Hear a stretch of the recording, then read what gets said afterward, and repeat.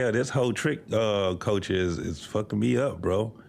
It's 50,000, 30,000, and motherfuckers is just to be in the presence of a bitch that they don't even like. That's That's a crazy very to rare me. thing, though, JT.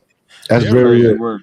Very rare. But I'm just learning, like hearing what Blanco was just talking about, bro. I'm like, hey, the world has changed. The landscape is something different now, man. I couldn't see you doing it. But JT, that's an old It thing. changed Remember that fast, too. movie with Woody Harrelson and Demi Moore, Indecent Proposal? Yeah. That's what that is. The dude she banging for free gonna have to accept the Indecent Proposal because Drake then came to town and said he gonna spend 10 G's at the mall with her. Damn. That's wild. It's a lot of bras out here, bro, for a nigga to be doing that. You guys were just talking about the celebrities, man. They all fucking the same bras. That shit is wild to me, Bro, man. listen, bro. JT, if I know you smashing the chick, I'm not gonna beat my chest and go try to smash the chick and then and have my goddamn ego hyperinflated because I smashed the chick and I went behind another nigga. Man, these niggas is goofy, man. Shit is beyond goofy. And then the broad, a lot of goofies out here. And then the broad to sit back and act as a snitch, because after she done for sure, she done wrote a book. She done got that motherfucker. Yeah. She done the what's her name? Corinne Stephan. yeah. She done the superhead on him. She got Bobby Brown slobbing on the couch, sleep. Yeah, bro, listen. Before that, she got them beefing, so she pillow talking with both of them, telling them stuff about each other, even before the book even started. So she started. Yeah, so it's Kat Stacks, it's Selena Powell, it's Corinne Stephens. They all snitches. Yeah. I'm not finna be intrigued about no known thought, bro. Yeah. Now, if you hit something and you don't know her history and you happen to find out, okay, that's just what that is. Yeah. I know you like that. Nah, bro, I'm good. I'm going the other way. Like Yes. I'm not even like these dudes will hear about a chick and they'll get off on trying to figure out, ooh, I wonder what they feel like. That nigga, but like, well, you know, all 10 of them niggas hit it. So I mean, he did, man. Nah, I'm good. Listen, it's the my turn culture, Trey. Snoop Dogg knew that Selena Powell was like that. Snoop Dogg goofy. That's crazy, bro. Right. Goofy, man. All right, man. Hold on. Let's get back to this video real quick. Hold on, August, you got something to say before we start the video back? Because you talking about you want to speak for the women. So you gonna come over and speak for this thought. Go ahead. I am going to speak for the women, but only dealing with the video that we're watching. So I'm not doing hypotheticals anymore or anything like that. I'm just going to focus on. Have you watched anything she said so far? You said what? Have you watched any of the videos so far?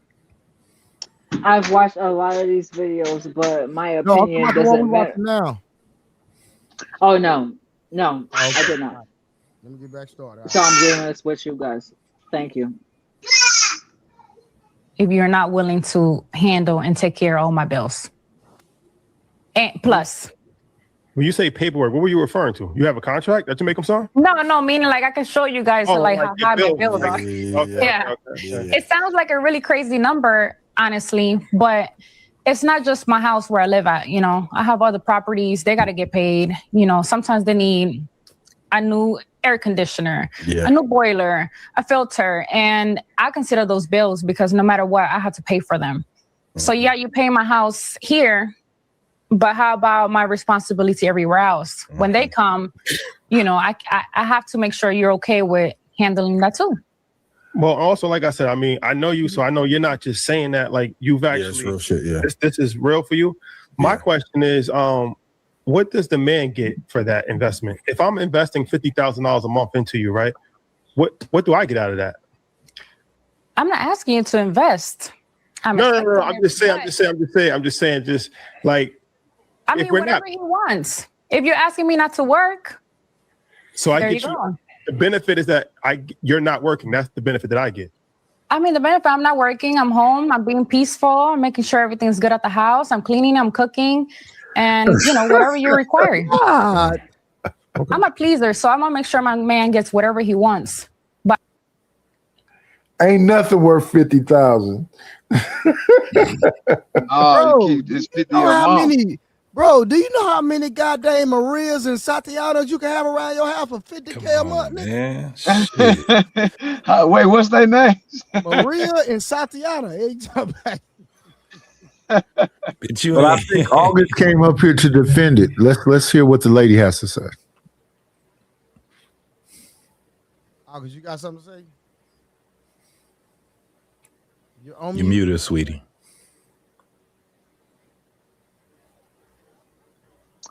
I apologize, guys. I think that is the most ridiculous thing that I can hear a woman say out of her mouth. That's the most ridiculous thing ever that actually an adult would say. August, you not siding with the women? What?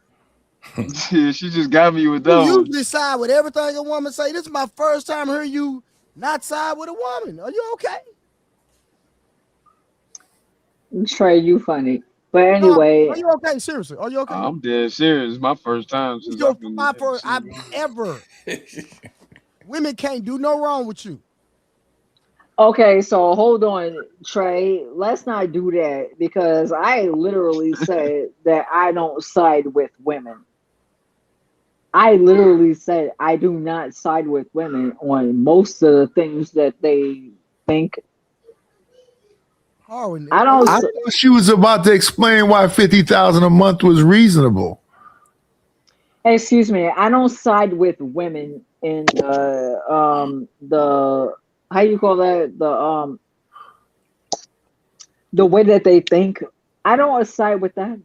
I don't think that's cool. I don't think that the way that men think is cool. I'm an independent. I don't side with liberal and conservative. When we say it's nonsense for a man to give a woman this. Do you not think that it would be absolutely asinine as hell for a woman to just show up at your door and say, "Hey, I'm pretty and I have a fat booty and big titty, so now do everything for me"? You don't think that's asinine as hell? That's what they're expecting. I'm asking you a question. I said, do you not think that that is an asinine thing? Are you really gonna ask me that out of all people? I'm asking you, do you think that if I show up with big titty and fat ass, that means I should just get everything August, I'm going to ignore you. That's what I'm going to do. Yes. I'm literally going to ignore you. Then why? Okay, so if you would, I would be so petty. I would let you get butt naked and walk out. Yes. Yes. Okay, so I'm that petty. Okay, yo, I did that's that shit before though. I did that shit before. Oh, for real, man. I got her mad web and left. If that's the case, understand, bro, when men if that's the case, power, bro, you can't lose, man. If that's the case, I got her web and walk away. If you guys, sorry. Excuse sorry, me, baby, but sorry. if that's the case, that men will look at women that show up that way, then they'll just ignore them. Then why do you guys say that women are living life on easy mode? Because they can just show up that way, and then men will just go and be like, "Oh yeah, that's true." So because here you go. suckers exist. Simps and suckers exist. So whose fault is it that a simp or a sucker exists? Is it a woman's fault that a simp and a sucker exists, or is it a mother? Is it a it's y'all freaking fault? man? Most of them were raised by their mama. Yeah, I agree. I don't even know what he just said because that's those wow. men were raised by their mothers. So you just want to keep blaming women for everything, correct? I'm blaming women for everything. You do. Hold on. You do. You do. You just did. You just did. August. Bro, you just did. I'm blaming the Sims. I'm holding them accountable. You're blaming the Sims that was raised by the single mother, correct? Yeah. So that's still a woman's fault, correct? The simp came from the single mother, correct? I was being petty. I was just being petty. Okay, and I can match your pettiness with the same type of logic. So if a simp is because a single mom, that's still a woman, correct? Correct. So it's still a woman's fault, right? No, No matter it could what we do, if No. we raise criminals, that's a woman's fault. If we raise simps, that's a woman's fault. Everything that we do in life has nothing to do with what men are doing. It's always, oh my God. So the little boy child grew up to be a simp because he had a single mom. Oh my God, that dude grew up to be a freaking criminal because that's a single mom. We What never if talk he- about. Hey, August, We what if never he did? talk about what the man did August, or No, did so not what if- do. what if that was a fact? Hold on, slow down. What if that No, was a fact? let August, it be let him known. ask you a question. Give it a Okay. hold on, sweetie. Okay. What if that was a fact that he was raised with his mom? She was the Okay. influence in his life, right? Yes. Can we agree with that? Yes. So if he grows up and he's starting to do goofy shit as if he's out here tricking for a woman that ain't, matter of fact, that's a liability. That broad is a big liability, the one we even talking about. So do you think that if that man said, yeah, I was raised by my mom, do you think that's us just painting this picture where it's just women's fault, or if it was his mama's fault? Do you think that would be the woman's fault if he ended up in that situation? The answer is yes, right? It's the woman that raised him that way, correct? Yes. Yeah, Now- she owns part of it, but no, he gotta live with that shit. So at the end of the Yeah. day, he gotta wear the jacket. But if we say, well, how did it get to that point? No, that's him having a mom, and especially if you find out who his mama is, that's a factor. There's Yeah, a lot of other we things know to go. It's a fact. how it got to that point, though. We do know. You could say, Why would you James Holmes- not sit up there and say that maybe if his Wish. father was there, then maybe we should blame his father for not being there? Hold on, Why are August, we August, blaming? Hold on, August, because you go all over the place saying some retarded shit. Yo, How am I the going thing all is- up? No, Poppy, hold on, don't baby. do that. Hold on, I'm about to make up your point. Don't worry about it. Just because you keep repeating the same shit over and over. I gotta blame the guy, bro. Because we can know just over here, and because I don't want to hear excuse when a bro is like 23, 24, 25, and talk about she was young and stupid and she let 6 different niggas nutting her and she got 3 babies for 2 different niggas, and then turn around and blame the woman. Blame the woman when the guy is a goddamn trip, bro. I'm sorry. That wasn't even my point, though. No, I'm talking to the panel, August. I gotta disagree with everybody saying that that's the mom's fault. No, at some point, nigga, you gotta learn, bro. You cannot be over. It doesn't sound like a good idea for you to be paying $50,000 unless this woman gonna bring you like $500,000. At that point, I kind of understand it. You see what I'm saying? But you paying for a hoe to be with you, I'm sorry. I cannot blame the mom. I blame the guy all the way. That's the nigga fault. Paying for a we hoe to agree be with- with you, though? You said paying Blanco. for a hoe? No, I think we agree with you on that point. He got to wear that jacket. You dig what I'm saying? I'm telling you right now, if that nigga was around any one of us on this panel, we ain't gonna be sitting there trying to figure out because he was with his mom. We'd be like, nigga, you simped. You out of your motherfucking rabbit ass mind, nigga, But doing that dumb ass shit. JT, I don't that's think- regular. We always chastise the dudes. Yes. We He's gonna always. get that. I don't think that's the Men will problem, always each though. other use a accountable. lame, Women use a don't do sucker, that. use a trick. That has never been the case. But you know I don't what? think we're gonna that's do is the say, problem, you though. pretty, you fine. Put your hair That's up, not girl. the problem, though. So That's what's- not the problem, though. August, hold on. Let me read this super chat real quick, August. Shout out to T.O. T.O. said, Team August, keep fighting the good Thank fight you. and keep these niggas on their toes. For real. Thank He you. trolling. Hey, Whoever- T.O., no, we ain't on our nobody toes, trolling. though. No, We no. on our toes. It ain't. Listen, respectfully, don't do T.O. It's that, not the no. dudes. It's feminism. Don't sit The up there and alphabet talk community about trolling now. and BS that's keeping it. Listen, the community is not being burned down by the men. Respectfully, I don't No, it's the understand. system Can we you live prove in. that? Can you prove that? No, hold on. Let that man. Yes, I speak. can. Yes, I can. Can you prove that? Prove it. Yes, Prove it. yes, Prove yes. it. Prove it. Women Prove don't it. want to be married. They sleep with what they like, and they don't charge them nothing. And they charge wow. goofies. Sir. So Goofy's Sir. paying 50,000 to be with a chick that'll sleep with the landscaper. Sir, do you know that we were sold into marriage back in the day? We were 14 years old. We're in 2026. No, hold on. No, wait, hold Man, on. you stay on context with the conversation. Come Bro, on, man, you going yes, all over I the place. do. Trey, no, I'm not, bro. Like, yo, Hey, y'all help me don't even let understand it me. then. Okay, bring it home then. Bring it home. Okay, so he just said that women, like, August, we are don't you using the restroom again? No. What are you talking about? Yesterday That when you was was on a- stream, it's the same position you put the phone when you was taking a piss yesterday. That was a long answer. That was a little pause right there. No, so actually, I have a cake in a freaking bathroom. Not the bathroom. Oh shit. I have a cake in the oven.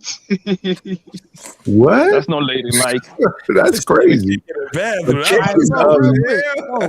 We love you, August, but that's it. Y'all not gonna sit up there. Y'all not gonna sit up there and let that get away from what Was we that were a just subliminal talking about. suggestion, August? You said was that or what? A subliminal suggestion. Of what? You said you had a cake in the oven. You pregnant? That's what that means.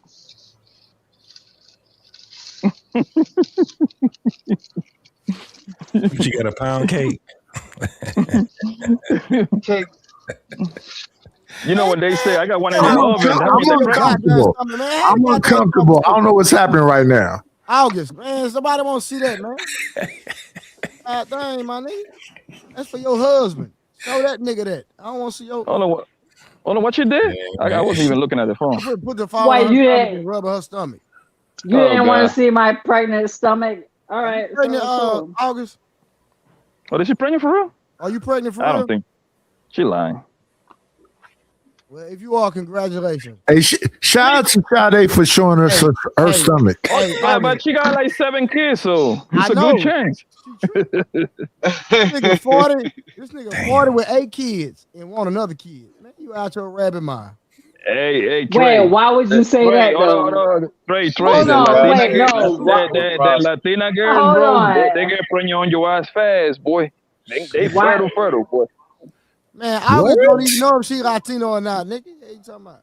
Hey, Why would you say that though? JT Poppy, I'm uncomfortable. I asked a question and she started talking about stuff in the oven and whatever else. I don't know what to do with this information. She was talking about that other oven. Man. Man, you and But your it was husband, y'all I'm need gonna let y'all have this one. it was a real question, though, August. Are you pregnant? Nigga, you 40 years old. I am August, are you 40 pregnant? years old. So what? That baby gonna August, come man, out just looking like a answer- radio. Just answer that question. Are you pregnant or not, man? Stop fucking Hey, playing. JT, that baby gonna come out looking like a senior citizen. No, let's not say that, man. Come on now. Yo, August, are you pregnant? You said what? Are you pregnant or not, man? Stop playing around, yo. Yeah, we gotta get back to the conversation. Right. Get back into the Yeah, conversation. she Yes, derailed the answer. conversation. We was looking at a video. Trey told you to land your plane, and we get now. For we real, here. I answer so we can buy you a goddamn little Amazon gift or something. Yeah. We can buy you a mobile of something playing music.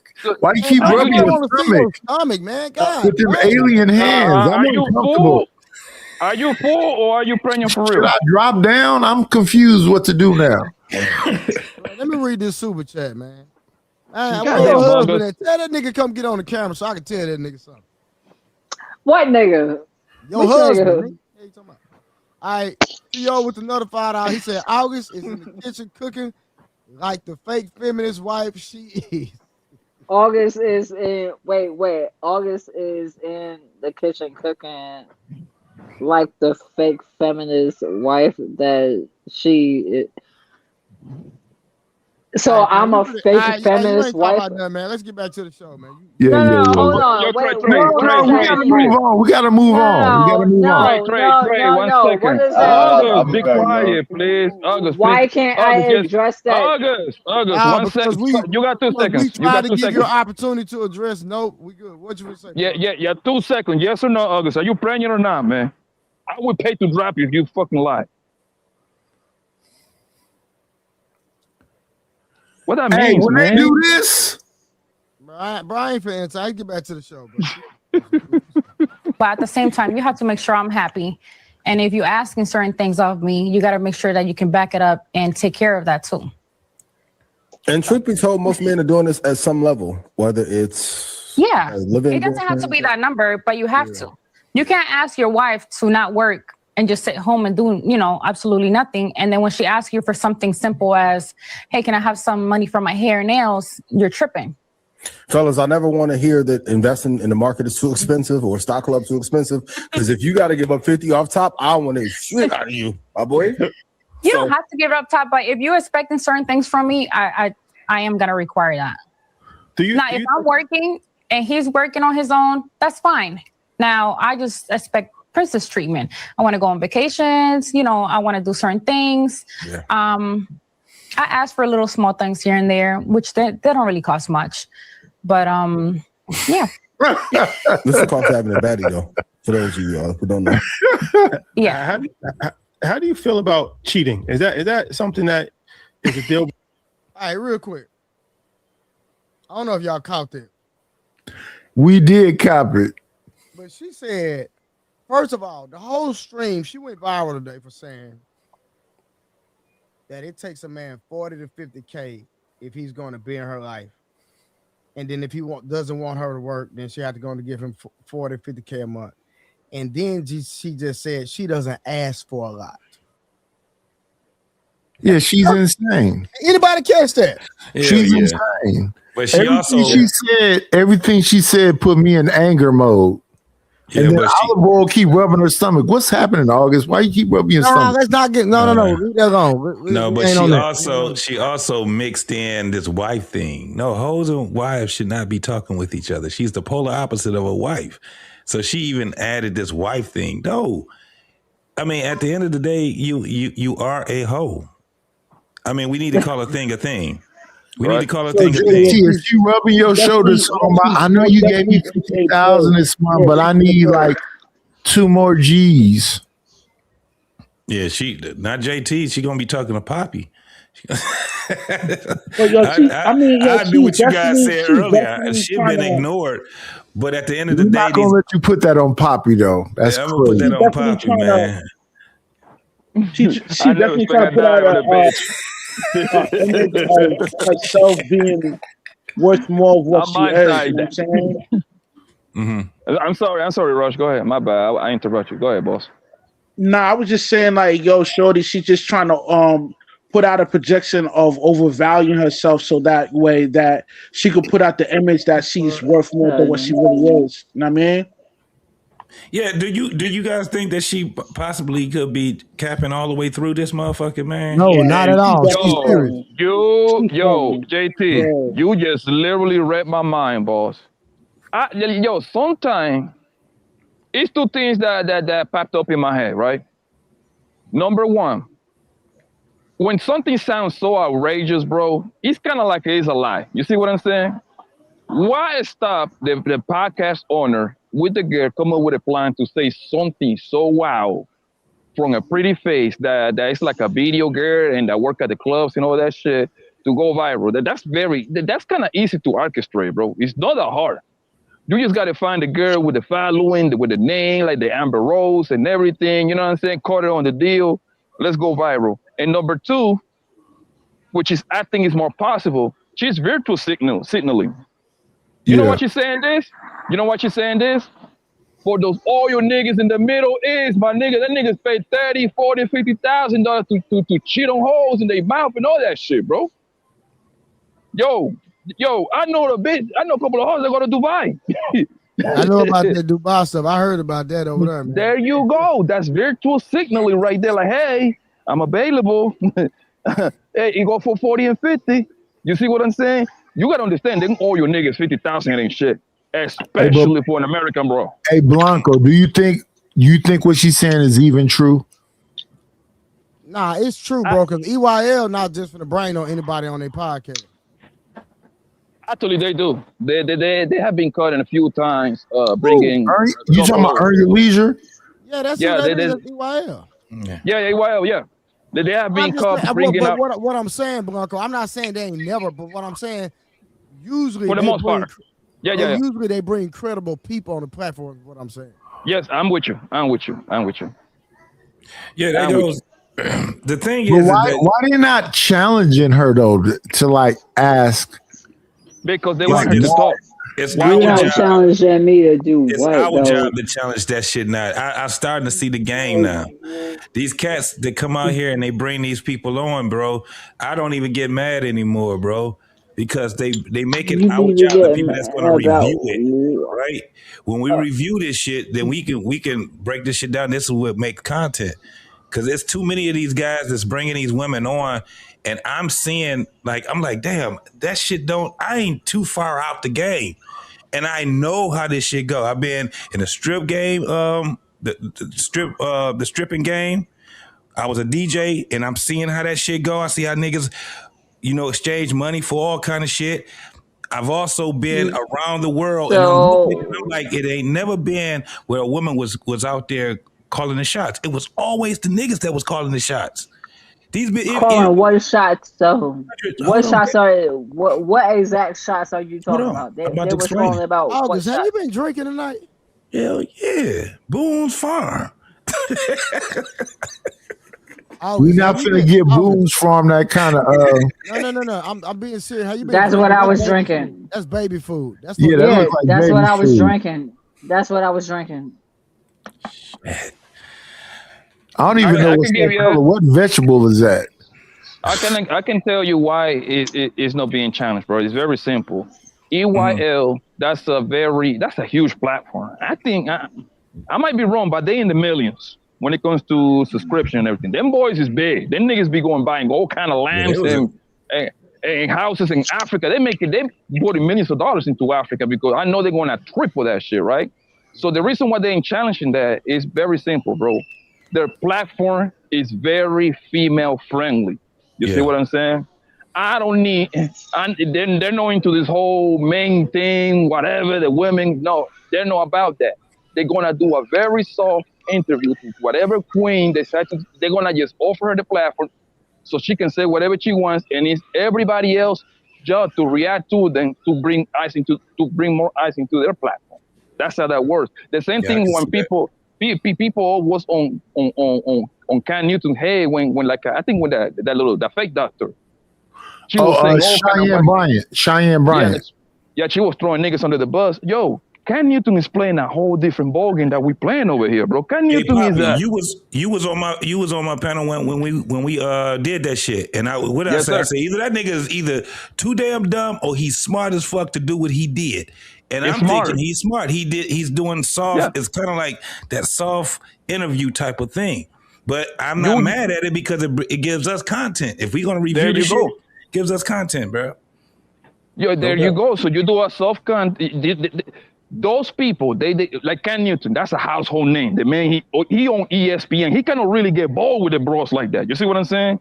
Yeah. This man is a big name like that. So he got to be able to kind of like walk them through the interview. And it's all the smaller content creators under him to react to his shit and to run subscribe to his shit. So he pretty much gonna benefit no matter what. But when only the small people is the one that get back and forward. Matter of fact, that guy, Kevin Samuels, did you see how polite he was with Nicki Minaj?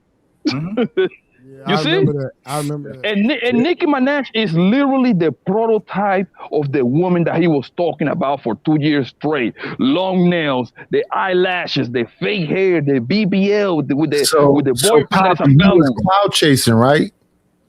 Hell, no, yes, my nigga, because it makes absolutely no sense for him to get on some crazy, insulting, what's her name, Nicki Minaj. The man wasn't even in there, though. He wasn't getting like into the TV deals and shit like that. So why he want to close the doors right away? I would do the same thing. Yeah, bro. it would have ended that interview very quickly. You know what I'm saying? So we get it. You know what I'm saying? But JT, what did they want though? They wanted him to get on there and say, "What's your dress size? What do you look like fresh out the shower?" They wanted him to kind of clown her, and he didn't do it. But actually, if you go back and look at the clip, because that's when I first started jumping on YouTube. That's 2022 type thing, right? Yeah. That's when right? If you look back at it, if you go back, that girl Nicki Minaj wanted smoke with that nigga. She wanted to get on the back. She did, yeah. She wanted smoke, and that nigga Kevin Samuel was smart enough to recognize it because he asked her like, "What do you think? What rate do you give me?" That nigga was smart enough to say a 9. You can go back and forth with the two, and true. We're gonna get back to the subject, but you can go back with her and Kendra G, right? He was giving Kendra G the business, you know what I'm saying? But he was still being gracious to Kendra G. And this was a time when Kendra G, the only people that actually knew who Kendra G was the people in Chicago because she was on that radio station. Right? Yeah. You know what I'm saying? So he man, it's kind of smart. But I just don't believe that the landscape is that much different with these women. The way that they're coming on here snitching, talking about what it is, $50,000 a month. I mean, I don't. Yeah, that's ridiculous. But the thing about Kevin understood these different people's level of status, and his thing was about connectivity and building relationships. Because he definitely should have cooked Nicki, but he didn't. And when it comes to Kendra, we know Kendra's a hair hat and all of the BS he be talking about, but still, she had them numbers. Yeah, and Nettie, if you go back, it was another girl that he interviewed earlier in his career. The girl that said that the boyfriend break up with her, and he's still paying for her apartment like a year later, something like that. Remember that girl, the blue girl? Her name was like Blue something. Yeah, I forget what her name is. Blue something. It was like Blue something, Blue Sky, whatever, right? You see, he interviewed her for like an whole hour. Homeboy was very strategic. Yes. I'm gonna flame the bitches I call into my show, but the ones that are in front of me, I'm gonna give them a soft interview because I'm gonna turn around and flame her ass up 2 days later when I react to my own shit. Yeah. Blue Jasmine. It's business, bro. Yeah, Blue Jasmine. It's business, bro. Blue Jasmine. Yeah. That's her name. It's business, bro. When you reach certain levels, bro, all that rah shit, man, that shit goes out the window, bro. I'm sorry. A lot of these niggas don't be real, bro. Like you say, like me, bro. I'm gonna stand on business. Like, bro, I done interviewed Bubba. I done interviewed Bubba Dub. I done interviewed a lot of people, rappers, all that stuff before y'all even know who I was, bro. I just never posted that stuff on YouTube. Right. You know what I'm saying? But the thing is that, bro, I'm gonna be the same nigga in front of whoever, bro. I don't do that switching up because you a man and woman just like I am. You feel what I'm saying? Like, I don't have a respect of a person. That's the way my grandparents raised me. If I stand on something, I'm gonna stand on it. You know what I mean? But at the same time, I still know how to have a conversation with. Okay, all right. You remember when Philosophical had that podcast when I was on there, right? Mm-hmm. And Anton Daniels popped up. Y'all remember that? I seen it. Yeah. I saw us in the clip. Yeah. And so when he popped up, you know, he made a statement. He was like, "I don't think nobody up here fight or whatever." Right now, I sat there. And I didn't say nothing. I sat there and I just stayed quiet, and I didn't have to jump out my body because I know who I am. I'm secure with who I am as a man because if he knew who I was in real life, then he'd be like, "Nah." I might not want to say that to that nigga right there because he really trained professional fighters and he'll fight in real life. So, but he didn't know that about me. But I didn't have to jump on my body because I'm a secure man. I don't have to beat my chest and try to make my overinflate myself and do all that. No, bro, it is what it is. Yeah, Trey. If you believe that, guess what? Just if you ever meet me in person, say that while I'm right there in your face. See. And it'd be a whole different situation. You understand what I'm saying? So, bro, like, you could be real, bro, at all time and be secure as a man, bro, and just be yourself, bro. You don't have to overperform, and that's what a lot of niggas on YouTube do. They overperform. If I was a lame nigga, I would have jumped on my body. Nigga, I'm Blu-ray. I'm this, bro. I'm gonna do all that fun, nigga. And Trey, you're absolutely right, bro. Eventually, Right? you'll find out anyway. You ain't even got to do it. my thing was more like you got to be able to how to tailor make whatever you want to get out of the girl that you see what I'm saying. You can drive the same point home. You just got to switch to a couple of words because think about it, man. If you're a player, you know this, man. You know how to if you want to get information, whatever girl you interested on. You just got to put in a comfortable situation and ask the right question. She's going to tough her guts out. I agree. You know what I'm saying? That's just how the game is. That's how life is, bro. Like, hey, no judgment, son, baby. Go ahead, tell me. Especially in that honeymoon phase. You in when a you safe first meet place. a woman, bro, in that honeymoon phase, bro, when she going to tell you everything you want. If you just play on her emotions, she going to tell you everything you need to know. Facts. All facts. Hey, I hit him with it. I don't judge. Go ahead, baby. Go ahead. Spill your guts out. Oh, well. I don't want nice standing Hawaii. I would never wife you, bitch. they gonna give you that like this one time in band camp. Yeah, I'm just gonna listen to you. I'm gonna listen to everything you got to say. It's all good, baby. Hey, listen, man. We all had that one night, love. Like, trust me, man. Listen, you heard about my stories. Woo, girl. you would run. Hating the whole time. She don't even know it. Like, put it in the trap. There you go. Yes, sir. So like when you went, I think you learn more as you growing. So I don't expect this. I don't expect like a 100% authentic interview. A lot of like all these big content creators, but I get it. They practice in business. They got advertisement, all that shit. So they got to tailor made this shit in a way. They got to perform. So they can get the most out of it. Because I'm willing to bet, bro. I'm willing to bet like if the cameras is off, I think most guys will get their shit off the raw way like we do at the barbershop when you at the homie house playing dominoes. You see what I'm saying? But you cannot do it on a professional way, man. That shit is done. No, I think it's more about the individual man. A lot of these dudes that grew up with fathers and they have standards and Trey, they just can I be heard? No, I'm asking you. Can I be heard? Yes, I can hear you. Yes. Why? Oh, okay. Because I was trying to talk for the last 40 minutes and you are muted. I'm not muted now. Yeah, go ahead. Go ahead. All I wanted to say was that if people look like Trey and then they look like Poppy, women will gravitate toward one over the other because of how you guys look. But you guys say that, so one over the other. If they look like Trey is over. Hold on, I wasn't finished talking.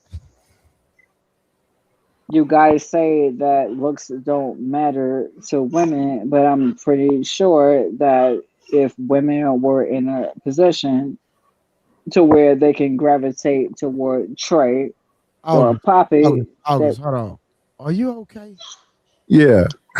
No, I'm not even being funny. I'm being serious right now. Have you been drinking? No. Are you high? No. I'm not okay because I was trying to talk this whole time and I felt like I was being ignored. You muted yourself. I muted myself because Trey said that he. We saw you talking, but you were on mute. Right, so I'm trying to be respectful for the show. But August, listen. You know I like you up here because I know you like to talk for the women, and I rock with you. But talk for the women is crazy. But have you been smoking or drinking tonight? Because you seem like you off tonight. Last night you came on here, you had a great conversation, whatever. But right now it just seems like you either high or intoxicated. I was frustrated because I wanted to join the conversation and it doesn't seem like I can. What do you mean you were frustrated? Well, you can join the conversation, just stay on topic. I am, but I'm just like I keep getting passed over when I want to say something. And okay, like, you were on mute. You were on mute going off at the screen. You didn't realize that? Yeah, You were on mute, darling, but go ahead. Hold on, Yeah, but just hold don't on, argue. hold on. Did you realize you were on mute and you were just going off on the screen and you were having a whole conversation by yourself? Did you realize that? And why would Yes, it take but- you 40 minutes not to realize it? Because I be dealing with kids and schoolwork and husbands and like I'm dealing with other things. I would like to deal with you guys because you guys are like my breath of fresh air. So now you can get your shit off right now and don't waste time. Go ahead. Please. On topic. Go ahead, love. We love you. I don't even know what we I knew it. talking about at We're this point. talking about a woman that's a stripper getting 50,000 a month if you don't want her to go out there and strip. If you don't want her to go out there and strip, but she made 15K, is that what you're asking? She said she spent 65 going and coming on Ubers, and she spent about 600 on dinners each night.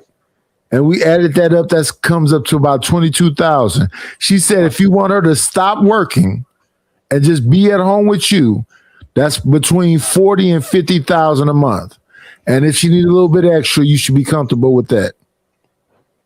If you're replacing that, I would agree.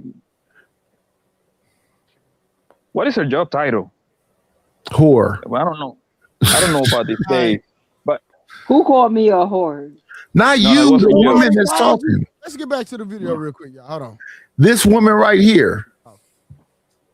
Rick, I've heard a lot of things from women just say like, look, I don't care, just don't bring it here.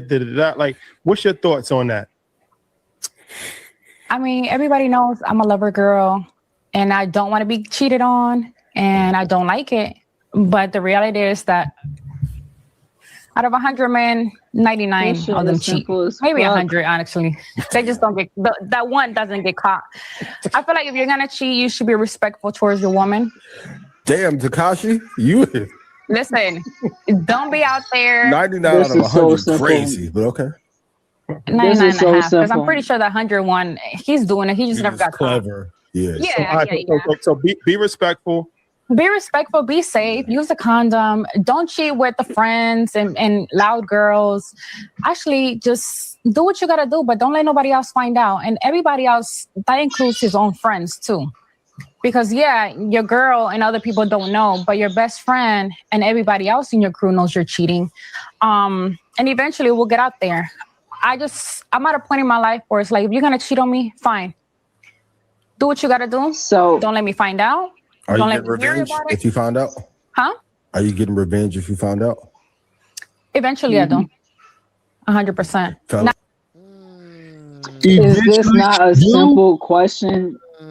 How is this not a simple question? I don't understand Wow. why any grown person on this planet would understand or not understand how this is not a simple answer to this question. If I want you to cheat on me, I'm gonna cheat on you. We do each other how we want each other done to each other. It's that simple. Why is that a I'm spending question? 50,000, and then if I decide to mess with somebody else, you gonna get revenge? Bro, would you like it if she did that to you? If she giving me 50,000, I probably wouldn't cheat. But if I'm giving you 50,000, what are you doing? If she gave you 50,000, is she allowed to cheat on you? She can do what she want to do. Okay, so that means if you give her That's a contract at that 50,000, point. you're allowed to do what you want to do, right? Yes. Right. So that's called treating somebody how you want them to treat you, right? Jesus Christ. No, man. That's listen. it. That's What it. am I That's giving No, he just 50,000 admitted. for? He just What am I- admitted it. But He night just admitted it's it. not even a fucking relationship when you come there. Bro, Think he about just this. admitted it though. The So original go after him. the original after trick him. hoe. So the original trick No, hoe. the woman Man, is a Albert, hoe. you gotta let him Okay. talk now. You can't keep cutting him off. Golly, come on now. All the right, original right. trick hoe relationship is what? Men don't pay women to come. They pay their ass to leave. Yeah, to leave. Yeah. Get the fuck on. I'm doing what I want to do. So if this bitch is out here treating that shit, if I'm paying $50,000 a month for your ass, trust me, I'm doing what the fuck I want to do. You right here doing what you want to do. I'm not paying your ass to be with me. So that's be single. That's why I said that this shit doesn't even sound right, man. The shit sound icky. I'm like, nigga, there's no woman-man relationship. That's prostitution. Yeah. That was my point, though. August, but listen, here's the conversation. They paying the $50,000 for exclusivity. Yes. No. Hold on, August. So you can go. Hold on, baby. Hold on, please. Let me drive this point home, right? I know we're talking about Aisha Diaz, right? And the numbers sound crazy, 40 and 50,000, right? But this actually apply to every level of men. Because I do believe the people that do the most tricking is the niggas in the middle and at the bottom. Okay? Because it's more than, it's very simple, right? It's only a very few guys that can afford that $50,000 a month, very few. So the point is, if you are just a regular man, like a little, and when I say a regular man, like you got a little plumbing company, you are an electrician, you are HVAC something, you got 2 trucks on the road, whatever, this apply to you. If you get a girl, bro, talking about, you got to pay my $1,500 rent, my $2,000 mortgage. Send that hoe back to the street, fella. Don't be negotiating with a bitch like talk about you got to pay this and pay that, bro. And that's a lot of these girls. They use social media to kind of disguise their whole situation. That's why they come over here to social media and say, "I want a provider," aka I want a nigga to kind of like help me pay this bill. That's how they put it. Yeah, a provider. Y'all got to learn how to read between the lines. No, bitch. I think that is a fallacy. That is so. No, hold on. Let me finish, August. Let me finish, August. Because if any man, and all the guys in the chat, in the panel can correct me if I'm wrong. Any man that got it together, right, that are doing well for themselves, got absolutely no problem taking care of the woman that is worth it. She don't have to open her mouth. She got to be worth it, nigga. I actually promote, like, hey, man, if that's a good girl, you got to take care of that woman. You see what I'm saying? I promote taking care of the good woman. Hell, I take care of the woman. If she don't ask me for nothing, that'll make me give her more. Yes. Exactly, bro. You know a good That's woman, facts bro. right there, bro. You know what I noticed, Trey? A good decent woman, she doesn't even want to see you. She don't want you to see her struggling. She gonna swallow that pill because she wants you to see her as pure as possible. You see what I'm saying? And then you find out later on, like 6 months, a year later. Obviously, this is in the beginning of the relationship. Like she was like, "Damn, I was late on my car. No, like 8 months." I'm like, "Damn, babe, what you didn't say nothing?" No, I handle it. And that happens before. You see what I'm saying? That's the sign of the cold solid girl. Oh, the car be fucked up, and they just say they don't know. Oh, go ahead, bro. No, you can. Let me ask you what's the most you ever spent on your husband in one setting? August, yes. What's the most expensive gift you bought your husband? The most expensive gift that I bought for my husband, I would have to say cost maybe $500. Maybe. Woo. Maybe. Woo. Maybe. That I'm saying that's a maybe. I'm saying maybe because I don't. At one time? No. You said what? At one time, 500 at one time?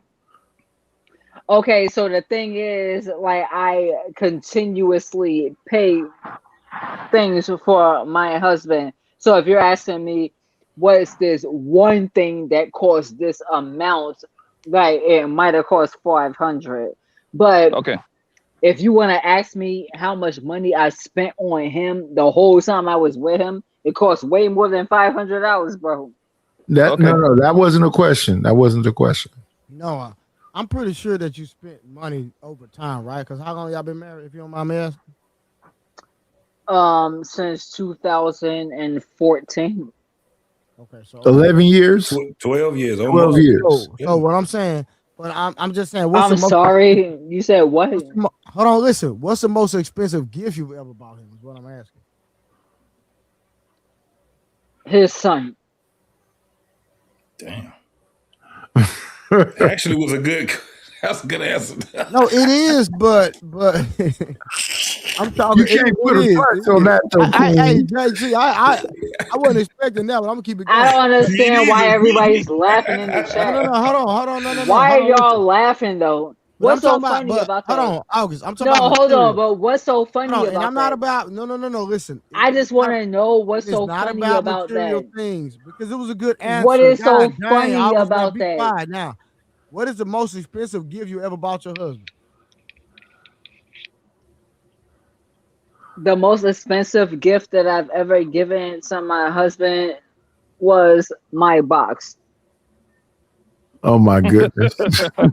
What is happening? She just fucked that whole thing up. Hey Trey, she done fucked the whole. Leave August alone. Leave her alone. Why Trey. y'all?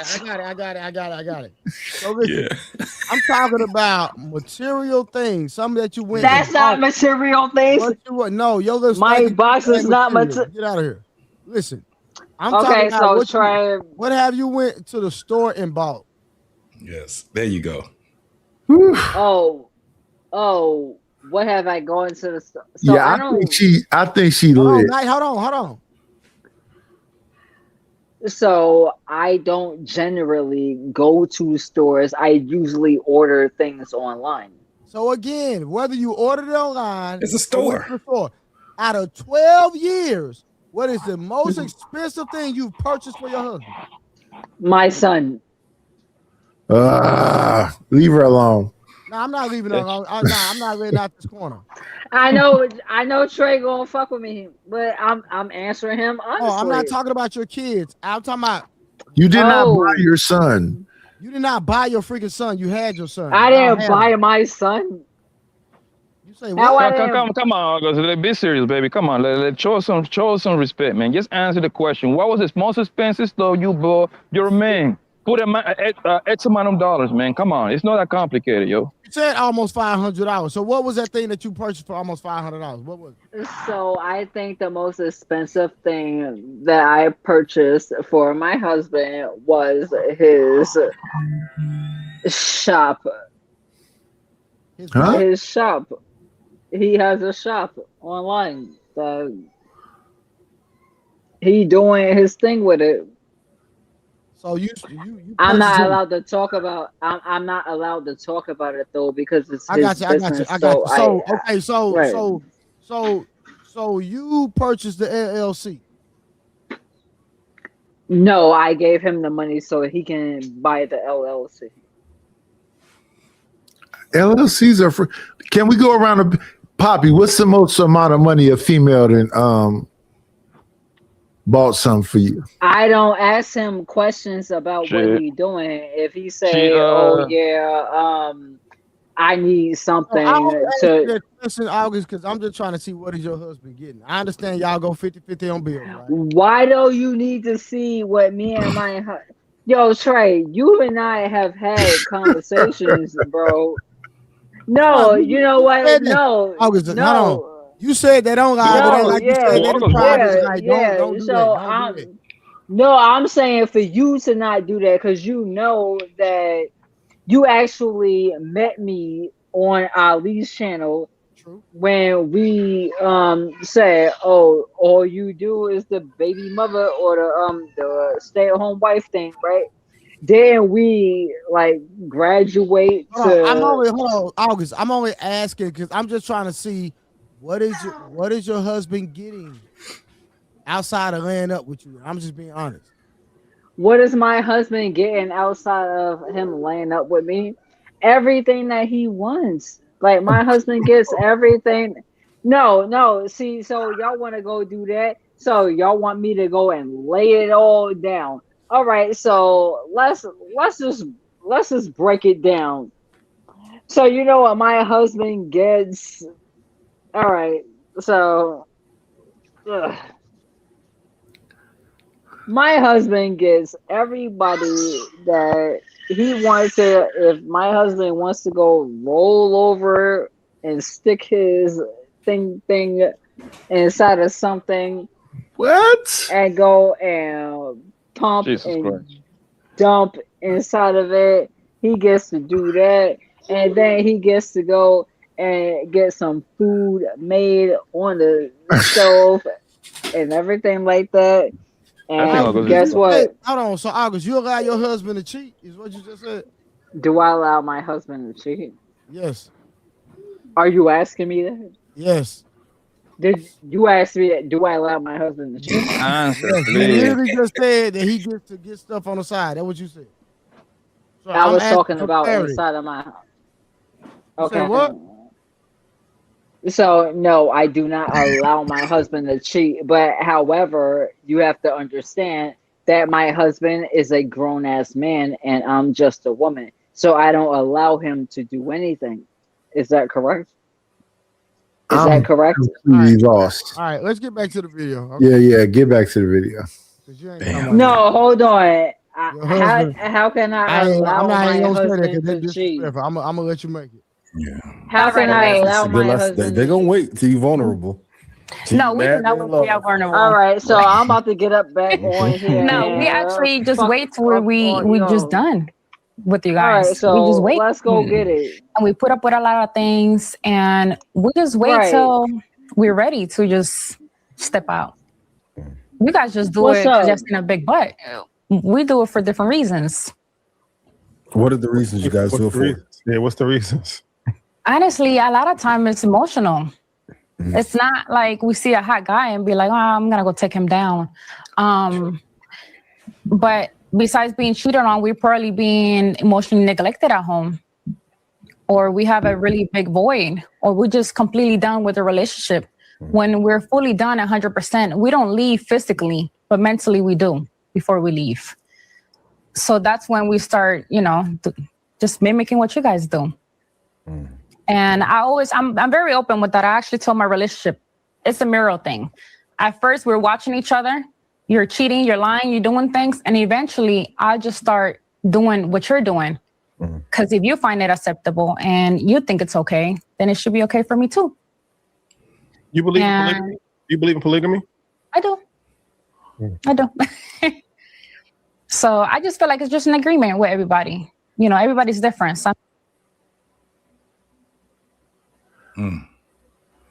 I'm paying you $50,000 and you believe in polygamy?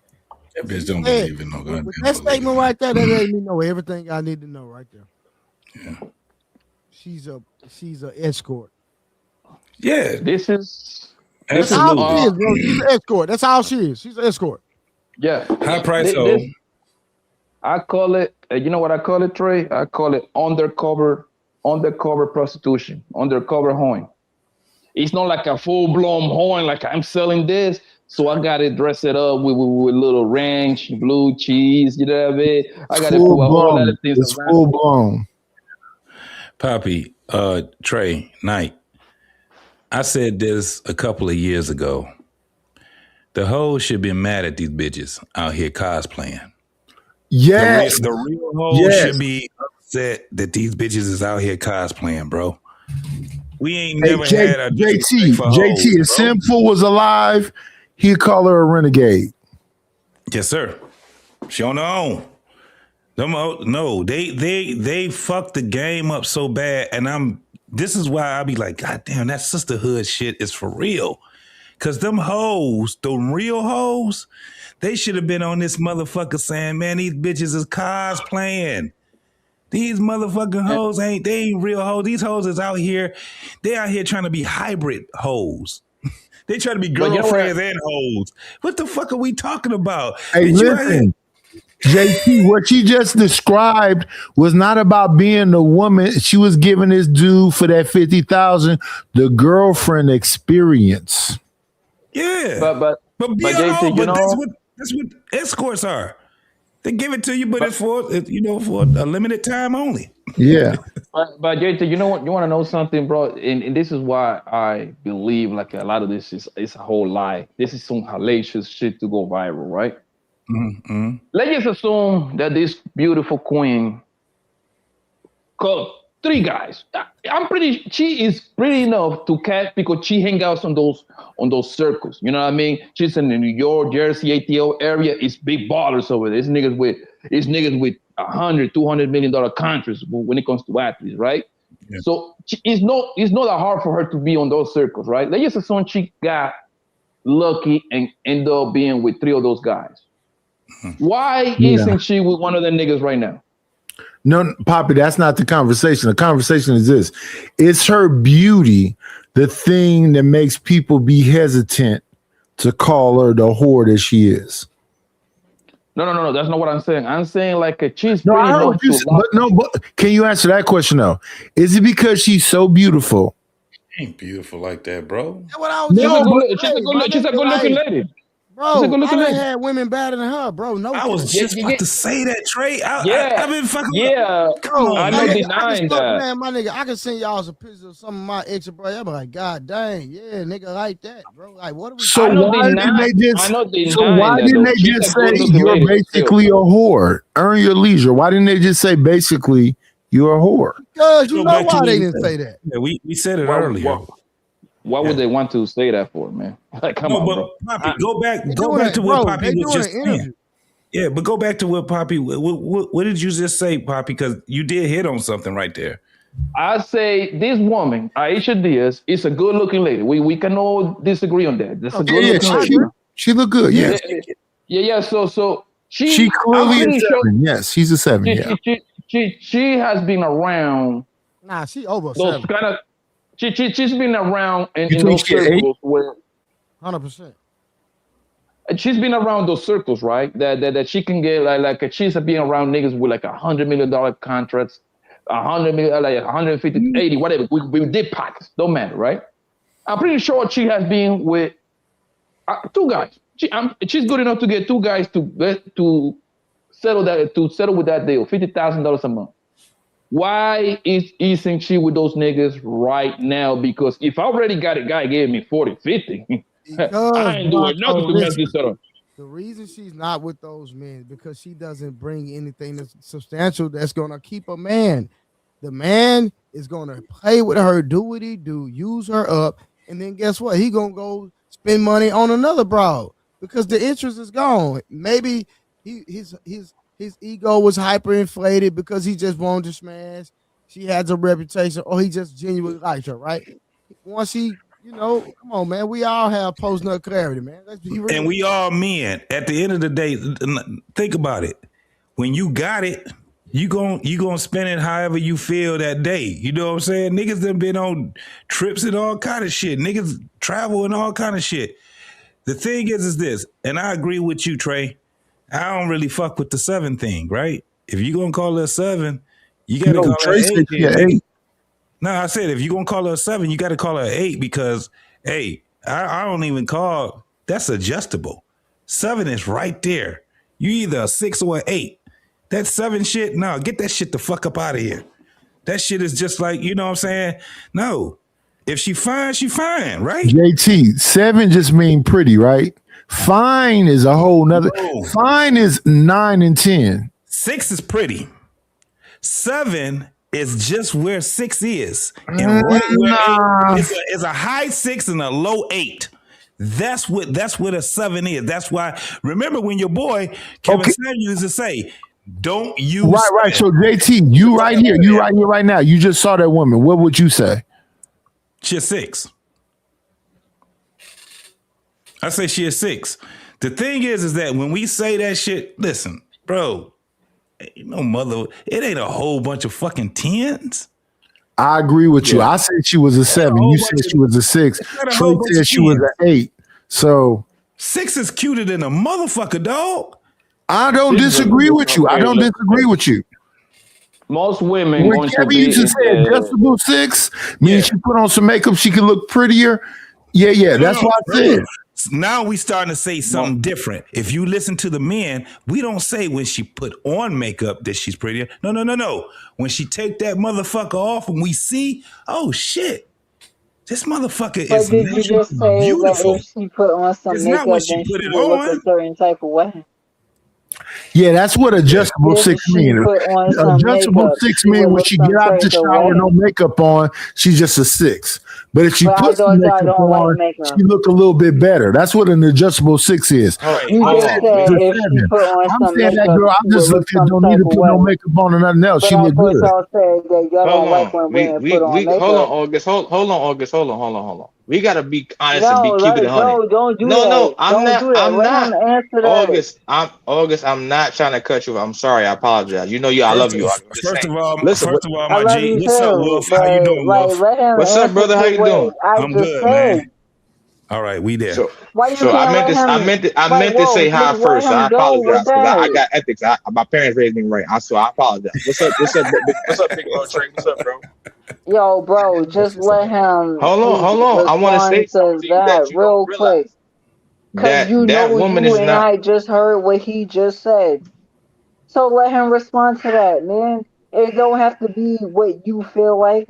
I just want him to It's respond to what not what he I just said. feel. I know the facts. Can we just She's let him not. respond to the logic that he just made? Who? It's not what you think. I know it's not Who? you. Who you I talking about, just want August? him to respond to what he just said. Who you talking about, August? That man just said that, oh yeah, if the woman don't wear makeup or if the woman Oh, wear makeup, then fuck you, fine, Mike. Oh yeah, that okay, was me. fine, That was me. or That was me. whatever. But if she doesn't wear makeup, then oh my god, the same thing, right? Mm-hmm. So what the hell? August, you gotta We see relax for a it. second. Me and Knight see it two different ways, but we still on the same point right there. Yeah, and that's what I was saying. I was saying that I understand exactly what JT is saying. I wouldn't say she's a 6 or an adjustable 6. I'll give her a 7. But Trey said she was an 8. It's very few She 8s out is an there. 8. Yeah, but our ranking system is a little different. So it's cool. You know, What do you base it on? Everybody entitled to. I base it off. Everybody can't crack Like that. me, a 6 is close to average. Yeah, 5 is I'm a average. 6. But yeah, I understand what you're saying. But you said an 8. What made you say an 8? Her looks. I was just going off of what that man just said with the makeup and all that stuff. That's all I was saying. No, August, I said that based on the Kevin Samuel standards about adjustable 6.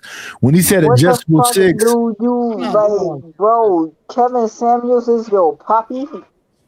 not at all. Kevin Samuels, bro. I can't I'm talking stand about when you, people say that. bro. Me and Kevin Samuels are the same Going off of what age. Kevin Samuels Not said, my right? daddy, no. We the same age, no.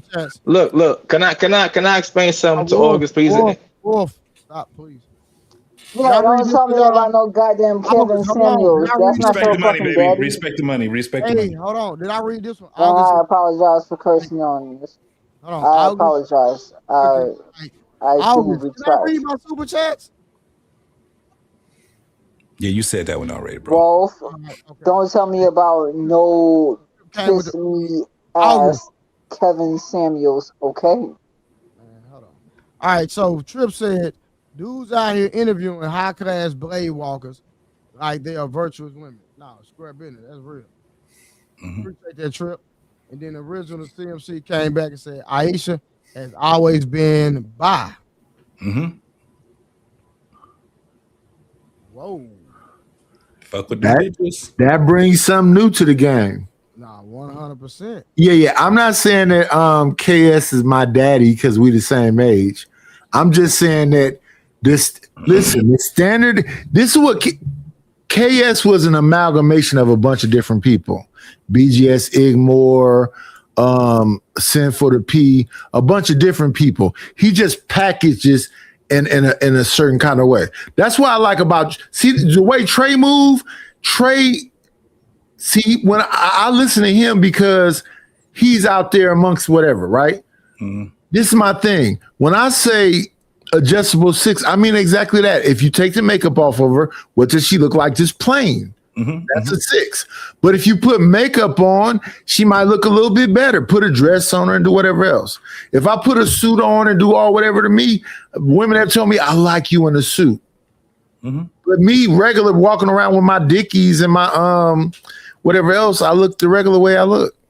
Yeah. Can we be honest, please, for a second? Can we be honest, please? That woman that's talking on that panel that Trey showed, she's not built like an average woman. Even if she got a BBL or not, she's not. Even if she takes makeup off, she still looks fire to most men. So my point is this: she can ask for what she wants because niggas that got it gonna pay. They gonna pay. You wrong, bro. So I'm lying that niggas ain't paying her. No. I'm not saying, and I probably went out of pocket when was saying you're wrong. But this is what my whole thing is that, because again, when I initially came on here, I was like, damn, the landscape kind of changed.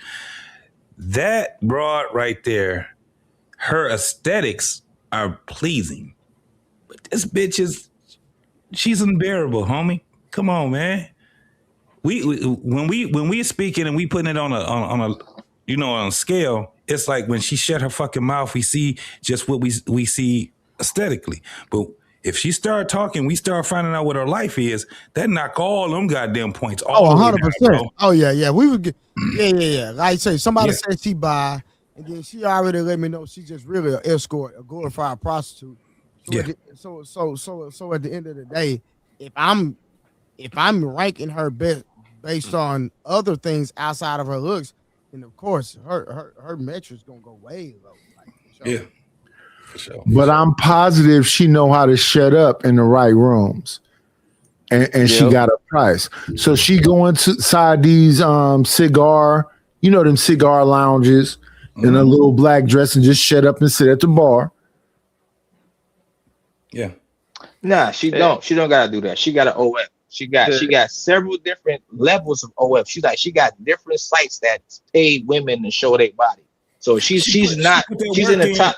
Hold on. In the comments, I get what you're saying on that point. Comments, Wolf, I did see that you. So you say you follow her, right? Yeah. I follow. Yeah. So this is how you know. So what you say she got on her page? I said she got several different increments of, pay to watch or pay to play sites. Right, Blanco, right. She got several different sites to pay. So she's in the top 10% of women. Matter of fact, top 5%, because a bunch of dudes pay to see her. Yeah, yes, So Wolf, question, why do you follow her? I'm just curious. Yeah. because she's aesthetically pleasing to me. Looking at her body, her face, that's something I like to crack, but nothing I want to be with. That's why I follow her, because I like how she looks, her body, all that. On I Instagram, like it. Right? Can I? Right. Wolf, can I ask you a question, brother? And that's what I said earlier. I used to mess with one of her homegirls in New York. She be out in the city left and right. I don't know if she moved, but I know she used to be out at Starless, Sin City, Angels, all this joint, Riviera. Like she was a star the girl at one point. That's what I know her from. And that's the point, Poppy. But that's why I want to ask Wolf. Can I ask you a question, brother? Of course. Go ahead, OG. Go ahead, Mr. Knight. Go ahead. Why are you following her? Because I just said it. She's aesthetically pleasing to my eyes, and I like her body type and her face. Makeup or not, I see her with makeup and makeup off. I like her body. It looks really nice to me. Like if I had like a couple $100,000 to pay for the night, I'd crack that. I would.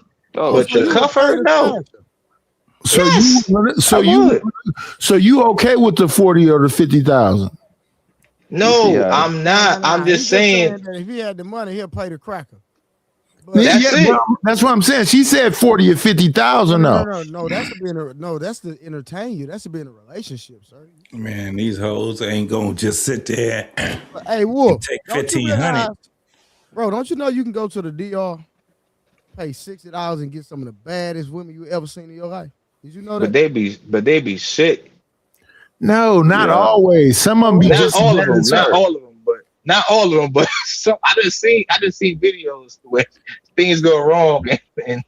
Bro, I know niggas that go all the time. What are you talking about? One of them famous, and one of my friends. I ain't gonna name it. Everybody on the platform gonna know who he is. Trust me, brother. I know niggas that bought cribs over there. They go overseas. Trey. Yes, they go live there. Yeah. Trey. The DR. Me too, bro. Is, if you go on there with your mind set on that, and you got you by yourself, or you going with your homies, nigga, you about to have a ball there. If you take your time, JT, if you take your time and pick and choose, you gotta be careful. Or you can just pay, like, you know what I'm saying? Nigga, it's just something totally different. This is the thing. But JT, not just the DR, Colombia. Bro, they got. I wasn't even about to go there tonight. It's this world is something different. Right. What I'm saying is, bro, they got it where it's already understood. They got their fee. They can bring 2 or 3 of them, and I'm telling you, they way better than the chick we talking about, bro. And you gonna have fun. That's the reason why Trey, can you do me a favor, Trey? Can you repeat that one more time? That you said you got homies that buy property in DR? Yeah. Yeah. Yeah, yo, this bastard was arguing with me for like 2 hours one day on this panel, telling me that niggas can know niggas. Like, and when I say niggas, I'm talking about niggas from that are born in America. It doesn't matter you from the West India, whatever. That they cannot go to other countries and buy property. I'm like, bro, I personally know niggas that bought property, Black American man that bought property in Dominican Republic and Colombia. Property in the DR. He bought a whole crib out there. He be taking the whole squad out there, going out there. And I know somebody too, bro. And these people just be talking just to show. But sorry to derail the conversation. The whole goddamn war. Yeah. Yeah. I just want to say one more thing to my brother, Wolf. Wolf, respectfully, V-necks are cooler than crew necks. Oh, come on, OG. That's why. Hey, Nighty, that's me and you, homie. You know what I'm saying? I take the knowledge, OG. I fuck with the youngin with the U-necks, though. With it. All right, hold on. Shout out to the Risen CMC with $2. Aisha is a former video vixen, model, and actress. Willie, what's good, my boy? What's going on with you? What up, man? Making high in the bitches raise quit one platform at a time, man. Yeah, you doing it. I see you. Happened over there on the piece, man. You know I have to run the pretty retarded bitch off. Who? Pretty intellectual. Yeah, artificial intellectual. Yeah. Y'all get into it all the time. Listen, she controversial. But when I say y'all get into it, I'm just saying I've seen y'all have different dialogues back and forth. She won't Willie. She won't Willie. That's what she won't. No, she don't, nigga. I seen the nigga she married to. That nigga can't fuck with a picture of me, so I know she don't want me. Oh, she's married? Yes. I didn't know that. Bro, the son. Yeah. Shots are pretty intellectual though. No, fuck. You talking about the raging feminists that hates men? It's crazy. Yes. They know how to handle her ass, man. That be the I go after Willie, bro. Listen, I done watched a couple of them things with Willie. Willie just be too cool up there. He be slow talking to women and like, come on, brother. We need a little bit more energy. Willie be like, let me see. You're not watching him, OG, because I have been watching. No, I'm saying he'd be cool at first, then but towards the end of the panel, he start crashing out. Motherfucker here. What's wrong with your fingers? You've never seen me crash out, bro. What are you talking about? Yo, let me yo, this nigga Wolf, man, bro, son, you got it. Yo, my nigga, I'm kind of getting tired of you at this point, bro. What I do? Pick a side, my nigga. What did I do? I heard you for for the past 4 or 5 weeks, right? One night you decide to come over here and play the whole I'm healing angle and the zodiac sign bullshit, and then nigga, that was like 4 months ago. What are you talking about? Hold on. Let me finish, bro. Then and then 2 nights later, you turn around and contradict yourself. Oh, nigga, I be hitting these hoes. Nigga, these hoes be picking me off from the substation, man. You see what I'm saying? And then today, you turn around and tell me that you ready to buy some pussy from Aisha. Yo, wait. I said if I had it, I would, like, for one night, I would crash it out. Why did you say he said he was healing? Nigga, you wasn't here. This a personal attack again. I don't like it. Pineapples. We highlight y'all real quick. Hold on, real quick, y'all. We need to get some context real quick. Yeah. So Wolf, when you say that you'll pay to smash her, how much were you willing to pay? Like, how much did you say? Did you just say You had $100K that you would. How much you was gonna pay? No, I said if I had it, I'd pay $100K. So you would pay $100K just to smash? Whoa! Hold on. You was a goofy. Hold on. No. Let me explain to you why. Nigga, that, what you, No. I gotta explain. I pay $100K to smash her. I say I gotta explain it because I'm from the era of the late 90s and the late 80s and the early 90s, right? Meaning that I watched books of chicks and I seen chicks like her, whatever. Now since I was young, so if I had a chance to pay some bread to crack it, I'm gonna pay because that's what I like to watch. Jeez. You do realize the only niggas that gotta pay to fuck them type of bitches are lames, right? She not charging niggas with motion that money. Nah. She fucking them to stay next to them. So why don't you guarantee they get? I don't want to stay next to her, so I'm not paying to stay. I'm playing to play. I don't want to stay with her. Just take that $100K, turn it into $1 million, and then she just want to fuck you for free. And you got $1 million. Nah, Willie, let that man be who he is. If you gonna give him 100,000, let him go ahead and give up 100,000. They grind and whoop up. Like I'm gonna say this.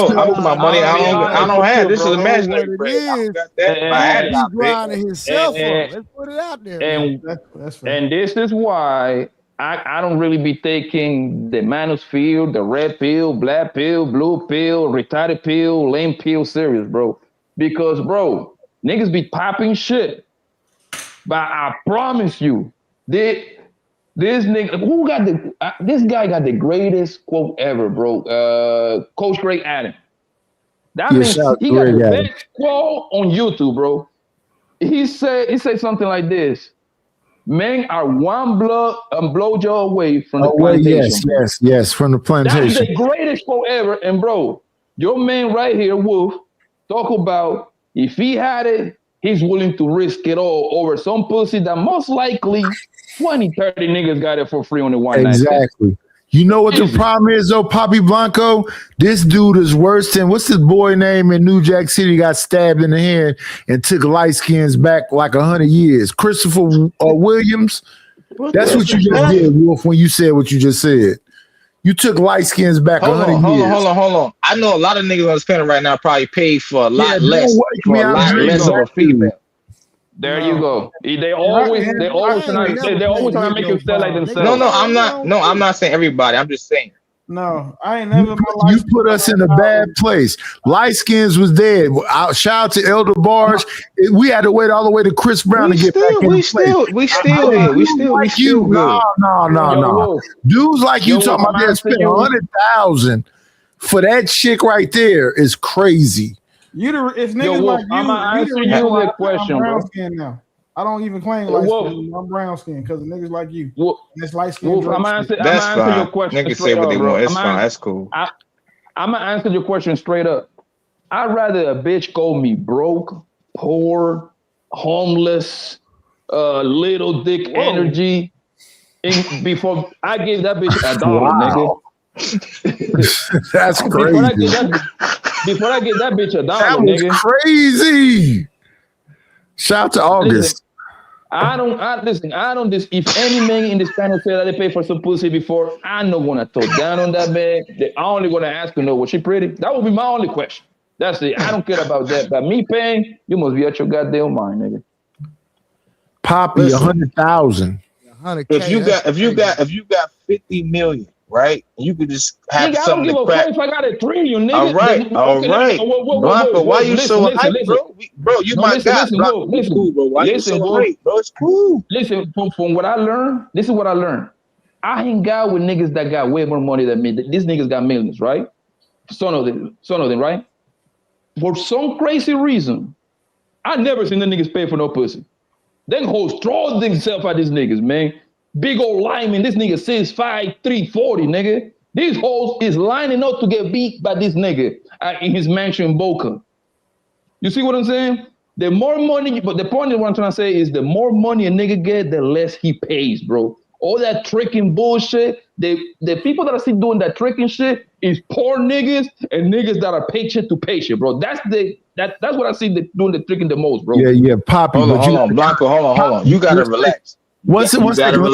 Poppy, let me say this to Poppy right quick. Poppy, you got to calm down, though. That man has white appliances. Listen, my point is this, Michael. I don't have to pay for average regular women that's in my circle, in my vicinity, right? I'm just saying, like, if I had the money, it's certain chicks I would pay this crack because I'm like, damn, I've been liking her for like 10 years, 8 years, 5 years. I want to crack one time, like, see how that shit, what that shit looking like. Cool. After that, I'm straight. Look at the mindset. Whoa. Let me say this and I'm done. Let me say this and I'm done, Trey. Trey, let me say this and I'm done. Wait. Trey, what you saying? Hold on before I forget. Hold on. Think about it, bro. You the man with the bread. What the fuck you look like paying a bitch for some pussy, my nigga? Like, bro, she's more than you? That's my mindset, bro. Like, yo, I'm not paying this bum bitch for some no goddamn pussy. Bitch, you should pay me to be in my motherfucking area. But her body's not real. Bro.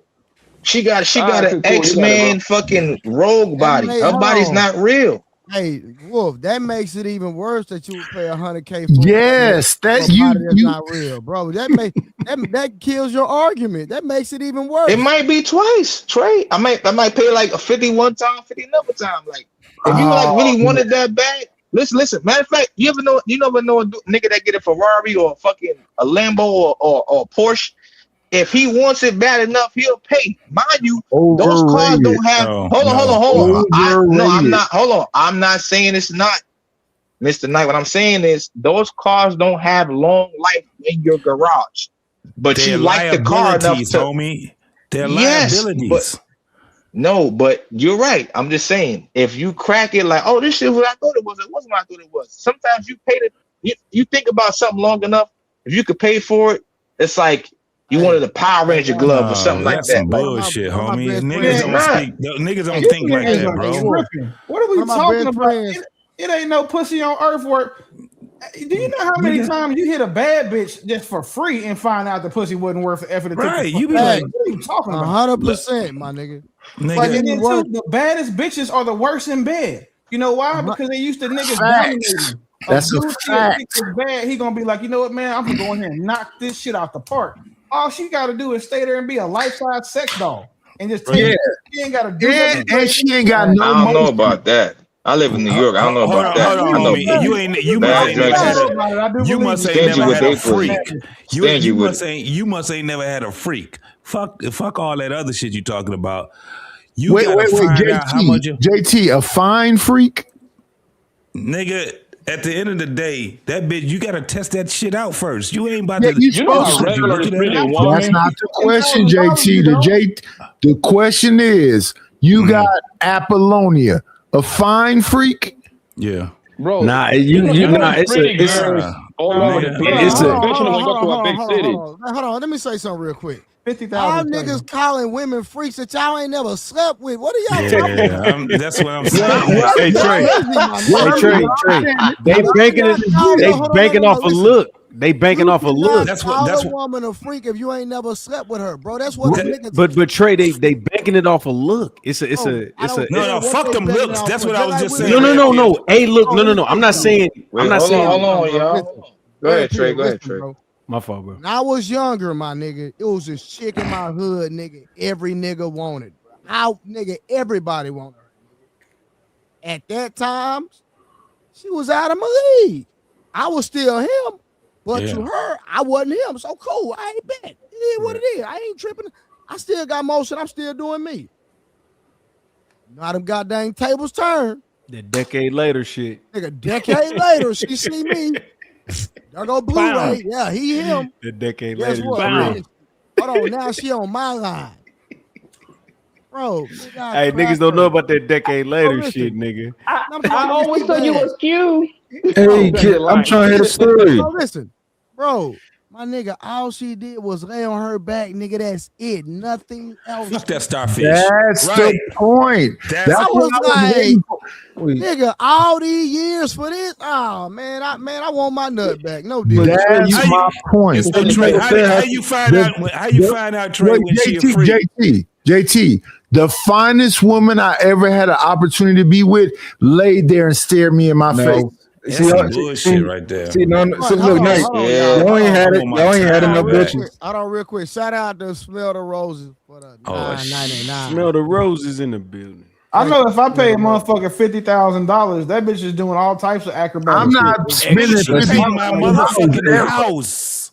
Listen, guys, I might say something that's But a I little do want to controversial. know what Mike got to say. I might say something that's a little bit controversial, right? What's up, bro? Mom about to say some rap. If you haven't learned, right, that some of the prettiest women you will ever meet will be some of the nastiest whores that you will ever meet, you ain't had enough bitches. Thank you, Mont. Oh, okay, that's sorry. You might be right, Mike. And I'm not saying you're not right? Because I've had both. I had the ones that go crazy, and I had the ones that laid there. So this is what I'm trying to tell you. My only thing is, you can't sit up here and say somebody is a freak if you ain't never slept with it. That's my Taylor own. May taking it all. Yeah, I agree with that. But I know for a fact, I slept with 3. Oh, Superhead go hard, nigga. You ain't never slept with her because what? Yeah, I never. Yeah. We saw Superhead work though. Superhead is a bad example. We seen her work. Yeah, I agree with that. But what I'm saying is that I slept with 3 we definitely seen her work. bad chicks, and what they Superhead did is was a bad just. example because we seen her work. You saw what she did to Mr. Marcus. That was We seen that was crazy. I ain't never watched. I don't watch. See, Tracy, look, you don't know. Like niggas wasn't watching that shit. Pinky Wild, Cherokee Wild. I'm just saying. I just don't watch it at all. It's just some like. Yeah, we're not talking about corn stars though. I started getting it in myself. I just stopped watching it. Yeah, that's fair. But when you see what she did to Buddy, yeah, you don't have to experience that one when you witness it. So you're talking about a corn star though? No, she just a regular. Superhead is not regular. Don't do that. No, she's not a corn star. She just made a guest appearance real quick. Nigga ain't nothing. It's nothing regular about Corinne Steffen, dog. All she is Aisha. He said a government. That's correct.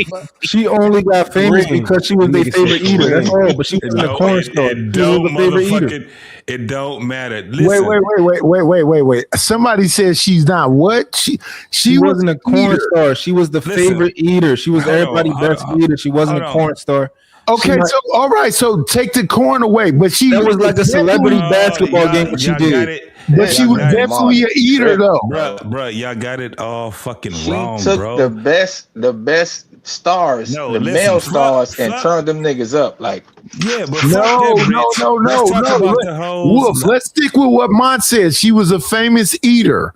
So she didn't have a title of corn star, but she was definitely an eater. Yeah.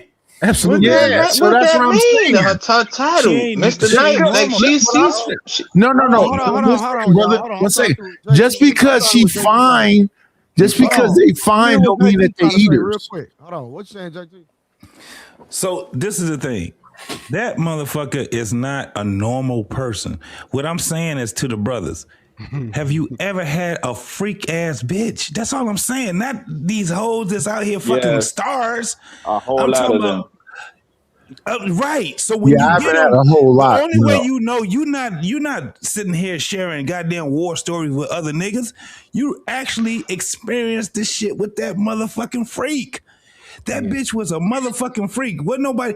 These hoes that we talking about right now, dog. They got these niggas and turned these goddamn niggas out. That's all that shit was. Yeah, and that mean they was weak though, JT. JT, what I'm saying to you is maybe no, Bobby, 1 second. Maybe 2 or 3, but I would never want to wife them or stay with them. No, I don't know, bro. I was my girl turned me out too because I was a good Christian man until I got. Did you marry her? No, he not said his wife. No, like I was a good Christian man. I was. Wait, JT, I didn't hear that. Willie, wait, 1 second. Willie, did you marry her? No, not yet. He said he about to. Oh, okay. He weighing his options. He about to do it. No, Get a nigga a minute. He moved to a small town. I hired her like drug money. Man, we fucking up now with the conversation. Hold on, y'all. Smell the roses in the comments. You don't know what an eater is? I'm because she asking what is an eater. Ain't Smell the Roses married? Yes, she's married. Yes. That's why she don't know what an eater is. Shout to smell the roses, but smell the roses. humble Like, lady. eater. Like we respect, you know what I'm saying? Yeah, We yeah. respect the married women, but I'm just trying to.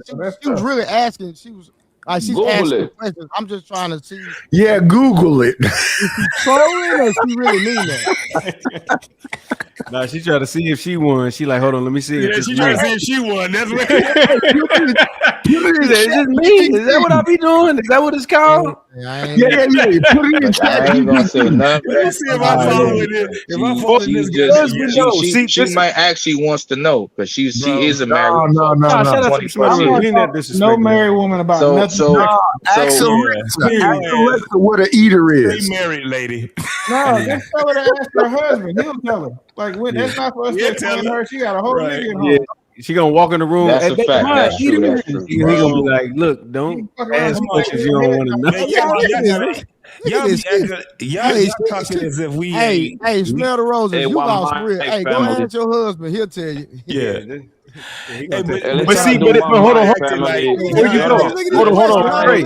Go ahead. Hold on, Trey, real quick. Hey, look What if she he? asked, y'all. What if he say no though? Hold on, it ain't our job. Look what she asked. What the fuck? What if he say no? What if she say? What if she say? No. I got it. Tiara, how you doing, Tiara? Oh shit. Let's try to do one mic, people, because we're gonna sound crazy on the replay. Tiara, do you want to educate the women in the comments what an eater is? Ooh. No, I don't want to.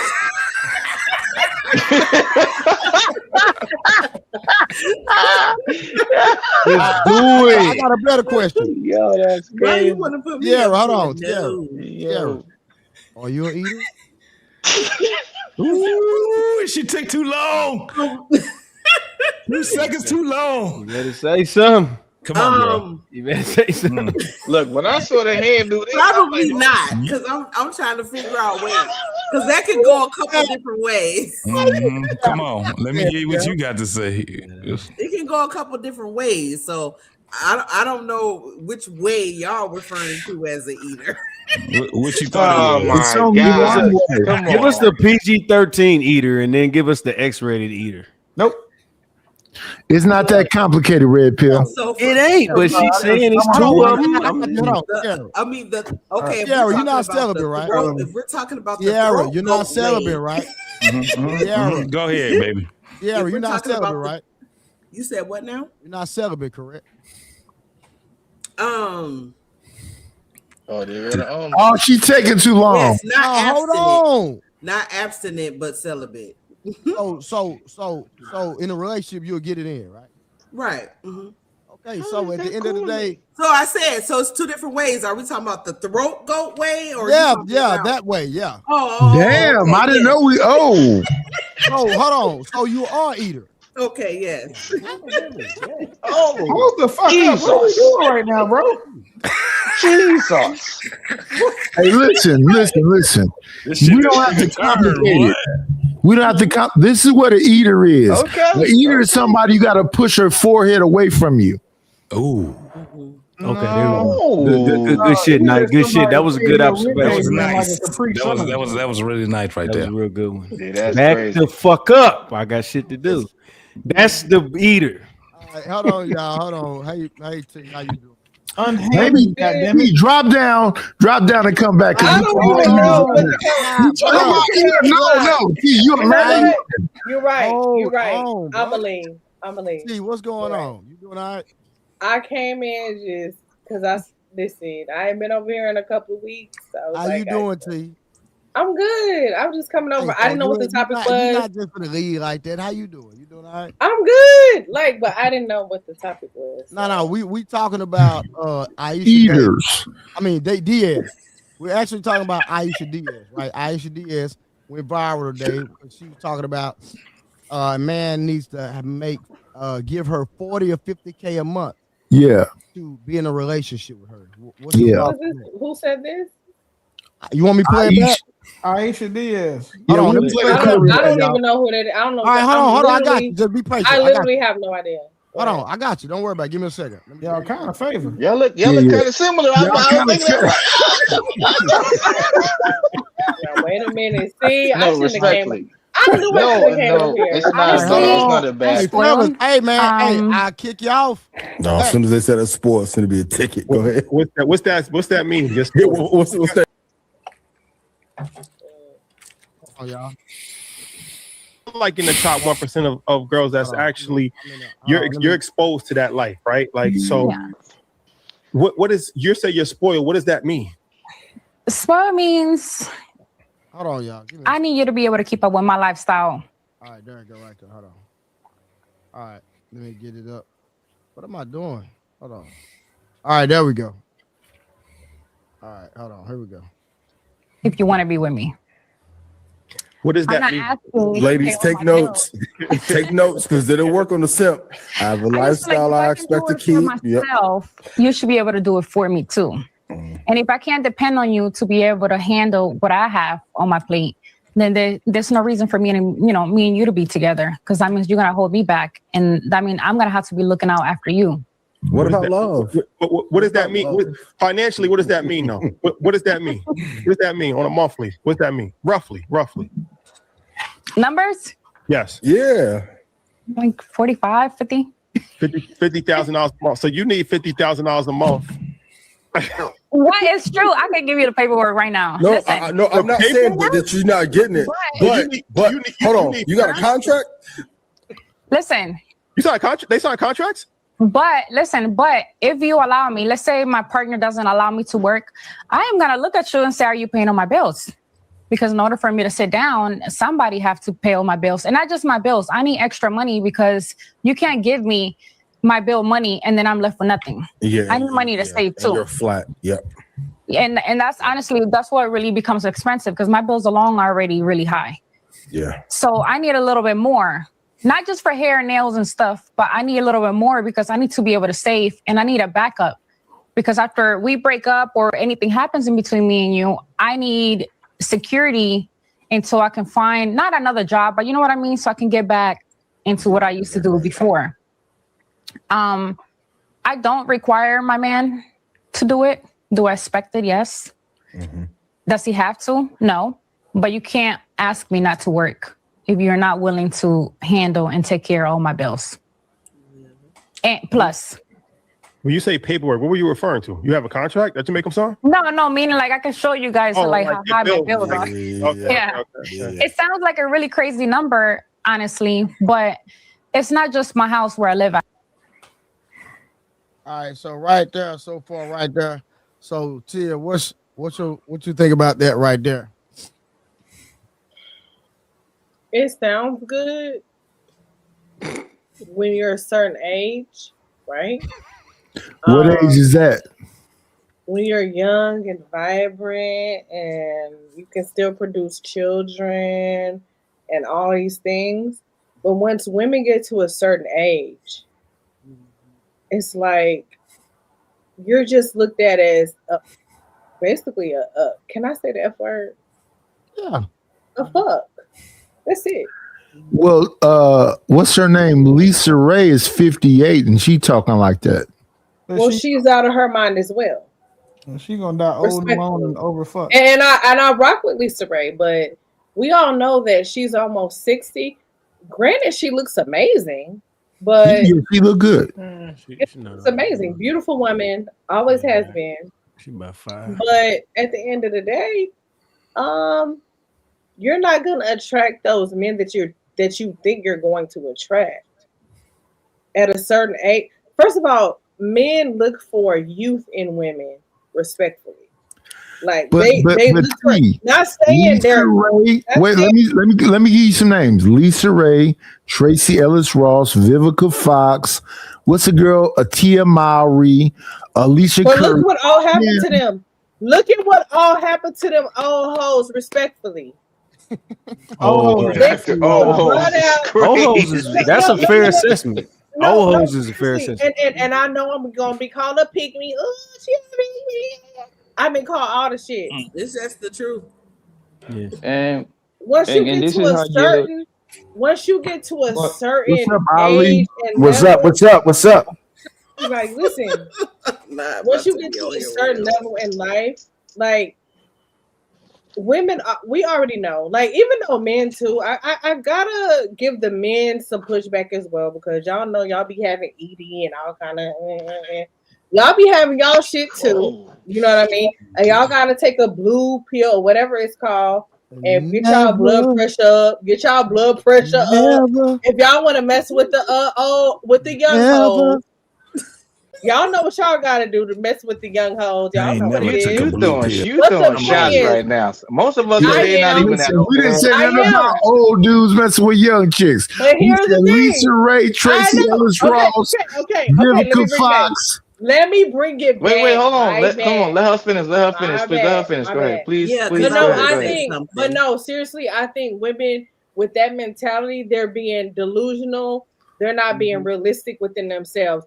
Because if you think that you're going to constantly get a man that's gonna provide for you, do all these different things for you, and take care of you, pay these bills, pay that bill, whatever, rent, utilities, whatever it is that you're expecting these men to do, there's going to come a time when you're gonna look back over your life. When I look back over my life, listen, you're gonna be like, dang, I really should have got married, or I should have really stayed with a solid dude. That boat gone. No, that marriage boat is gone. No, the older women get, but T, I want to ask you this: the older women get, the freakier they get. I don't give a fuck. I don't care. I've been married for 20 years. I've been married for 18 years. Listen, I've been married for 18 years. I don't give a fuck about none of that. Okay. Yes, everybody's sexual proclivities change and whatever the case. Don't nobody care. Who is a ride or die for you? Who is gonna be there for you no matter the fuck what? Whether it goes for men or women. Like, there's gonna be times when your man gonna be like, she fine, but you know, let me say this nice, and then vice versa with the women. It's just about the commitment. It's about the commitment. It's about the promise. It's about the whole dynamic of being in a relationship. T, you're married, right? You're married, right? Yeah. All right, so good. All right, stay right there. That shit right there. That's a thing of the past now. So you stay married. I'm not going nowhere. Yeah. So that commitment shit, that shit's over with. That's what I hear. And I'm saying this, and I'm not saying you. I hate that for my kids, women. Yeah, it's fucked up. So this is the thing. That shit where you want a motherfucking man to sit back and be a husband and a trick at the same time, y'all just fuck men's off. That whole ideology it really got us to a point where these young niggas ain't even thinking that shit no more. So marriage is a thing of the past. And only time motherfuckers want to do that shit is because the women want to have the fucking ceremony and the nigga want to please her. Her happiness is what he's talking about. Other than that, when motherfuckers is practically thinking, they're not about to fuck with that shit no more. That shit, like with the things that you've learned, those things that you have, those they out of the park now. Niggas ain't fucking with that no more. So motherfuckers sit back and say, y'all want to be hoes? So niggas say, okay, we gonna treat you like hoes now. And I hate that. Right, but I get it though. I get it. Yeah, so the hoes used to be on the east side, but now they hybrid this shit, and they got the hoes and wives sitting here talking that same bullshit. So the niggas are sitting there looking at them like, hey, okay, let me show you how we about to do this shit again. But JP, as a father with them young people that might go into that marriage thing, what do you say to your son? I don't have a son. I got 2 fucking daughters, and I tell my daughters right off the rip. You don't have to say anything to him. You just show him. Show kids are going to emulate. That's basically what. So we got to have real conversation with them. I tell them to watch the shit that we talking about, because guess what? When I talk to my daughters, because I ain't got no fucking sons, I got fucking daughters. That shit's over with. Yeah, JT, I got a daughter and 2 sons. My son is 27 and 22. My 2 sons. One is in the Army, one was in the Marines. The 22-year-old was in the Marines. The 27-year-old is in the Army. And what I would say to them is just simply this. You got to mess with who mess with you. That's going to follow your program. If she not following your program, I don't care how good it feel, how much you love her and whatever else. If she not following your program, you need to be able to walk away.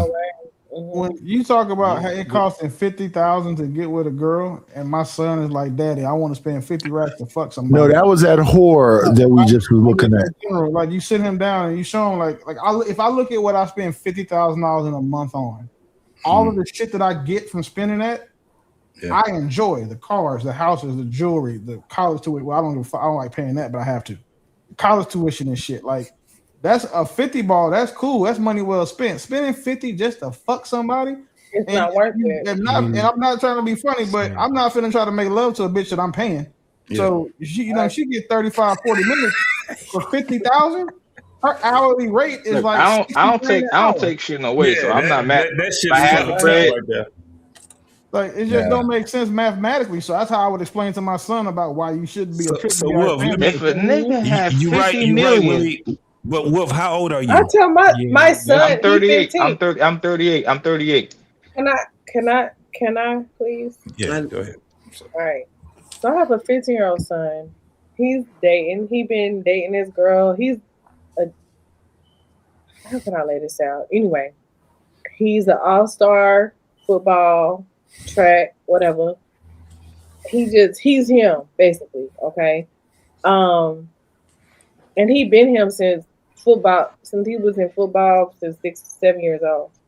But the point is now he's in high school and he's still him. So he's carried that him thing up until high school now. And now he done picked up a girlfriend from the 8th grade. And I like her. Don't get me wrong. I Is she rocks with her. black? She's a black, of course. She's black. Yeah. He's a black. All right. I like that. Now that I do love. I love that she's black. I love that because I don't want no white women at my house. Do you hear me? Wait shout a out to that. minute. That's fucked I said what I said. Let her say. That's Let her get ignorant. it out. That's I said what I said. This I shit don't about want to no get white good, women. y'all. I don't want no white women knocking at my Shout out door. to you, TT. My baby, the 22-year-old, he got a Mexican. We got a Blaxican. I got a granddaughter. I with a Mexican. I'm in Texas. I ride with Mexicans. Listen, I'm a Texas girl. Listen, BFW raised. Don't play with me. Anyway, the point is this, right? Don't bring no white girl here. But hey, you got a black girl, whatever, and she happened to be from another state, which was so interesting to me because the girls that he did call quote unquote his girlfriends in middle school, they was from Dallas or whatever. But he really locked in with this one who wasn't from Dallas because I think he realized, oh, they ain't been around the town in our area, so to speak. So he felt like, oh, okay, she's different, if you will, so to speak. Is she chocolate? She's like caramel. She's like a okay. like Gray color. You're such a colorist, Nighty. I know. You know he's 15. He's 15. The point is this. Yeah. The point that I'm making is this. Sir, don't get too caught up in these hoes, respectfully. Look, and I'm not calling the little girl a hoe, but let's hear me out. She's going to get so many advances from seniors and juniors as they go throughout high school because she's a cute little girl. And I remember being a freshman thinking, oh, the juniors and seniors like me. Oh, that's cute. You know, especially the football team. You know, you want the football team to think you cute. Let's be honest, girls. Like, that's fire. If you think the football team like you, that's kind of fire. What's the words of wisdom that you gave him? What's the words of wisdom that you What gave him? I told him was, these girls come a dime a dozen. Thanks. They will hurt your feelings at the Thanks. drop of a dime if they see somebody that they think look better than you, is finer than you, and da da da da da. So don't get too caught up in the situation right now. And they be buying gifts for each other, like So Christmas. what did his daddy tell him? Well, I've Definitely talked not to my saying husband that. about this. I talked to my husband. His thing is here's my husband thing. His thing is he'd rather get his heart broken early versus later. And then on top of that, and then he says he would rather him hang out with a girl versus hanging out with a whole bunch of little boys. Yeah. So that's my husband's take. And I 15? understand. Mhm. He's 15. You said he was 15? He about to be 16. Yeah. Okay, yeah. okay. You got a little balance there, then. If So it's, my if husband you is like, I understand your concern, mommy, but also at the same time, I've been a young boy. I done dealt with girls. Let him get his heart broken. Let him get his feelings hurt by a young girl. You know, and he's an athlete too. He a star.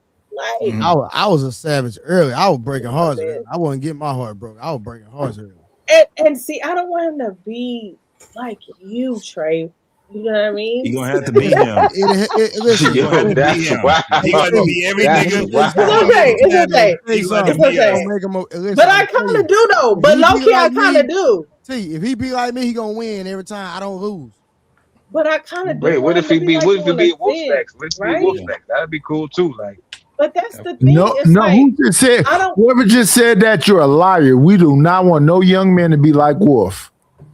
what? Hell. Hold on. Well, you gotta relax. You gotta relax. But you don't relax. want gotta your relax. son You to gotta be like relax. a hoe. Like you don't want your son Like, to be a hoe, right? I get women, but I Do we still want our sons respect to be women at the hoes? same Your son time. can never hold on. Your Do son we can want our never. sons to be Man, they hoes? come up here. Can never be. And I got sons of my own. No, I'm gonna be real with you. T. Do we Any want our man young that come boys up to here and be say he hoes? wouldn't have spilled 100 ball want my on a kids- whore, no, we don't want Wait, that. wait, hold Do on, we hold on. want Hold our on. Y'all sons crazy to be talking. hoes? We want our Hold on, sons to be y'all. hoes. Hold on. Host is talking. Host is talking. Like, I'm gonna just say this, right?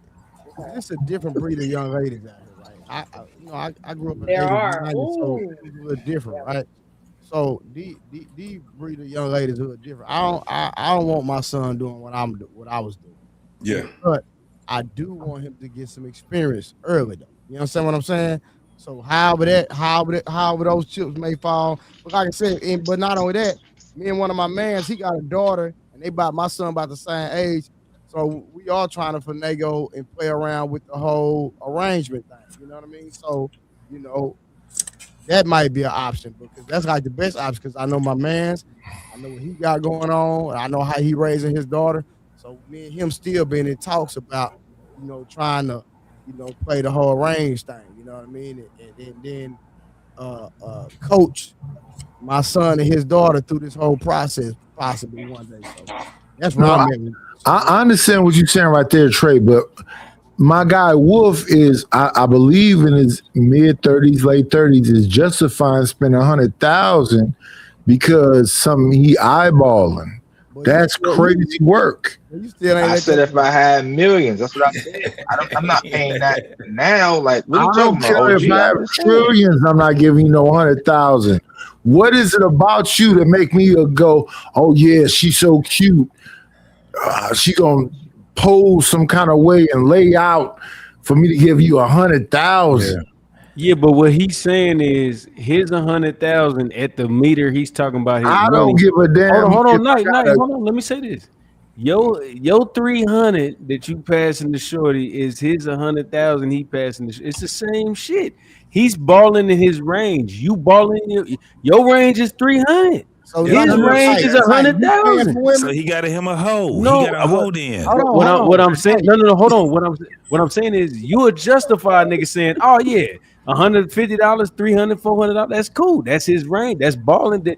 Whatever it is, you'll justify that. But if a nigga got $80 million and he want to pay $100,000, I hear what you're saying. Red Pill, if I got $1 trillion, I'm not trying to give nobody no 100,000. You're gonna pay that. Hold on, OG. You're gonna pay. OG line. He's gonna pay. He's gonna pay. OG's gonna pay.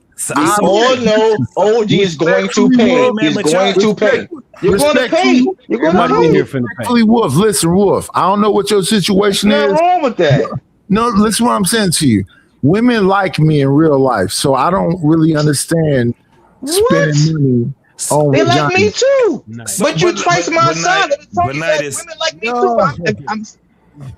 I'm just saying. I'm just keeping it real. I'm just keeping it real. Like, look, you got a nigga that's in the middle of that whole thing with you and just Wolf was just talking, but what we just went past was what Creole Queen T was just talking about. She gave. Yeah, she married though. That don't count. No, it does count. Let me tell you why. I think she 4'11". She 4'11". She a little like fun size. But she wasn't on her own. That was the reason why I had asked her the question. What did her son's daddy say? Right? And did she say no? My husband said. And when she was saying it, he get a balance. Right? He gets a balance. And he's 15. He's 15. Yeah. At 15, man, he's about to go crazy. Especially if she say he's the him. No, let's so JT, let's keep it right there. Let's talk to T. T, would you advise your son to spend a dime on his girlfriend? That he Yeah. I think it's okay. Like for certain 40 or 50,000? No, not that He much. ain't got that. No, like maybe $40. You just talking real. You're not saying what he already got. We're not rich. So the reason why, and I'm glad that we brought it up because we always have a problem between women and men's ideology. Okay, so right? JT, let's make it lower than that. Young man, 1,500. Nah. No, that's too much. I don't think she one of the things that she didn't talk about was her son being a under trick. $100 for what? Yes. But T, hold on, Miss T, what she look like? They're young. No. What she feel like? Would you advise your? No, I'm saying your son was a 25-year-old man. No. One second, brother. Who asked what she looked like? I said that. I'm saying, what if he was 25 years old? What if he was 15? Should we be asking about what a 15-year-old look like? No, that's not what I asked. Somebody's talking. Give the other person courteous Yeah. and land. God dang. Facts. I'm saying Go ahead. Would you even advise your young son at 15 to even be putting money on a woman just on GP? No. Without knowing the what type of woman we met the parents and all that. Come on, man. Y'all doing something that people ain't doing no more. We met the parents. He actually got a woman that he said, "Damn, I got my fucking eye on her," and be able to see that. That's the same thing I did. I met the parents of the woman that my son got a daughter with. That's like normal. Yeah, that's what I'm saying because we went past. That's not normal. That's not normal. Trey said If it's not normal, y'all not parents. But I'm a parent. Well, we parents. I'm a parent. But Nidus, look at what was said. We overlooked a lot of the stuff. Trey the Truth said. Yeah. Listen, me and my homeboy, and we was talking about doing this whole thing with our kids as far as like the thing where we can actually get them to actually know each other. That's a part of courting. If y'all don't understand what that is, that's what courting actually is, right? So I agree with you. So when you got Creole saying that her son is getting both angles, mom's angle, dad's angle, and they have a 15-year-old, this shit starts at that age. Motherfuckers get out here and they 20 years old, 22 years old, and they don't know what the fuck going on because they don't have those type of balances that's out there. I agree with you, JT. But JT, listen what I'm saying. And what they call the bourgeoisie, they have arranged marriages. Your grandfather went to college. Your father went to college. They have 3 generations that went to college before they let you even court their daughter. But that's what Trey talking about right now. Yeah. And then he has to figure it. But this is the thing. They got to figure because of how the world is now, right? So we got to go back to those times. We got to understand how that, for one, the purpose behind that. Because where we at right now, when it comes down to this shit with relationships, this ain't relationships we having. This is tricks and hoes. Right, So if right. you got a But mama that's JT, putting that, you know the reason behind that, right? no, we know the reason, but we don't. I want to know the reason. I want to know the reason behind the shit that actually works. The thing where it comes down to the courting thing, where it's coming down to you got two homeboys. I got a son, you got a daughter. I got a couple of sons, you got a couple of daughters and sons, and let's figure this thing out. And the I only way agree with you, but JT, you know what they have found based on studies that arranged marriages last better than any other kind of marriages. Yeah, that's what I'm saying. That's exactly where I'm at. That's where I'm going to. We witnessing right now. This shit is gotten us to a point where it's just tricks and hoes. That's basically where we at right now. And we got to get our babies. I got a grandson that's 6 years old, man. It don't take long for his ass to be 12, 13, 15, 17. The best thing, T, in my opinion, she might disagree. But if she just really, really understand what I'm saying, she be like, you know what, Trey, I see what you're doing. The best thing she can do is teach her son or her husband teach her son how to manipulate a woman's emotions. Come on, man. It's like being a DJ. That's the best thing you can ever teach your son, how to manipulate a woman's emotions. Get her to a point. But hold on, Trey, let me ask you this. Can we elaborate on that? Like, if you can... Well, the thing, right. So... Like play on a woman's not playing. emotions? No, not playing. No, not playing on her emotions. No, that's being manipulative, right? But I'm just talking about play. I'm talking about in a sense where you understand her emotions, right? Because women are emotionally stimulated. Am I right or wrong? Correct. And so I don't care how long you date a woman, if you do not entertain her emotions or learn how to casually manipulate her emotions from a pure place, though. You understand what I'm saying? Mm-hmm. She eventually gonna get tired. She's gonna get bored. You hear women say it all the time. She look like she not fucking with it. Hold on. No, listen. Hold on, listen. How many times? How many No, times you see a man protect and provide and doing everything as a husband, and a woman still say that I still outgrew him or I still got bored? You know why? Because that man stopped dating her. It's a fact. So, as a man, if you learn how to continue to stimulate her emotions, then guess what? You're gonna always have her. Now, you can't let her figure you out. You gotta give her a little bit, then you gotta take some back. Vice versa, ladies. You gotta give her a little bit, then you gotta take some back. You gotta give her a little bit, then you gotta take some back. Vice versa, ladies. Hold on, T might disagree. I don't know how Tierra feel about this. But if a woman feels like you're a pushover, you out of there. Yeah. But are men that complicated? Women don't like pushover. Listen, anytime you the nice guy, they don't like nice guys. They want you to I be agree nice. with that. They want you to be nice to them, but at the same time, they still want to feel protected, and they want to feel like that if it go there, my nigga can go there. I agree with that. Nice guy don't mean you can't protect. That don't mean that. That don't mean you can't protect because you're a nice guy. That's two different things. You can be a nice guy and still beat a nigga up. But at the same time, it can be interpreted as one as well too. No, nice guy. I've never met a nigga that was a nice guy that wasn't a pushover. I met niggas that was cool. I met motherfuckers like my homies. I'm cool, but nigga, I ain't that nice guy. You say the wrong thing, I push you said the wrong thing. Yeah. Yeah. At the end of the day, I'm a savage. But let's ask the women up here. We got what's her name? Taylor Made. And we got a T up here. Tara. What you say? They're a little freak. They're a freak. She was taking I don't know. Come on, JT. Come on, calm down. Listen. Nah, Tara cool. That's my dog. Nah, she good. She good. That's my dog. Yeah. I'm just saying though. I don't think men are that complicated. And on a base level, I would say that in general, dudes is savages because they know we got to be savages. But if a dude was a pushover, is he even like likable? Right.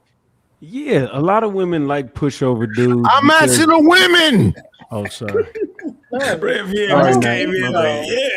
this. What the fuck, nigga? I want that shit to say too. nigga. Damn. Not pushover. I just think he just screamed out loud crazy just now. Shit. I I think it kind of depends agree on with the woman. what JT said. Like, JT Yes, said, I'm asking the cool, women. but not pushover. Like, we can be cool. Gee, let me be clear. Let me be clearer. You and Taylor May, would y'all like even be interested in a pushover? No, not a pushover. No. For me, in particularly, no, not necessarily. But I know women who like beta type men. Like, but not for me personally. But those women that like beta type men, those are men they can control, correct? Right. That's what I'm saying. A little bit. Wait. Trey. Or they'll Right, lose let them like answer they the question, basically bro. let the female. I'm quiet. Oh, I just said let them answer the question. You can. I'm quiet. They didn't even get the answer yet. But yes, and they basically like run it like the guy kind of takes a step back, even though he still does, he works and does all that or whatever, but it still seems like she's the forefront and she kind of takes the lead. But would there be a we stigma? obviously like it. They've been together for 16, 17, 18 years. So some women that works for them, but other women, they ain't attracted to that. A lot of women ain't attracted to pushover men. We might need to go over like what are the different types of men. Trade the truth, like alpha, sigma, beta, and in between, whatever, all the different. Most niggas are I don't even sigmas. know the names of these niggas. If I'm being honest with you. I don't even know it. I just learned about it a few months ago. I'm like, That's why we shouldn't even get it. We don't even have to get into that shit. Just look at what we have right should, now. though. Are you saying that? And this is a question I was asking from the because get. I think there's an in between, but between Sigma is in alphas between. and betas.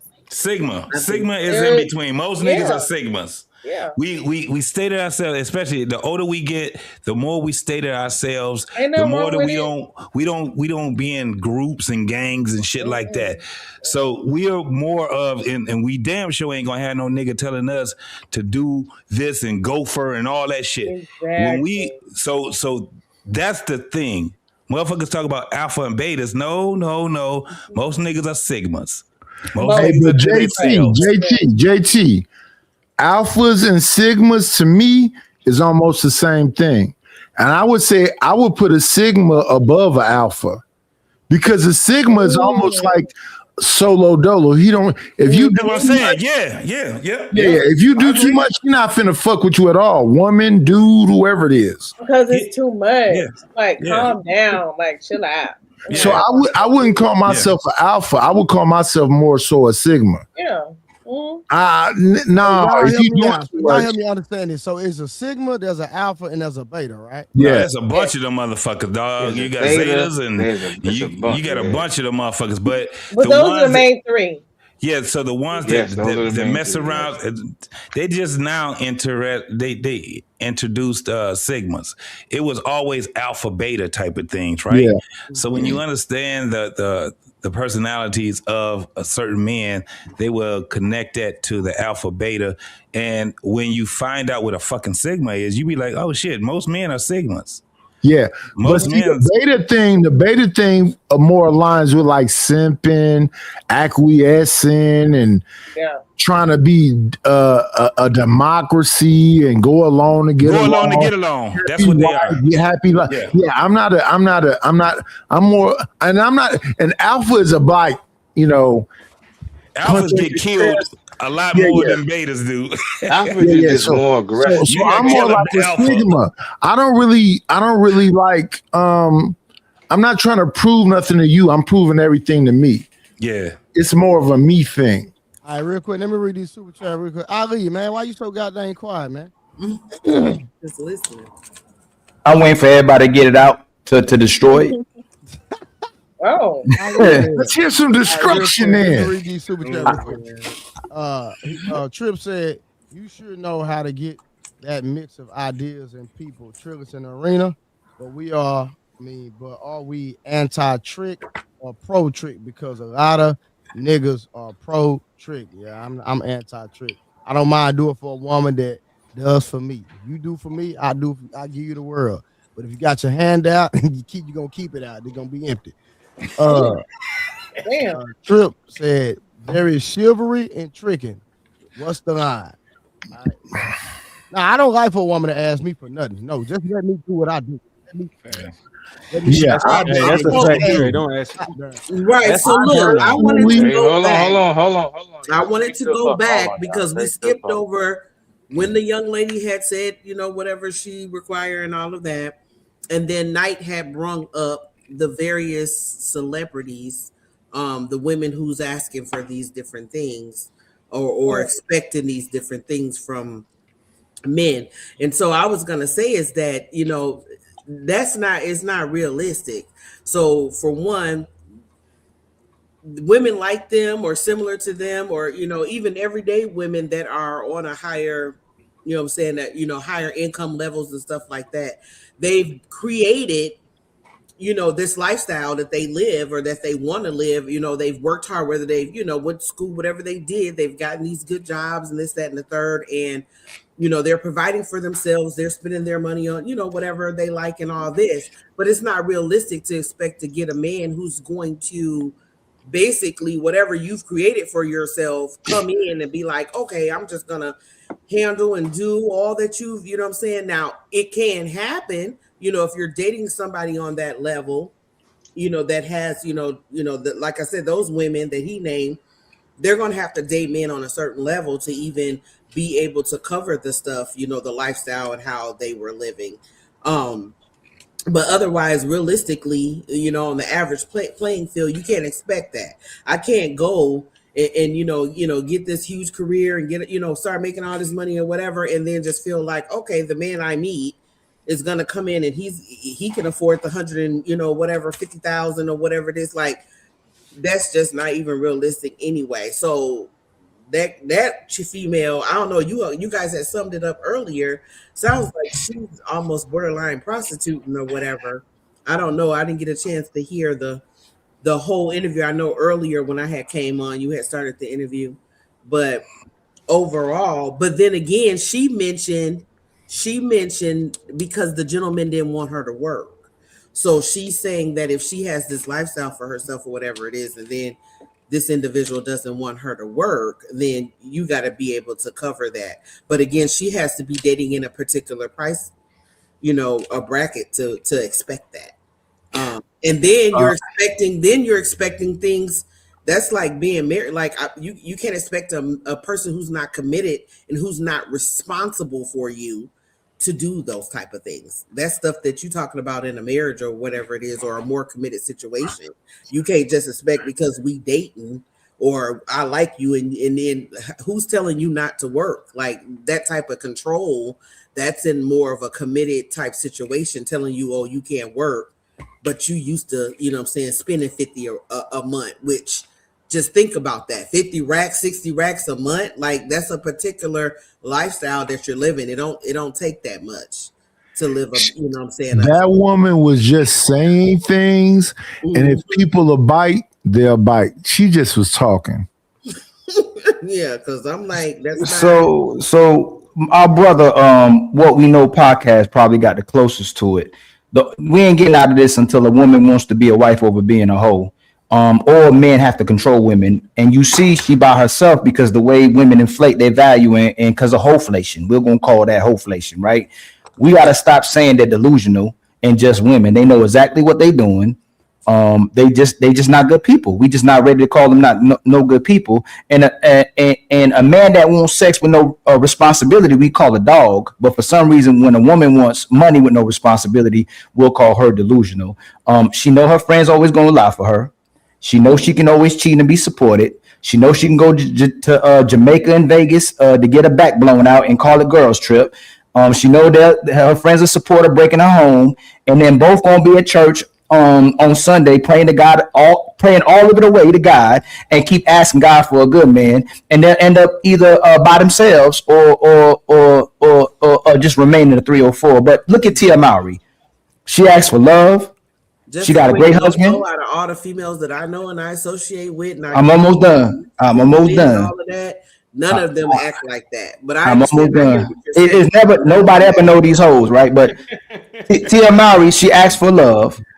She got a great husband and a father to her kids. She divorced him and called it graduating. Now she's telling everybody that he's the only man she ever loved, and now she wants love all over again. So you can't make a wife a hoe, and you can't make a hoe a wife. The only way it's going to change if women want to be wives or actually want to be with men over wanting to be in hoes, and we just don't want to call them hoes and horrible people.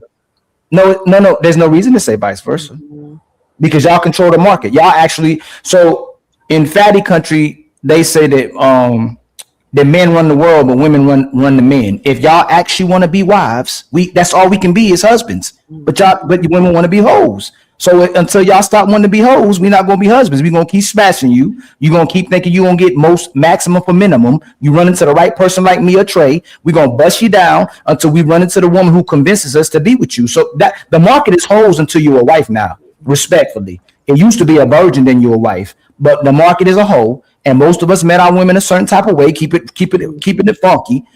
And then she convinced us to wife her and repackage her, and we gave her grace. So again, y'all got to decide to not be hoes, and y'all got to decide to be good women. And I ain't saying y'all hoes on the panel, but what I'm saying respectfully, most of y'all that got in relationships or got a husband, you convinced that man to be with you. And if you ain't willing to compete for that man, and you ain't willing to work for that man, and you ain't willing to work for God at least and be a good woman, then you're going to remain a hoe. Because this ain't a man problem. This is a woman problem. We're going to give you exactly what you're looking for. If you're looking for some resources, we're going to give it to you. If you're looking for a godly man, we're going to give it to you. If you're looking for some pipe, you're going to get some pipe. Y'all control the market. Y'all are the candy. We the kids in the candy store. And the world is the owners is operating the whole world around getting candy off that shelf. And the candy's so good that when you eat it, you can repackage that candy and put it back on the shelf and somebody will still buy that candy. Y'all just don't want to be candy. Y'all want to be the owners and y'all want to be the consumers of yourselves. But again, Ali, thrift store candy? Thrift store candy. God damn. And people still paying top price. But here's the thing, Ali and Red Pill. The candy is normalized in 2026. The normalization of whoredom and no shame is at its highest. That part don't matter. And we have to let women we got to call women the leaders now. We ain't no leaders. They're leaders. Knight, I'm not going against what you're saying. Is that we becoming so egotistical and prideful? We're saying we're the leaders. We're good. No. They're the leaders. Let them own it and show that they're creating broken homes. They causing gay kids. They causing kids with identity issues. They got problems. They got to resort to dating gay women, other women as well too, because they can't be with a man. Let them own it. They're the leaders. We got to stop being these so-called masculine men and betas and whatever, sigmas, whatever. It ain't about that. It's the fact that they're leading the society now because it's a sexualized society. Let them have it. So then they got to fight to rectify it, just like they fought for feminism and sexual liberation. Now they got to fight back for families. You got to give it to them. Yeah. So it is literally a matriarchy. So when they used to say that it was a they had a name, I don't remember what they call it in this space, but yes, definitely a matriarchy. The man is almost, even though black men still exist, like the Willie Lynch letter said, we are physically strong and mentally weak, and we are really, it's like the man don't exist no more. I got a question. You were saying that gynocentric or some shit like that. That what you were saying? Gynocracy, that's what they call it, gynocracy. Hold on, Tia got a question, y'all.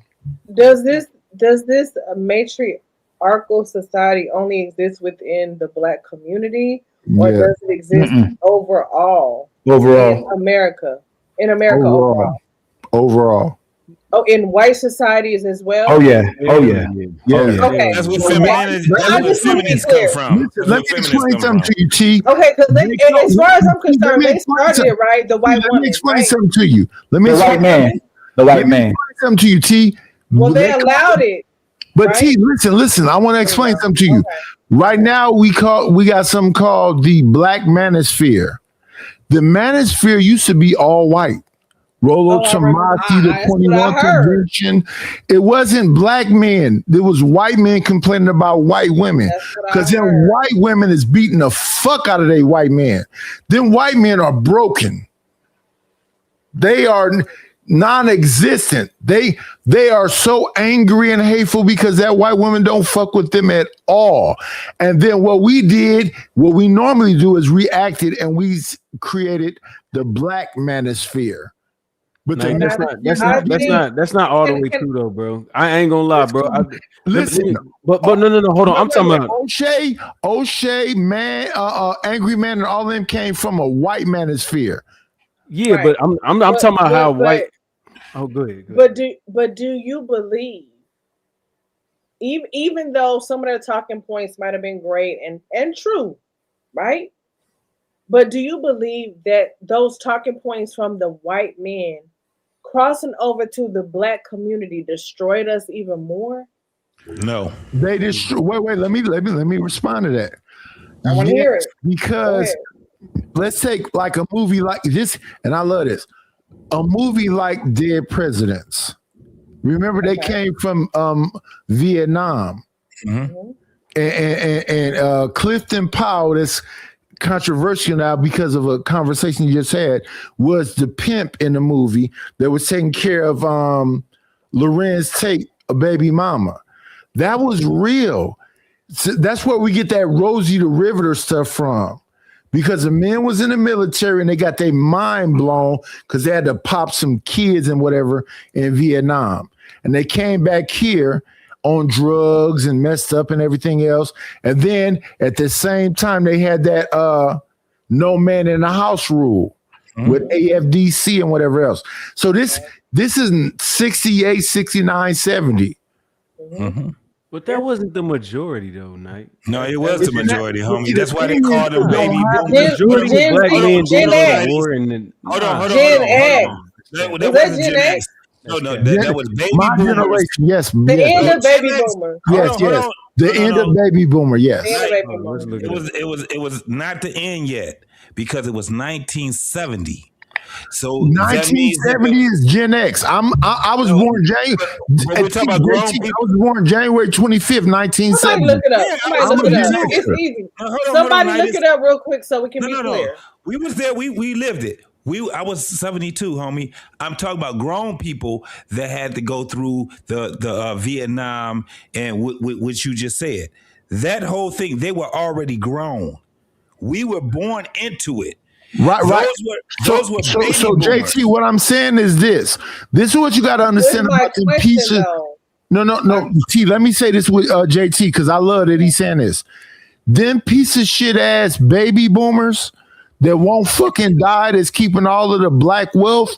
They probably gonna put their brains in a robot or something because they got all the money. These motherfuckers won't die off. Yeah, but that's the white ones. No, niggas. I'm talking about black people. The black baby, not the white baby boomers, the black baby boomers. Them are the people that's really holding you down. I understand exactly what he's saying. 10 to 16%, bro. No.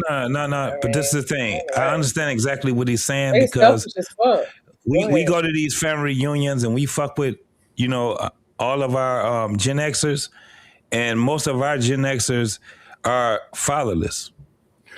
Right, but I'm not talking about Gen X. I'm talking about the boomers. No, this is what I just said. How did it? Hold on. Can you give context to how you believe that? Like, what makes you believe that they were the problem? No. Because the silent generation was pretty much slaves still. The silent generation pampered the boomers. They didn't look at the boomers like their children. They look at the boomers like their little brother, little sister. And the silent generation didn't even have toys. Yeah. No, Nidus. Listen, we on the same page. We're just looking at it in a different lens, right? This is what I'm saying. We were what I don't even want to say cause. It was just, what happened with them. No, you're right. You're right about that. So the silent generation was that generation that said kids and women are to be seen and not heard.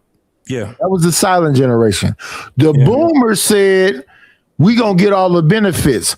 Gen X is what I am. So Gen X, we said, I'm not going to be abusive to my kids. I'm not going to beat on my kids. I'm going to teach my kids to be more open and emotional and whatever else. And we created these pussy ass children that these women on these panels right now talking about y'all niggas is zesty. Y'all asked for us to be zesty. Y'all asked for us to be more expressive. When I was younger, I was grunting. I wouldn't even talk to. I'd be like, I would barely talk. My sons are very expressive, understanding, patient. My kids is way better than me. I even tell them that they way better than me. But I also tell them, y'all pieces of shit and assholes because you insensitive pussy. You describe your life like you went through the life I went through, nigga. You didn't go through nothing. Not a damn thing. Your mama and me lived here with you. You had a PlayStation, an Xbox. You had all of the shit. Big thumb, peanut allergy having. Don't describe your life like mine. Come on, 90s. Talk about it. Damn. That's what I be trying to tell my kids. Like, I think we not giving credit to what white society did with people who were programming us. You know, there's a lot of people who were programming the black parents, a lot of books being sold at that time to make you start parenting different, just like our black community accepts the LGBT so much. And you would have never thought black people would accept the LGBT behaviors or push homosexuality. But we keep accepting the blame as a race of people for the people who put us in these positions. Like, how do we keep blaming our mothers and fathers, knowing that our mothers and fathers were against it, while people were saving the kids from getting beaten and being disciplined when there were systems enforced to make you go to jail if you did anything for your kids over time? We're at a place now where Nidus, the only black people you ever remember is the one we saw that are passing away. I don't relate to a lot of the black people today. And what's crazy is I used to be very upset at the older black people for not reaching back and helping the young black people. What I'm kind of understanding now is once the brain was compromised completely, it seemed like the person was gone altogether. That's why there were certain black people that completely stopped dealing with the certain generation of black people altogether as well too. I don't know who was on the panel, but it's very difficult to create relationships with today's version of a lot of black people. And not that you don't want to love them and bear with them. Something's wrong mentally. And it's not just black people. It's white people. It's Indian, Arabs. It's like a epidemic thing that's going on worldwide. People don't know how to create healthy relationships with each other, and they know it as well too. And you know they're financing it. You seeing what's happening with the development of robots, development with AI. They dehumanized us, desensitized us, and now we've lost the fabrics of humanity to the point they're pushing us to just have these fake superficial relationships. Most people ain't gonna stand for nothing anymore, but it ain't. It's more so the shaping from the nation, the government, and schooling. That's why they made sure we went to school. There's a whole bunch of movies we watch. I watch with my father. He'd be like, hey, come watch this real quick. I'd watch movies with white men completely reprogramming Native Americans, taking single Native Americans out their tribes, teaching them how to be white, putting them back in the tribe and teaching them how to conform to society. And most black men that I grew up with was clones. Like when I got older, when I was younger, it wasn't as much. You had people from the streets. You had people who was coons. You had people who was woke. You had people who was like, you could say some Sigmas. But now it's either the most people I meet are completely coons or they're in the streets. It's very rare to meet actually aware woke people. And or can be or have a balance where you could be street, you know how to be conservative, and you still woke at the same time. I agree what you're saying, Ali, but here's the thing. I think you in your late 30s, early 40s. I've listened to you over these 4 years I've been around here, and you got more love and compassion and patience in you than my father's from the silent generation. That nigga's like a robot. It's nothing you can say to him. At his wife's funeral, he had another woman there. He don't. So you was one of the youngest. No, but love is love. Nidus, love is love. Almost got me one day. It almost got him, man. Who did feminism? I was around. I'm like, you know what? Maybe we all need to be feminists. Like all the ways we being programmed and socially engineered, it can work on your mind over time if you just. You talking about first wave feminism. You're not talking about second, third, fourth wave. That's not the feminism. It's different ways of it. So first wave, me as a man, I can agree with, but second, third, no, that's something else. But Ali, I've been listening to you long enough to understand the patience that you have, the understanding that you have, the way you want to work with brothers and you want to have teams and whatever else, that I can understand that. So my thing is this: when I look at it and being 56 years old, I'm Gen Xer, and I know about the silent generation. My thing with the boomers is that the boomers are insensitive. All they are, their whole thing is about is domination and control. The same thing with the feminists. The feminists got taken over by the alphabet community. So fourth wave feminism is not, they're basically misandrous. They don't like men at all. First wave, okay. Second wave is where it gets blurry. Third wave is off. Fourth wave, these women don't like men. So in schools, you're not being educated, black women. You're being indoctrinated. You're being taught to hate your own people. And if you don't understand that, you're slow. No, it goes to that point right there. But this is what I love about, especially what Ali does. He gets deep down into the whole anatomy of black women and black men. Like he actually, I agree. He grabs the whole so-called gender a war type thing, right? And so when we're talking about it, just like what I'm saying with Trey, he got a different angle on how he's doing it, right? So when we're talking about this shit, man, we have to have brothers like myself and you, and we have to have the younger folks that come too. This is the reason why. It's because we're at a point right now where women are so fucking triggered. You could say whatever the fuck you could say. You could say for 30 minutes, you could talk about how fucked up men are. You do 2 seconds of how fucked up women are and they get triggered just like that, right? There's a reason behind that. And that reason is not so deep as what we were just talking about. Silent generation, baby boomers, Gen X, millennials, and now we in Z and Alpha. Yeah. You get what I'm saying? So all of this shit is generational. But JT, with that being the case, the conversation doesn't change. I don't like the fact that T left and August left and the other woman left. Yeah. I do want to have a conversation with the women, but the conversation doesn't change. That's what. Listen. Look, if you were my grandfather, I'll be fucking distressed. You know what I'm saying? Simon, you old as shit. Hey, stay silent for a minute, because I want Nidus to say what he had to finish. Finish up, Nidus. Shit to me. At the end of the day, right? Finish up, Nidus, man. We don't need this trolling ass shit, man. We was talking about something different. I ain't trolling, bitch. Simon. Come on, bro. I don't need to listen or participate. Be respectful, young man. Simon, you gotta have a bro. Listen, had a conversation. Hold on. No, I don't need to listen to you because you're fucked up. At the end of the day, you're just some old. Hey man, what's wrong with this little nigga? On the fucking internet, nigga, please don't fucking speak to me. Who the fuck are you? Simon, why are you coming out with the energy, bro? You think you got a fucking YouTube channel and you want to you gonna offer some shit to me? You gonna offer what? Why are you offering to me? What? Why are you hiring, dog? What happened? What happened? It's distressing, bitch. It's two viewers. I can't believe black. You're supposed to be a black man out here representing us as black men. And you hey Simon, can I ask you a real question? Let me ask you a genuine question. Hey Simon, let me ask you a genuine question. Where right now do you reside? London, nigga. Man, shut the fuck up. Can we finish talking about some American shit over here, bro? Nidus, will you please continue? This nigga is in our backyard. This fuck ass nigga's in our fucking backyard. No, I ain't no fuck ass nigga, bitch. Simon, why you? Simon, you want to address your mother like that? Simon, why we can't have Simon, why you can't come up here and have a conversation, bro? We just trying to have a conversation. No, That's you it. can't address somebody like that. You can't turn around and say, Well, he "I'm a was, fuck ass nigga." but Simon, he was making a point, bro. What?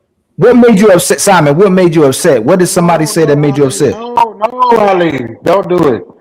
No, ask him so we can get him. No, I want to know what happened. Yeah, ask him. Ask him.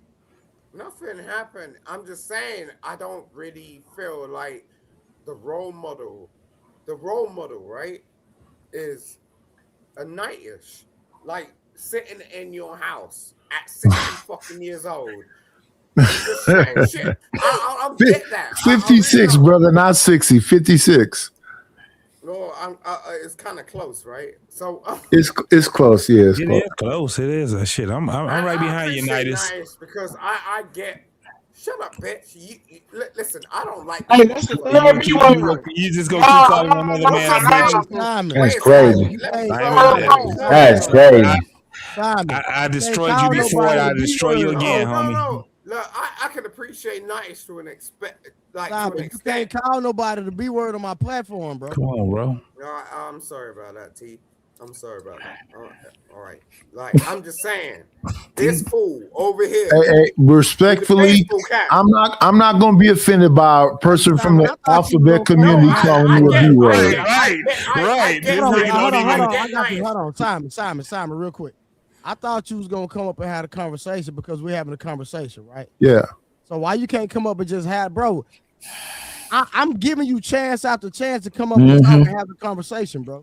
And I'm being patient and generous. And we know you from the alphabet community. You want to call people the B word, but hold on. Yesterday, Trip put a bounty on you and kept sending you down. And he being patient today. I'm surprised he ain't already put a bounty on you.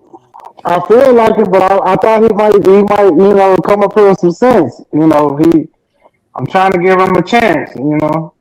Trip, your mic breaking up, fam. Your mic breaking up. Hey, Trey, if you look at the bottom and see the three dots, if you click that three dots next to his name, where it says audio, yeah. See if you can do that background noise popping or something like you can check the boxes. It won't let me edit here. It say edit Mike said it won't let me do his for some reason. Oh, maybe he has something on his. Yeah. Let me respond to Simon now. I'm going to say this to you, Simon. I would suggest you listen to Trade of Truth and you listen to Ilkan Ali, you listen to JT, because they trying their best to help lost people.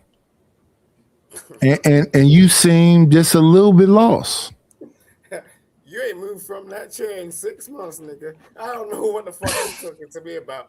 Well, I didn't say that. Listen what I said. I didn't say that I was trying to help you because I'm with all the effery. You know me. I want all of the smoke. I'm saying that them three brothers right there have a good they're trying their best to help you slow goofies off. Me, I'm trying to destroy you goofies. I would love for you to come to the lair so I can slash and dash you weirdos. I can't stand a weirdo. I'm not trying to save you pussies, but them three guys, they're trying to help y'all out. But Nitus, don't you think that's how we kind of misidentify the baby boomers? Like you don't play like the silent generation, they didn't play. Like once they felt the baby boomers, I'm a Gen Xer, but the silent generation and the baby boomers, they don't got time. So I think when they were responding to certain circumstances, it looked like it was insensitive, but they loved who loved them. If they guided you, if they gave you patience and understanding and supported you, and you turn, soon as you instantly turned, then there was insensitive, and it got worse than that. We come from that. I brought you into this world, and I'll take you out of this world. And my mother and father didn't play about that. I will bring you into, and I'll take you. Call them. Call whoever you need to call. And I bet you won't make it to the phone. So, but they loved us way more than that. Yeah. I have a special place in my heart for the silent generation, but not so much the boomers. But they got conditioned into being like that. They were conditioned. Nitus, let me ask you a question. Honest truth. Do you think there would ever come a day where you would see black kids disrespect especially their mothers, the way they do, and all these kids become homosexual? And no disrespect to nobody that's homosexual. No. I still love the people.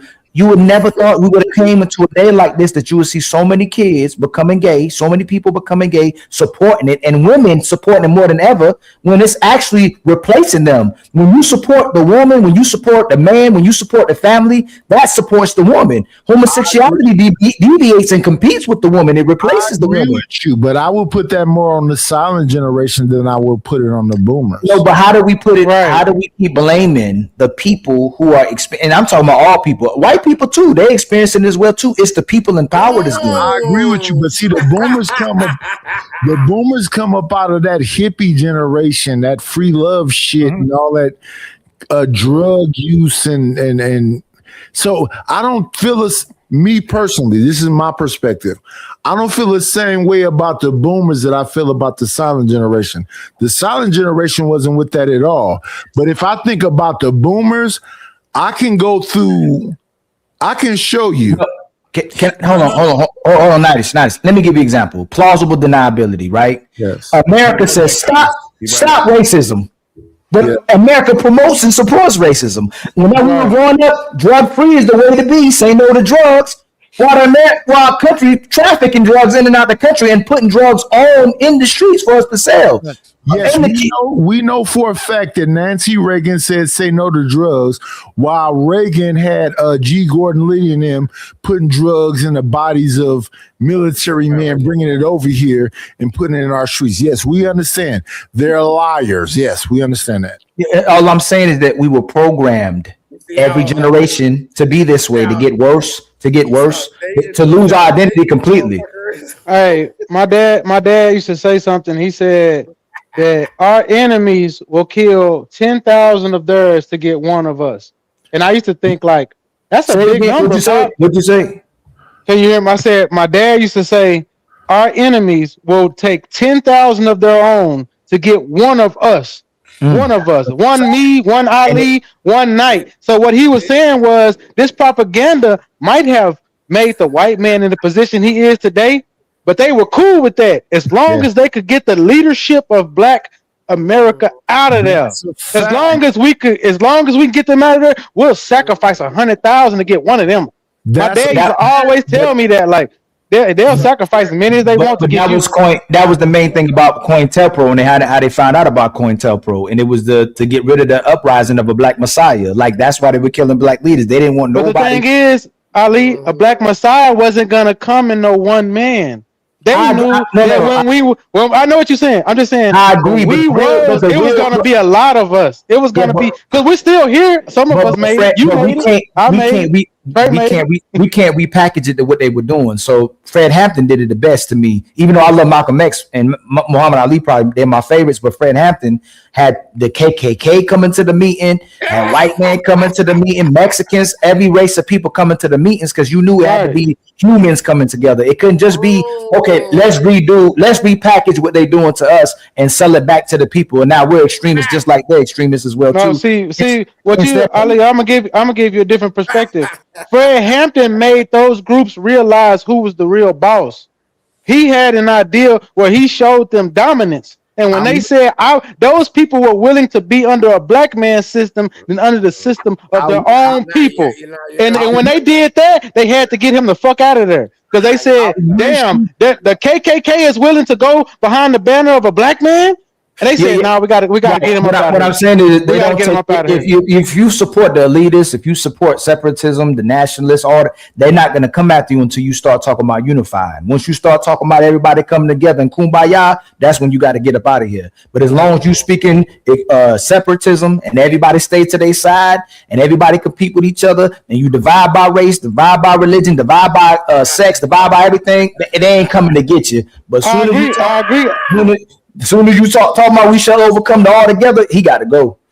But see, I agree, Ali. But my thing is that you also have to have a rulership mentality. Fred Hampton showed those people that it's enough of us Black men that got rulership mentalities that are willing to do what's right for everybody. You know what I'm saying? Like for real. Like you gotta think. Listen, brother. I hope you understand. I hope you hear yourself. I do. A black man should have a real shit mentality.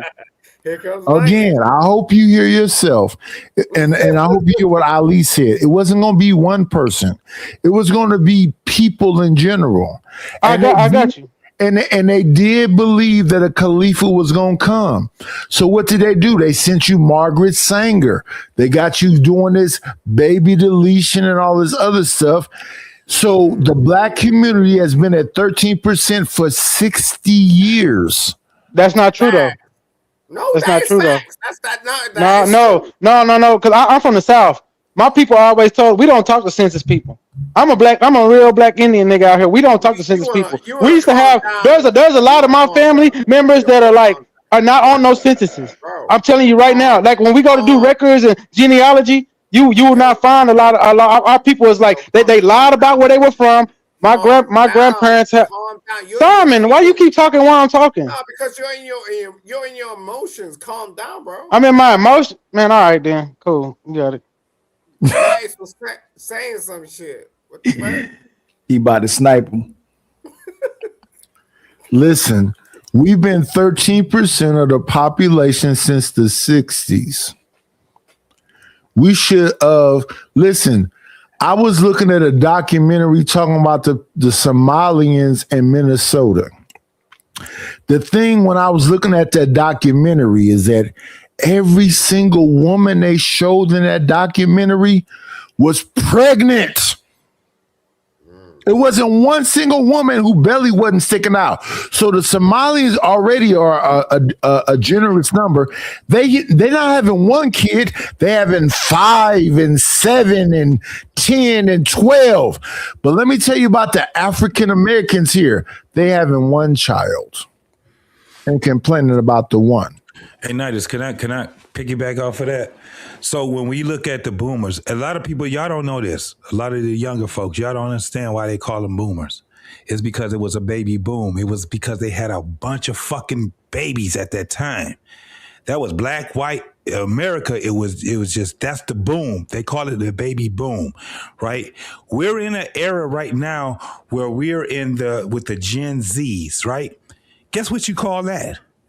The baby bust. Because they're having even less than what we had when we were Gen Z. But JP, they trying to create another boom. No, but they can't create another boom because they got too much homosexuality that's going on right now. Right.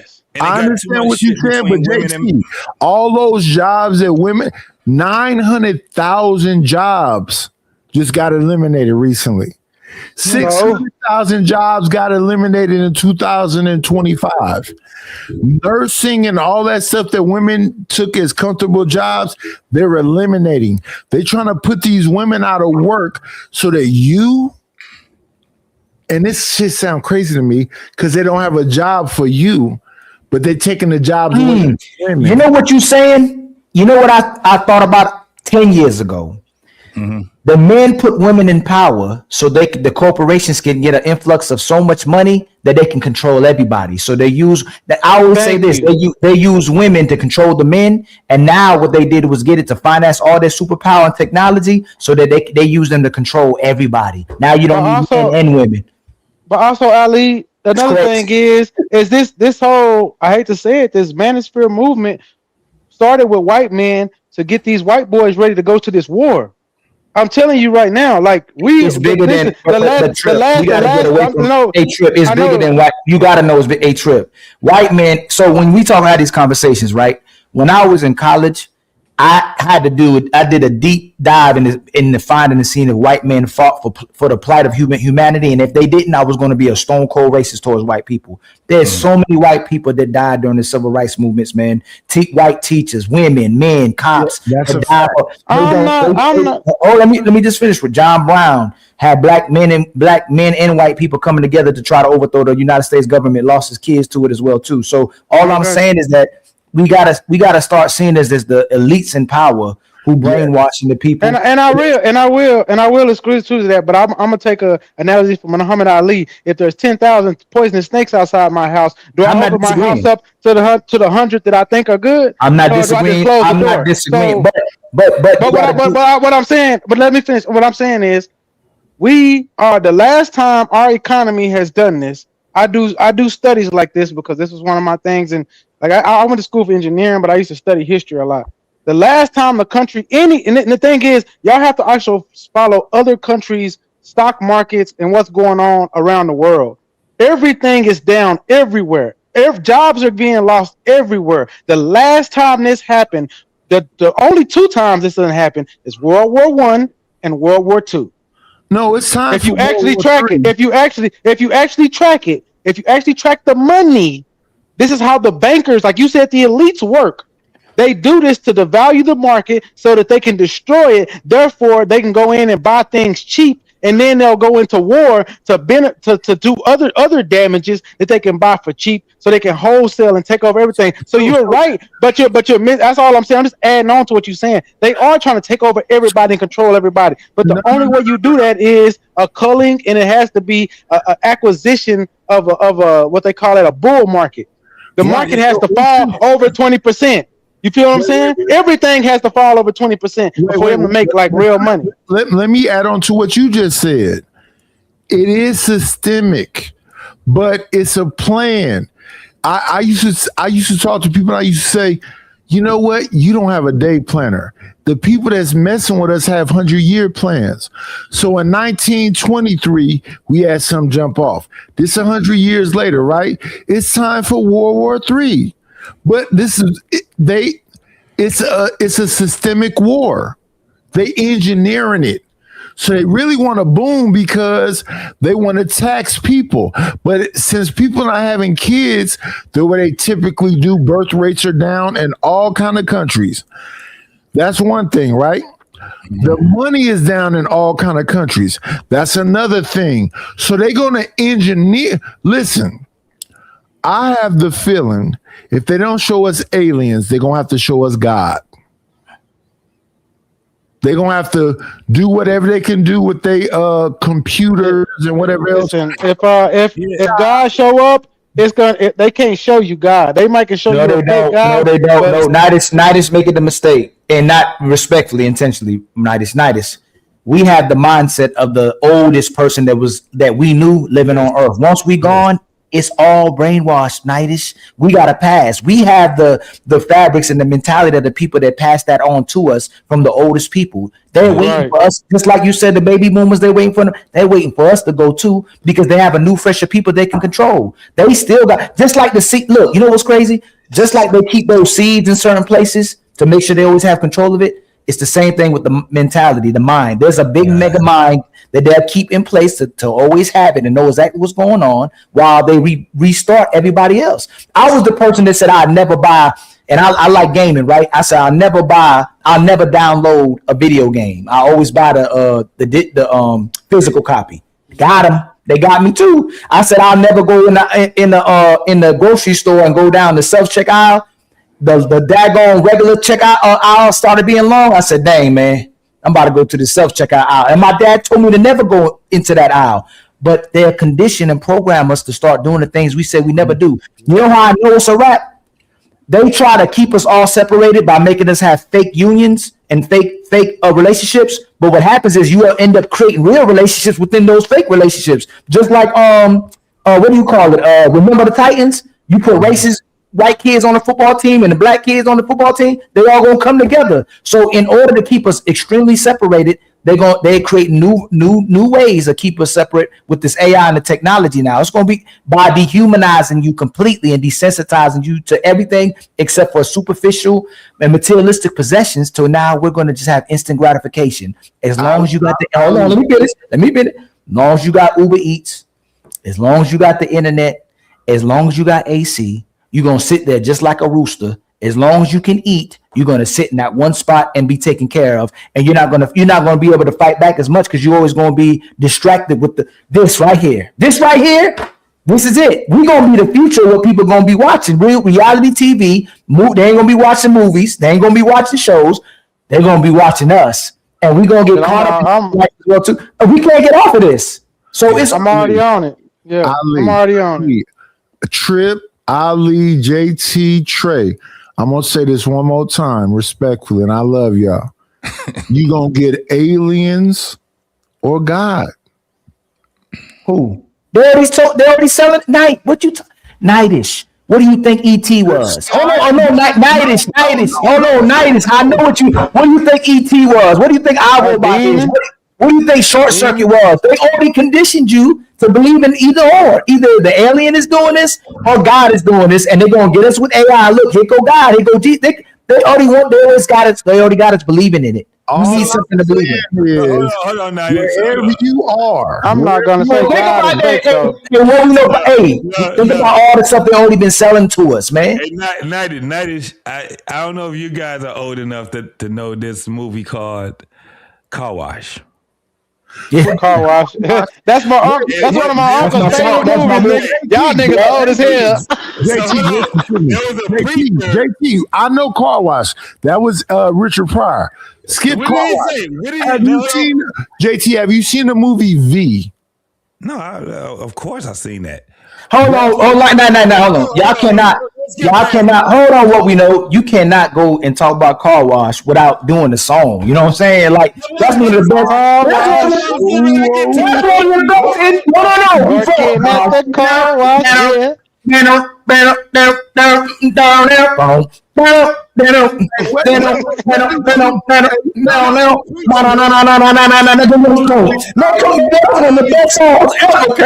I love that song. Wait, JT. The point is, Sister Richard, you got to believe in something. Why not believe in me? When he said that shit right there, you got to believe in something. Why not believe in me? This is what he was doing was making fun of all the preachers that were doing what they were doing at that time. Right. And the time that we are in right now. JT, the Wiz. Oh man. Yeah. Yeah, Trip. Hey y'all. Y'all are think about this. It was subliminals they were throwing out. The problem with it is that who knew is who knew. If your father and your people that you were growing up didn't teach you about it, you didn't know what the subliminal was. You wouldn't even know what you could be getting messages right now. You have no idea what the message is because we're so brain dead to it. Nightish, you were taught that. What we know is taught that. I was always taught it. Both my mother and father was like their eyes was fully wide open. But I think Dick Gregory was talking about this. Yes, there's only a certain amount of people that get the magic glasses. Everybody can't get the magic glasses, but the problem is once you get the magic glasses, you can't stop seeing it. You can't take them off. So everybody can't see the message, Nightish. And most people are not going to be able to see it because they weren't taught it. You have to have a certain connection with the earth, like to even have that sight. Nightish.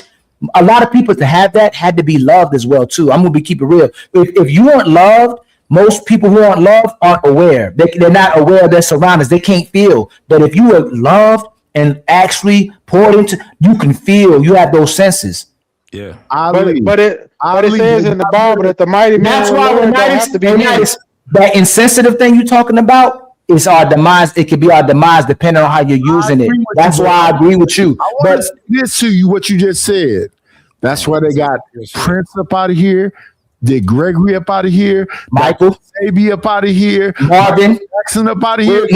That's what they was talking about. Bob Marley. Look at all these. Bob Marley, Billie Holiday, Marvin Gaye, Jimi Hendrix. Even Freddie Mercury. Get up out of here. Like Whitney, y'all got to get up out of it. Luther Van. I mean, not saying that we can prove it, but it's a lot of young artists. People who captivated us that were taking out this earth really, really early, man. Because those were messages that was really, really needed. And one of the things that I can honestly say is this: one of the things that I really pride myself on is being an original latchkey kid. So when you understand what a latchkey kid actually is, it was a kid that was left to his own devices. Yes, he came home to no adults. Yeah, and it was something that we. Yo, that's crazy. Y'all saying that, yo. Yeah, that's so crazy. when I look at my children, now understand this: we have grown children. I got 30-year-olds. You dig what I'm saying? And when I look at how they were raised, I'm gonna tell you one of the things that really fucked me up because I got divorced in the midst of me having children. You dig what I'm saying? My father was in my life all my fucking life until he died. And that was like 3 years ago. And the thing Yo, was you're saying some crazy stuff that I be thinking about right now. Yo, that's crazy. Keep going, yo. That's crazy. Yo, that's quick. Go keep going, yo. I strive to give my kids something that they did that I didn't have, right? Like my father. Can I tell you, I don't want to interrupt you, right? Yeah. You know when you do this stuff happen to me sometimes, I really feel like this is fake. And like I'm in the Matrix and somebody's feeding me this. Sometimes I wake up and go, this is too much of a coincidence. This is that the program is malfunctioning and I'm seeing too much into what I'm telling you, I think y'all might not even be there. Like I wake up like what you talking about because I lost my mother and my father. And I feel like when I wake up, just like I've had them my whole entire life till I didn't have them. So I always been connected because I had people that were connected versus people who were disconnected early age, didn't have a mother and father. Yeah. And it's people saying let them talk. Like people don't even get what we trying to connect on. That's what's crazy. I hate when people be doing that. You gotta let them get there, Ali. You gotta let them get there. There's a lot of going. He get it, and Nida get it too. I ain't trying to interrupt them. They're saying something. I get what you're saying too, OG. Like if they interrupt me, you can interrupt me too, because everything that y'all saying is connecting so much right now. What you saying? Facts. And I apologize. Well, you know what I'm saying, because you know what I'm saying. The one thing I want to say is that the mighty men of the Lord don't have to be in mass. It just has to be a few of us. That's what I'm telling you. The battle is won when men like you have that. You see that realization you just got? You see that thing that just came over you where you feel like the matrix is glitching? That's because we doing right. And when you doing right, you cannot be defeated. But I don't want to get too much in there. Go ahead. Go ahead, OG. Go ahead, OG. But we crazy. The people right here, most people, we crazy now. Them crazies. Hey, crazy, mate. Something. My father, he didn't even know who his father was. His father had died when he was 2, right? So when my father ended up being a father, he ended up striving to give me something that he never had, right? He didn't have structure. Dang. He didn't have a lot of things, and he loved his mama, and she gave him everything that he needed to have at that time, but it was some things that he realized that he didn't have. And his mother actually gave him the insight to say, listen, your father was this man. And he had, other siblings that were older than him. But the thing was that when he did that for me, my father, he strived to do some things, man, where it was just at a point where it made me at a point where I had to think. Because my father, he only had probably an 8th grade education, but he made sure I graduated. From the graduation, I got more education, right? But he was always, the thing was that he taught me how to be a man, even though I didn't probably have everything that it took to be a man, but he was instilling that shit in me so much, man. And what he showed me was, now watch this right here. He showed me how much he was a man by how he took care of, watch this, my mother. I'm with you 100%. My father died 3 years ago. Yeah, man, come on, man. After having a 53-year marriage with my mother, what he gave her was 2 sons. My mother lives with me now. And that was the fact that because my father, what he instilled in me, man, I'm talking about, dog, I got some stories for y'all. And me and him didn't get along all the goddamn time. But he OG, can I swing it? Man. Can I swing it back to what we talked about earlier? Yeah. What you saying? Okay, go ahead. Let me end with this right here. One of the things that I understand, and because I am a father now, and I am a grandfather right now, one of the things that I've learned is the things that I miss, that I'm missing in me. And it makes me be a better person because I have grown kids that once was young kids, Man, I was flawed than a motherfucker, bro. When I listened to Ali, Nidus, now I got my man Trey in here and a bunch of other cats that we talk with, men, that when we talk, I said, God damn. That's why I can't never be upset with y'all when y'all saying y'all giving y'all how y'all deal with it, how y'all look at life. I'll never be out to it, even though I can have some things where I disagree, but it's just the way that I look at it. You get what I'm saying, bro? I resonate. I overstand you, but if you see we can connect on here, I fight against the opposite of what you're talking about because I grew with the same thing. I became the man that I am because I watched my father love my mother the way he did, but I watched my mother love my father the way they did. That's why I'm so tenacious. I got a lot of this from my mother as well too. Both of them together. My mama had the eye of the tiger. My mom didn't play that. Man, one time I came from the barbershop and the barber cut my eyebrows off by accident. She said, "What, you gay now?" She said, "You supposed to be a man. This ain't this. You supposed to be a man. We don't play that stuff in this family." And my mom was from a whole different country. Like my mom wanted a man to be a man and a woman to be a woman, but they also wanted to fight for what was right in society as well too. They had that fighting. My mama put me all this stuff we talking about. My mother and father put me on to that. Yeah. On top of staying together forever, no matter what came towards them. Exactly. And that's what I want to say. And I'm landing. In order to have soldiers, in order to have warriors, you have to have that for people that want to die for it. If you don't have that, implemented in human beings and something like that in their life to live for, they don't have nothing to fight for. That's why they turn to everything else but a man and a woman in the family. I'm gonna say two things, and I'll let you go, Knight. And that's why let me say this. Let me say this. That's why I like to say why I'm still alive, because motherfucking die tomorrow. That's why I like to say to Ali, JT, and the brother Trip, and certain not everybody, because some of you niggas is pussy and weak as fuck. Certain brothers, I like to let them know I love y'all and what y'all represent, what y'all letting these people know, because a lot of these people is lost as fuck, and I don't know why they so confused. That's why I was going. That's what I was going to say. We just talked about it. Night, Trip. Trip. I ain't interrupting you no more. Promise for the rest of the show. We just talked about it. You have to understand it, because if you don't have it, that's what you are. Most of these people. Hey, Nidus, I used to talk to my mother and father about this too. Think about when we first came off the ship or ships, even if that's real, right? You can only teach your children maybe 1% of it without getting in trouble. It had to be subliminals, just like what we know podcast was talking about, or what we talking about things that's passed on.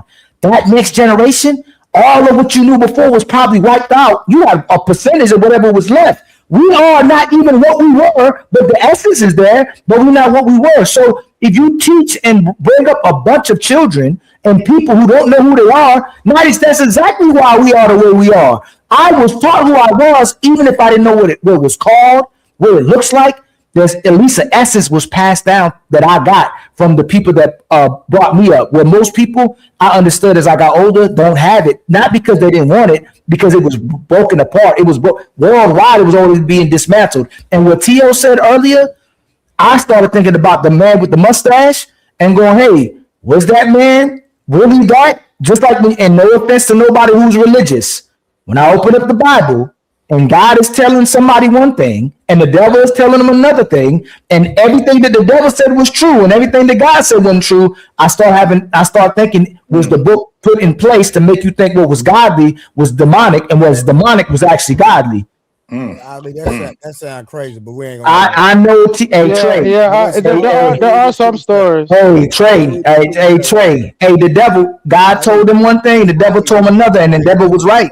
I don't want to have that conversation right now, but all right, crazy.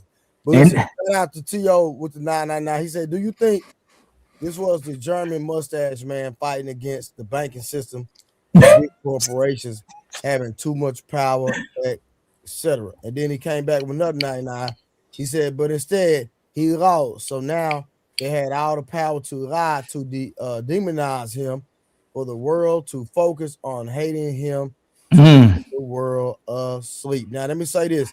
From my understanding, that particular man wasn't a bad man. Even though he did what he did, he was trying to stop what's going on now. If y'all catch my drift. Yeah, I get what you're saying. I get what you're saying. I believe he was on the cover of Time as being one of the greatest leaders. Time magazine. He is, but he got the Nobel Peace Prize. Yeah, because he brought peace. But what I wanted to say, the last one, and then shout out to go ahead. Williams with the $3 super sticker. Thank you, brother. Appreciate it. Go ahead. Okay, so I'm trying to go back and remember. The marriage thing. The only thing is beautiful about your parents at 53 years is that those group of women will ride with those men through the downs and the ups. We don't have women today that will do that. And if you do, like I think my wife is one. I found a diamond in a car crash. I feel lucky and blessed, but I went through a lot of ain't shit motherfuckers before I got to this point. Secondly, word from the street, because I deal with kids. I used to have a boxing program with kids and everything where I was, my homie Mac and Shay and all this. The kids, the young black men between the age of 18 to 24 are doing something that I think is odd, but it's commendable, that I know that a lot of y'all might be too old to see, is they getting their kids.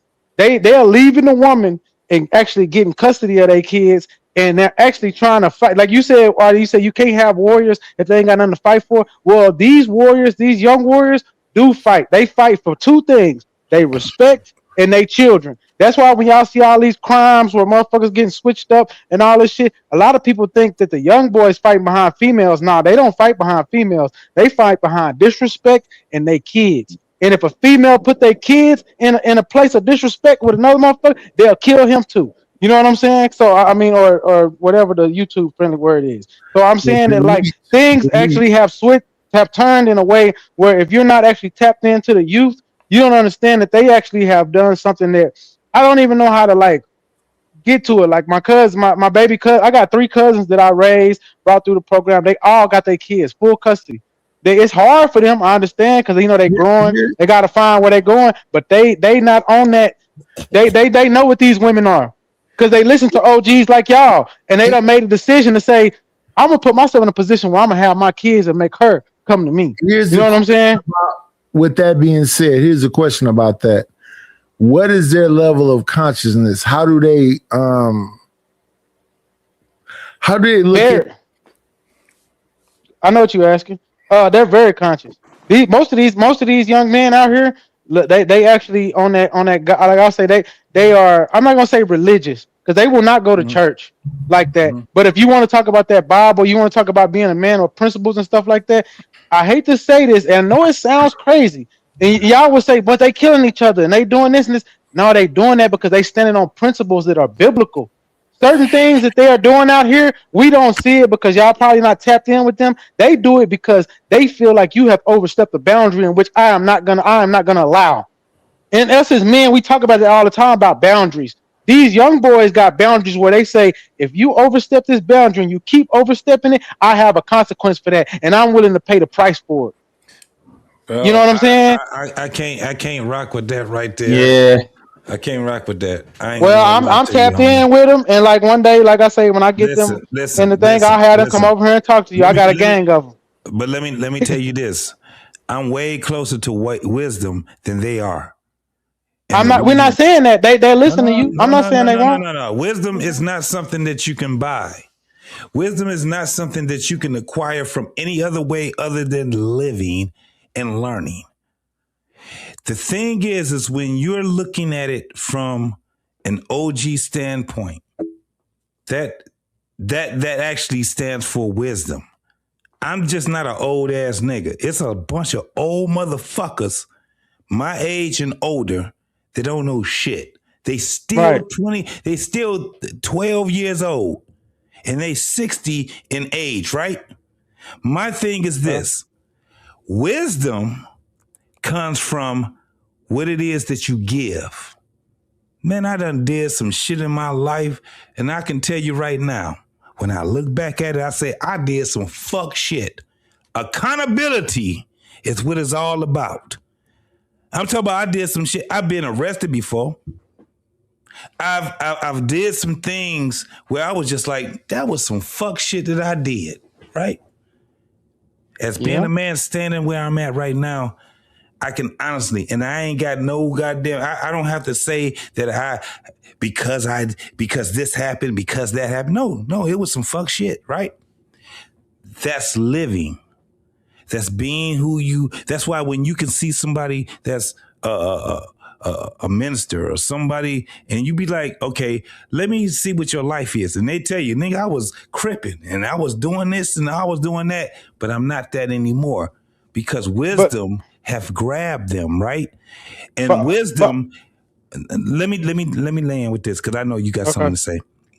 Yeah. Wisdom, when we start showing our gray, and I ain't gonna lie to you, I got some motherfucking, right now, I got some motherfucking shit on my motherfucking beard. But if, a lot of people know, you can look at a lot of panels that I've been on, bro. My shit be gray than a motherfucker, homie. But at the end of the day, that's just something that shows you that I got some age on me. But age don't mean shit if you did not acquire all the wisdom that comes with it. I am a wise man. I'm not knocking that, OG. We listen to wise men that are upstanding dudes. Like even at my age, cosplay. But Trip, yeah, there's niggas that cosplay. Oh yeah. You right about that. It's a lot of them. But that's why I told you, my young boys, like they see that. Like I had a conversation with 3 of them in the car, probably 3-4 days ago, where I went to pick them up. We picked up all their kids, and we was just doing some stuff with me and my daughter and stuff with their kids, and they was just talking to me about that, and they was like, man, we can't listen to a lot of these niggas on the internet. Man, they goofy. Like the shit they talking about, and I was just like, I agree. I can't knock what y'all saying, but they also will point out some dudes, and they'll be like, but I fuck with him. I fuck with what he's saying. They take the meat and spit out the bones. That's why I said that there is a renaissance in the street level young community. They really don't be doing all this shit y'all think they be doing. I'm telling you, there is a manhood factor with them that I actually respect. That's why I can sit around them and they can sit around me, and we can break bread with each other. I get what you're saying, but this is the thing also. We have to us, because I could say I'm guilty at it too. We got to stop labeling these niggas YNs. We got to stop labeling these niggas as I don't call them that. I call them young. Did I say that? I might have, but I don't know. No, we got to stop, and we got to. This is the thing. We ain't never had a as long as I've been living, where we delineated ourselves from the old dudes, because we ended up adopting all the things that they did, the love songs and the way that they lived, the way that they went to the banks, the way that they treated their women. We never delineated ourselves from that. We delineated ourselves away from shit that was not true to who we are. But as far as generations, we never delineated ourselves, because they call it generation for a reason, because it's supposed to generate some shit. Right now, this shit ain't generating a motherfucking thing right now. Well, that's because, like you said earlier, it's a lot of cosplaying dudes that'll tell these dudes bad information. Go get a wife when they in a field of whores. I'm sorry. These young niggas. These young men live in a world of women that would rather sell their body than be tied in with a man. And they looking at y'all like, what do you mean find a wife? If I find a wife, I'm lucky. But they can't be saying it from afar. They can't be saying, this is the thing. They can't be saying it from afar. What you mean? This is what I mean. You got to be talking to your uncle. You got to be talking to your daddy then. If you going to sit back and you going to go off the difference from what they talking about, because we did it. When my father said some shit out of pocket and I got older, I was like, that shit old as fuck, nigga. That shit is fuck. You know what I'm saying? They don't do it. They do it on social media now, right?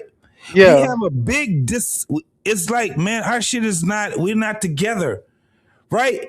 What I and my father shared, it was things like music. It was things like how the ideology of women and things. And when my father had a different ideology, and especially my father really had a different ideology of women than I did. Why? Because I was single and that man was married since he was 18 years old. Guess what me and him had a conversation on? Hey man, you can't really say nothing to me, OG. But you still thinking, oh, because today they gotta have motion. Today they shit they do on the internet don't be like I say. A lot of them don't do a lot on the internet, but they do enough because you gotta have what they call motion. You gotta be looking like you. If you want to find this woman, y'all say, or this family that you say that they should have, you gotta have you. Niggas ain't trying to find no woman. What are you talking about? Man, you Niggas ain't trying to find no women. A lot of these young niggas do want to be tired of hoes. They trying to find. Nah, that's not all of them. That's the goofies. That's what they call them, the lames. There's a lot of like I say, we let lame culture look because it look like it's a lot of them. We make it seem like it's bigger than it is. You feel me? It's not that big. I believe it's a front when we think they're looking for hoes. That's what ends up happening. You dealing with hoes, but man, it's our nature, what we know, to be looking for a woman all the time, no matter what we're doing. I'm not telling you that they're not being more like the kids are more aware. Like I talk to young kids, I'm like, man, how the women y'all generation? And like, hey man, they hoes. Like, do you want a woman? Yeah, I love a girl, but they all hoes. Like they want women. Ali, hoes, you know, like it's the fact that we all came out of our mama. And even though we came out our daddy's nutsack, what we remember last is the fact that we came out our mother and we heard her voice first. So most men still are connected to the woman. And no matter what people be talking about on here, what we know, there's men out here spending and still simping for a certain woman. Like that's our nature. Right. They can talk whatever they talking, but most of the men are still doing what they can to be next to a woman. So it's just they dating field is fucked up, right, Ali? They dating field is fucked up. And men are treating women like hoes because this is how they operating, but they defending themselves by not becoming emotionally vested in these women, even though they end up still emotionally vested in the women. Right. So being men, they in a conundrum. Like we're close to women. This is the thing. When we could delineate a lot of this shit, man. And one of the reasons is why I'm saying what I'm saying. Ali, you're married, correct? Almost. I'm halfway there. No, it's still the same. No, it's not. No, well, yeah, I'll never leave this woman's side, but I'm honest about the fact that I fear that she'll become a worse woman and sabotage it once I put a ring on her finger. Yeah, so this is the thing, you know what I'm saying.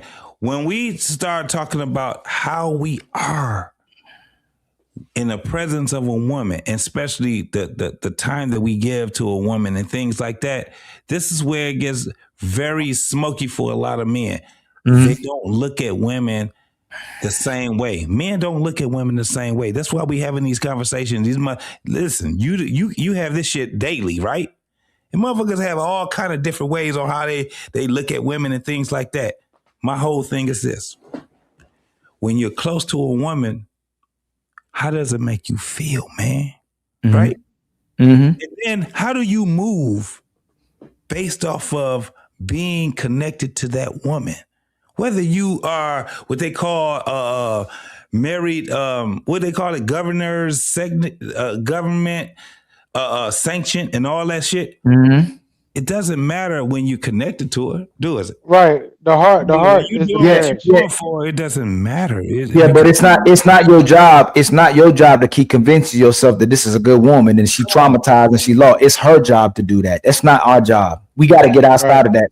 So if I'm laying down with you and your legs are spreading faster than your ability to open your mind with me, that's not my fault. That's not my fault. And I'm not going to blame the young man, because if these young, like he's saying, like there's Trip has a point, right? A lot of these young brothers, if you do connect with them and they see the real in you, they want to go wherever you go. Yep. But a lot of them don't have no avenue. A lot of them don't know what to do, so they just do what they know. But most of these brothers will do for you faster than any woman, even the closest woman the man come across. That's why when people say, "Oh, it look weird if a man has homeboys and not a woman," no, it don't. A lot of those brothers he can go cry to. A lot of those brothers he can go ask for assistance. A lot of those brothers you can vent to. A lot of those brothers will help you through that. A lot of those brothers will tell you the right thing to do, because most men that I come across, if a man got a good woman at home, most men ain't gonna let you violate that woman. They're gonna let you cheat on her, do wrong by her. But if she not a good woman, most brothers will probably support. Hey, bro, you gotta do what's in your best interest. They'll probably still try to get you to keep your family together. But if you need some peace, ain't nobody gonna frown upon you, because you gotta go outside and find some peace to stay with your lady. But if you got a good woman, most brothers are gonna hold you to, hey man, you need to go take care of her. or we can't be friends. I cut off brothers before when I found out they weren't going to by their women. I got a whole crew. I got a whole crew of young boys that say if you don't take care of their kids, they won't fool with you no more. Yeah, I got at least 20. I got 20 young dudes that circulate around me that is like that. They say if the dude that we'll give you a chance, we'll try to bring you in, but once we see you really ain't trying to take care of your kids, man, they just cut the dude off. Like, man, we ain't fooling with him no more. I'm like, why? What happened? Man, he ain't take care of his kids. We don't do that around here. We don't do that. You know what I'm saying? We standing up for our kids because they understand what it feels like to be left, to be out here hopeless in the darkness. They understand, so they like, we would never. I told you these young boys is different, but again, a lot of the that's why that YN stuff you talking about is true. They try to demonize these young boys, but they really is like they on another level in how they think because they took all the information that we have passed down and they done put it in a toolbox. The only thing is the women that they dealing with are terrible. You know what I'm saying? They'll sleep with their best friends, their homies, the ops, all this shit, and they looking like, bro, how can I take this seriously? In the end, and it's all for sale. It's all for sale. Once these young dudes realize that like it's all money based and it's not based on principles and values and shit, man, they start looking at shit different. Like, man, I ain't really trying to wife that until I find somebody that's really gonna be about the principles that I'm standing on, and then I'll give her the world. But until then, I'm not gonna be attached to this. I'm gonna smack something down every now and then, but I ain't keeping that. You know, but that's the thing but the thing is, y'all really preaching that. But then when they do it, y'all look at them like, oh, them crazy young dudes. Like, no, they just following the blueprint. They shouldn't fall in love with some of these horrible women. They shouldn't. They use them for what they're for. But we do want them to get married and find wives. But again, diamond in a car crash. That's what they looking for. Imagine a big ass car crash where it's a car's motors, oil, fire, glass all over the place. They looking for a diamond in the midst of all of that. So you got to give it grace. You feel me? They're not going to find it. This is the thing. I ain't going to say that. They're not going to find it. I don't want to be that negative. I'm not saying that they're not going to find it. I'm just saying as far as what you was saying, they're not going to find it that way. This is the thing. When we get with a woman, man, it's kind of like a surprise. When we get with a woman that we really value, man, that shit feels good. It used to be songs, man, to articulate what we are feeling about that woman. You know what I'm saying? They just doing what they're doing. They trying to be the best person that they possibly can, right? And when y'all meet each other, it's like two strangers actually understanding who they are. Not only you talking about a different world, OG. In this world, them women don't care about none of that. Where that bag at? No, you hear what that woman said to start this podcast? She said she need 40K before she go, before she stop stripping, before she stop hitting the streets. That's what it is. That's not the majority of women. What I'm saying is this. And certain age groups it is. What's not majority of women? Shit, certain age groups it is. I don't know about your age group, but in my age group and beyond younger than me, it is. And what we know, if you put love on the table for a man to have for his rest of his life, and you put $100,000 on the table right now, a man gonna pick that love. If you put $100,000 in front of a woman right now and tell her to pick love, she's gonna pick $100,000. She's gonna pick $100K every time. There's a price on her cooperation. There's a price on her submission. There's a price on her loyalty. And the worst part is when she does get those things that she's asking, she becomes a worse woman. She becomes the woman who wants to believe you should finance her leisure life. Everywhere I keep going on panels, a traditional woman is a slave.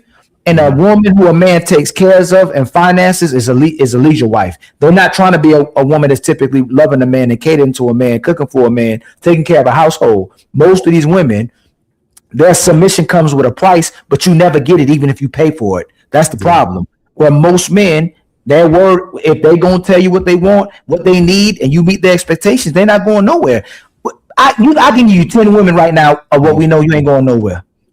I give him 10 women, he ain't going nowhere. You give a woman 10 men, all the relationships ended by a year. She's not loyal to one guy or 5 guys. Where a man is loyal to his main, his side, his his whatever, like his Monday, Tuesday, Fridays. The women convince that man to let go of what gives him peace to get with a woman who don't honor polygamy or monogamy. Where a man will honor both. It's not the men. Men love women. I love you if I got 5. I love you if I got 1. Like men love women. The women love them. Women don't even love themselves. If you want to be honest, I fuck with that. I fuck with that because for the simple fact that let me go anecdotal. I've been in the presence of women, man, and I couldn't wait to see her again. You get what I'm saying? And it ended. Eventually, it ended. And it went to the point of what you were just saying. That motherfucker didn't look at me the same way I looked at her. You know what I'm saying? It was like, yeah, for a while. I mean, I was married. I was married for 10 years. I didn't get a divorce. That motherfucker got a divorce. You get what I'm saying? Now, when it comes down to the point where I get older, wiser, and I start understanding shit, man, I get harder. It's very difficult for a woman to get in my presence now and me to give her total access to me now. Right? And it's only because I just take care of myself. Because if at the age I am right now, I've seen some niggas that was 3 years younger than me and they look 5 years older than me. You know what I'm saying? Yeah. But OG, but think about how these girls under, I'm gonna say 36 and under, around my age. Imagine how they gonna age in the next 20 years. Like, you actually got a pool of women that might still actually have some quality about them. I'm telling you, this money first culture. I need the bag, and a man is only an avenue to my bag. Is real, and it's like there's a song by a Sexy Red. These girls used to play that I used to be around. They said Hellcats SRT. That's what make my pussy squeeze. What you mean? Like that's what they own. Like what we know, the average black woman was getting married at 19 in the 50s. Facts. Black man at 20. They getting married now at 29. Supposedly, man. What you think they doing all them other years? It's over, man. Yeah, it's over with. It's over. And look. Today I was talking with Fatty because I'm always trying to figure out what's going on with so many women where they don't want to be mothers and they get tired of it and they struggle with. Hey, Trey, I think that's him. You could put a screen on the thing to see if it's him, but that's him, man. That's him. I want to clear something up, Ali. We not bashing women because there's people in the chat saying we not. Then let them. They know who we are. If they don't know who we are, they need to find out. And if they say you bashing women, nobody said to hate a woman. Nobody said to. We said we love them. If we talk about deadbeats, men who deleting, men who beating and hitting, they'll say, yeah, men need to be better men. Every time we challenging bad women's behaviors, the hit dog hollers. So if somebody think we hating women, they support bad women because we talking about bad women. We're not talking about good women, and we're not talking about women in general. But me and Fatty was talking. I've been trying to figure out what the postpartum is happening because I never heard no women when I was growing up talking about postpartum. They couldn't wait to be around their babies. My mama was crying when I went to school, and my mama would check me out of school. So me and my brother was with her. So I started thinking, my mother. We started out with my mom. My mom had us at a young age. If all these women are investing in their careers, their 304 phase, their fun phase, and they ain't getting married till 29, why you think they so tired? They put all their energy into themselves. They put all their energy into a degree. They put all their energy into working. They put all their energy into being sexual. So by the time they get 30 or 40, they're tired. They don't have the energy to want to raise a kid or want to have to love somebody else when we're supposed to do all that in our youth. But men remain the same. It's hard to change us. We typically stay the same way we was at 20, at 30, 40, 50, 60. We just, like you said, we become a wise man where a lot of these women become tired. A lot of these women become jaded. That's why a lot of them get to 30 or 40. They don't want to work no more. They want somebody to take care of them. It's in their nature. They're not supposed to be doing what men are doing. All they had to do was stay at home, just be an adult and take care of the babies. But now that they're doing everything, want to compete with men with DNV, they're exhausted because they're competing with men and try to do everything that we can, but they can't maintain their energy. They can't maintain the workload or the substance because they're not made to do it. Yeah, I agree. Absolutely. That shit right there, yeah, that shit right there is where you get,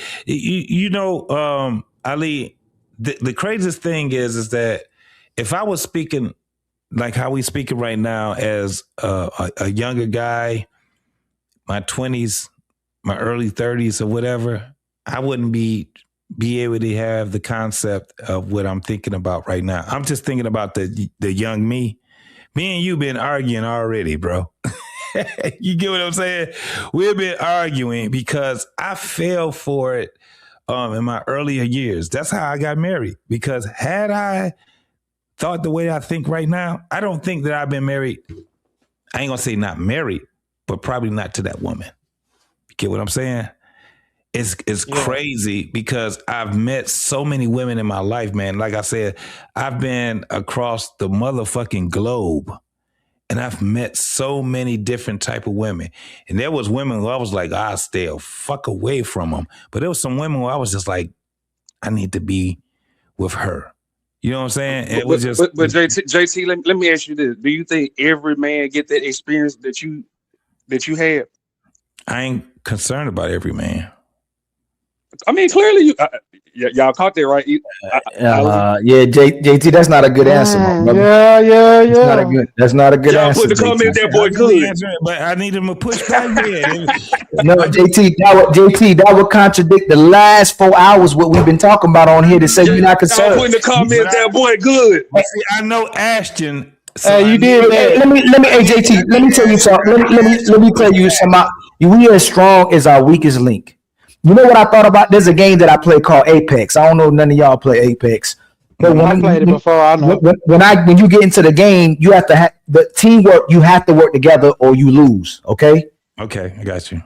When you land, sometimes there'll be people so stubborn and they got egos. They want you to follow them. They might not be the right person to follow, but they want you to follow them. And if you don't follow them or they follow you, you gonna lose. But you gonna lose either way, right?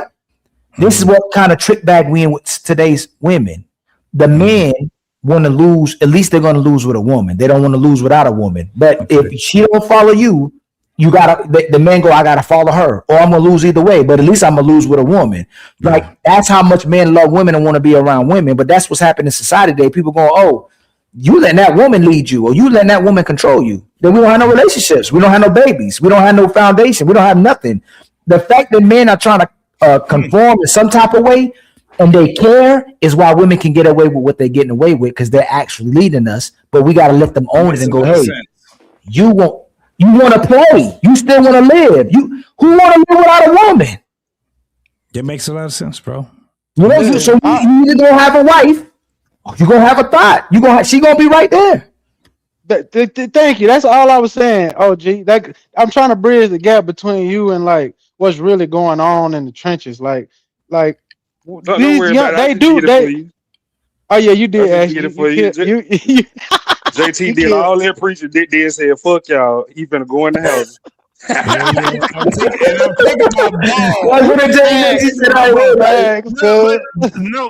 No, but go, man. Listen, man, I'm flawed just like anybody else, man. Let's go ahead, edify me, bro. Well, that's what I was trying to do. The problem, though, JT, is other niggas out here that's flawed and they way worse than you, even when we catch them. But we caught you on camera. What you think these other OGs doing out here behind the scenes? Oh man, they saying the wildest, dumbest, goofiest shit you could imagine in the world. The sisters would tell us that when we go, hey, what about? Hey, you shouldn't be worrying about all the women. You should just be worried about the woman that submits to you. When in reality, the fact that we don't worry about all the women, ain't no women submitting to nobody. Because we go, okay, find a woman that submits to you. The woman ain't supposed to submit to what men are asking for in general, and she not even submitting to the men that she claimed to love or like. Most men have never two things that I know for sure most men have never gotten in today's day and age, or will never have, is they start to not have the love of a mother, or they may never get love in their whole entire life, or 3, they have never got a woman has never allowed that man to actually lead them. 3 things. So you either might have not got love from a woman, your mama, you either will never get love from a woman, or you will never have a woman allow you to lead her anywhere. Most men will never get those 3 things, and it's not their fault. It's what women are doing. Yeah, right. I gotta disagree a little bit too, Ali. It's the fathers. What part? What part? How is it a father? The fathers do it too. This is just my opinion, and I've been. Of course, you gotta be right. You got your. But how is it the fathers? Let's just take some of these fathers be babying these girls, man. They be doing it. Hold on. You're saying the fathers are messing up the daughters too. Yeah, I feel like that they. Let's say the father is a engineer, Mm-hmm. You know what these girls be saying. My daddy told me if I'm gonna get a man, get somebody like him. That's your Oh daughter. yeah, You gonna pay you for gotta her do nails, everything. her You gotta hair. do everything my daddy did. Like, yeah, like Yeah, you know what I'm how saying? we gonna build? How we gonna build together like that? Like sometimes I'm working my way to that, but I gotta get you a car off the rip. Like I gotta do this off the like. Sometimes we gotta work together. That's what we talking about when he said 56 years. Them older women. Hold on, YG. Let's slow it down a little bit. You starting off. You said you got to get a car. Let's go down a little bit lower. Let's start at 16. Yeah. So your mom and dad expect me to prepare. Yeah. Who? You ain't got no car. I ain't got no car. Like, let's be honest, bro. These fathers be damaging they kids too. You know they. Yeah, but you see how we deflect from the fathers are doing what they think the women want, and that's how they got the women. A lot of men don't even have control of their house, or will lose their kids for going against the mother. So most men. But listen to what he's saying, Ali. He talking about I'm not disagreeing with what he's saying, but most of that comes from what the one mothers want the men to implement and make the daughter feel like she don't need nobody. Ali, I agree with you, but this is what I'm saying. If we gonna call out the women, because you know they say we be women bashing and gender warring. Let's put the men on there too. I told y'all stop. I told y'all stop doing it. They're the leaders. No, Ashton, listen to me. No, Ashton, listen to me. Well, you don't have to listen.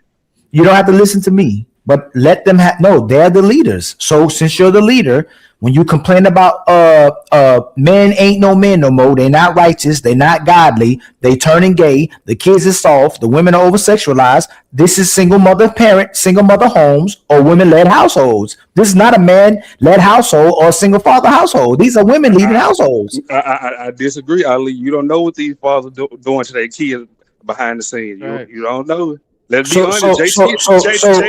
JT just gave y'all a whole lecture about life and then said, "Fuck y'all." When I asked one question. Yeah, I mean, I did, and that was a real time. But this is the whole thing. It wasn't young boy. He studied at me too. You know what I'm saying? These other niggas ain't doing that. Hey, this nigga hold on. JT, you ain't gotta say nothing. JT, you get credit. JT, you get credit just for taking accountability. That's all I'm saying. Hear me out. I'm talking about these other fathers out here. Yeah, I'm not trying to clear up. No, but we all do it. JT, you ain't got to click. JT, he does it too. Triple do it too. We'll find ourselves saying things that the society was teaching us to endorse the women. We all do it. So he just messing with you. Most of us have our compromise moments. Most of that, everybody on the panel has in some way compromised themselves some type of way. All I'm saying, I know that's cap. But I have never. The main thing that I'm saying, put a stamp on it, Ali. Put a stamp on it. Is that your avatar with the women in the back of your screen, with the back on the back of your pictures? Yeah.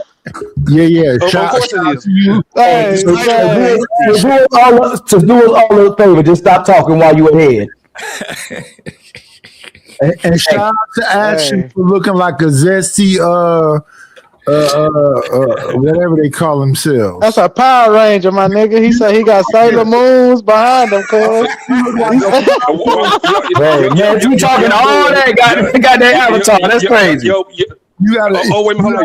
Y'all been say that avatar trash. And that what y'all been saying? I like that shit. That's perfect, gang. That's peak. Thank you, sir. Thank you, a real ass nigga. Yeah, that's peak right there. I like that. We looked at you sit on the edge of a bed with an empty bottle, keep taking sips. So come on. Ooh, I saw that too. Let's perpetrating. I don't know, cuz. So y'all tweaking. Ali, I never streamed in my bedroom except one time with my girl. No. Ashton. Have you ever pretended like Ashton? That's not. Let's get straight to the point. Let's not deflect from what Knight has just said. Have you ever pretended like you was drinking out of a bottle while there was nothing in it? Ooh, too long. I think it was a little bit in there. There was nothing in there. There's nothing in there. Hey man, y'all can't knock him for drunk.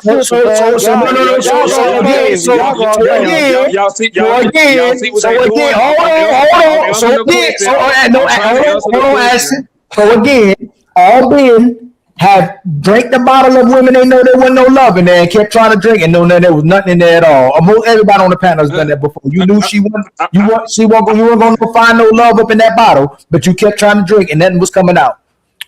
Ali, can I explain? No, guys. Young boy. You said on the you see what I'm saying? That bed with that.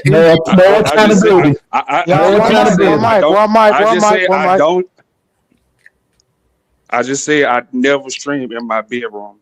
But about the bottle part, I was drunk, but this is the thing, it was only Ciroc, always by 2 at a time.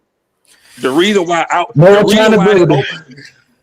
you told JT, let her finish, Ali. Let her finish. It is the YNs now. Can I finish? That's what I'm saying. Because if I was a YN, I would have been chat. You're definitely not a YN. You know y'all know about to go to sleep and leave 2 people talking. Y'all think y'all slick. But no, this is what I'm saying. I was trying to respect the platform. I didn't want to crank up a whole nother bottle and fuck. I don't know what Anton other deals he got, so I just kept putting my lips on that bottle. Like that's all it was. Trying not to, you get what I'm saying? Open up another bottle on camera. I understand because you were lit. Because I get you were lit. Because I know what's going down. It wasn't even that I was lit. It's just like they just kept coming out of nowhere, and I just kept like seeing it. I kept seeing the play, but I'm like. Sitting on bed. Come on, young boys. So Ciroc is clear and the bottle is clear. If I was, y'all have never seen me do some broke shit. That's the shit that kills me. I don't know about that's why I said just go on and say, nigga, I was lit. I was talking to y'all niggas. I was y'all was frustrating me. I thought I'm hitting a bottle and I ain't hitting no bottle. I was getting madder and madder. It's just like, damn, I'm trying to see like what's the play, like these niggas are coming out of nowhere saying weird ass shit. Let me just keep acting like I'm drunk. Them niggas did this shit for like 6 hours straight. I'm like, oh, okay. You was acting like you was sober with an empty bottle. No, acting like I was drunk. But you see how they be switching my words, young boy? Tat.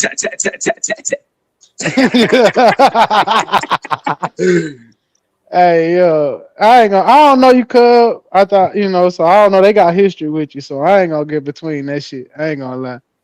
You feel me? But no, my point was I was just trying to bring the OGs up to speed about what's going on in the trenches. Like I think these young boys really doing some commendable shit, but they don't live in a world of good women. So a lot of these talking points y'all got, it only deal with the age of like 40 and above. I ain't gonna lie to you. Like y'all not talking to us at a certain point. And the thing is, I wish y'all would listen. Like that's the one thing that y'all tell us, listen to y'all. But then when it's time for y'all to listen to us, y'all got all the excuses in the world to not hear. And I just be like, sometimes y'all got to come down off them horses and be like, let me listen to these young boys so I can adjust my message to where it's feasible for them. You feel me? But that take accountability and it take y'all understanding that we live in a different world.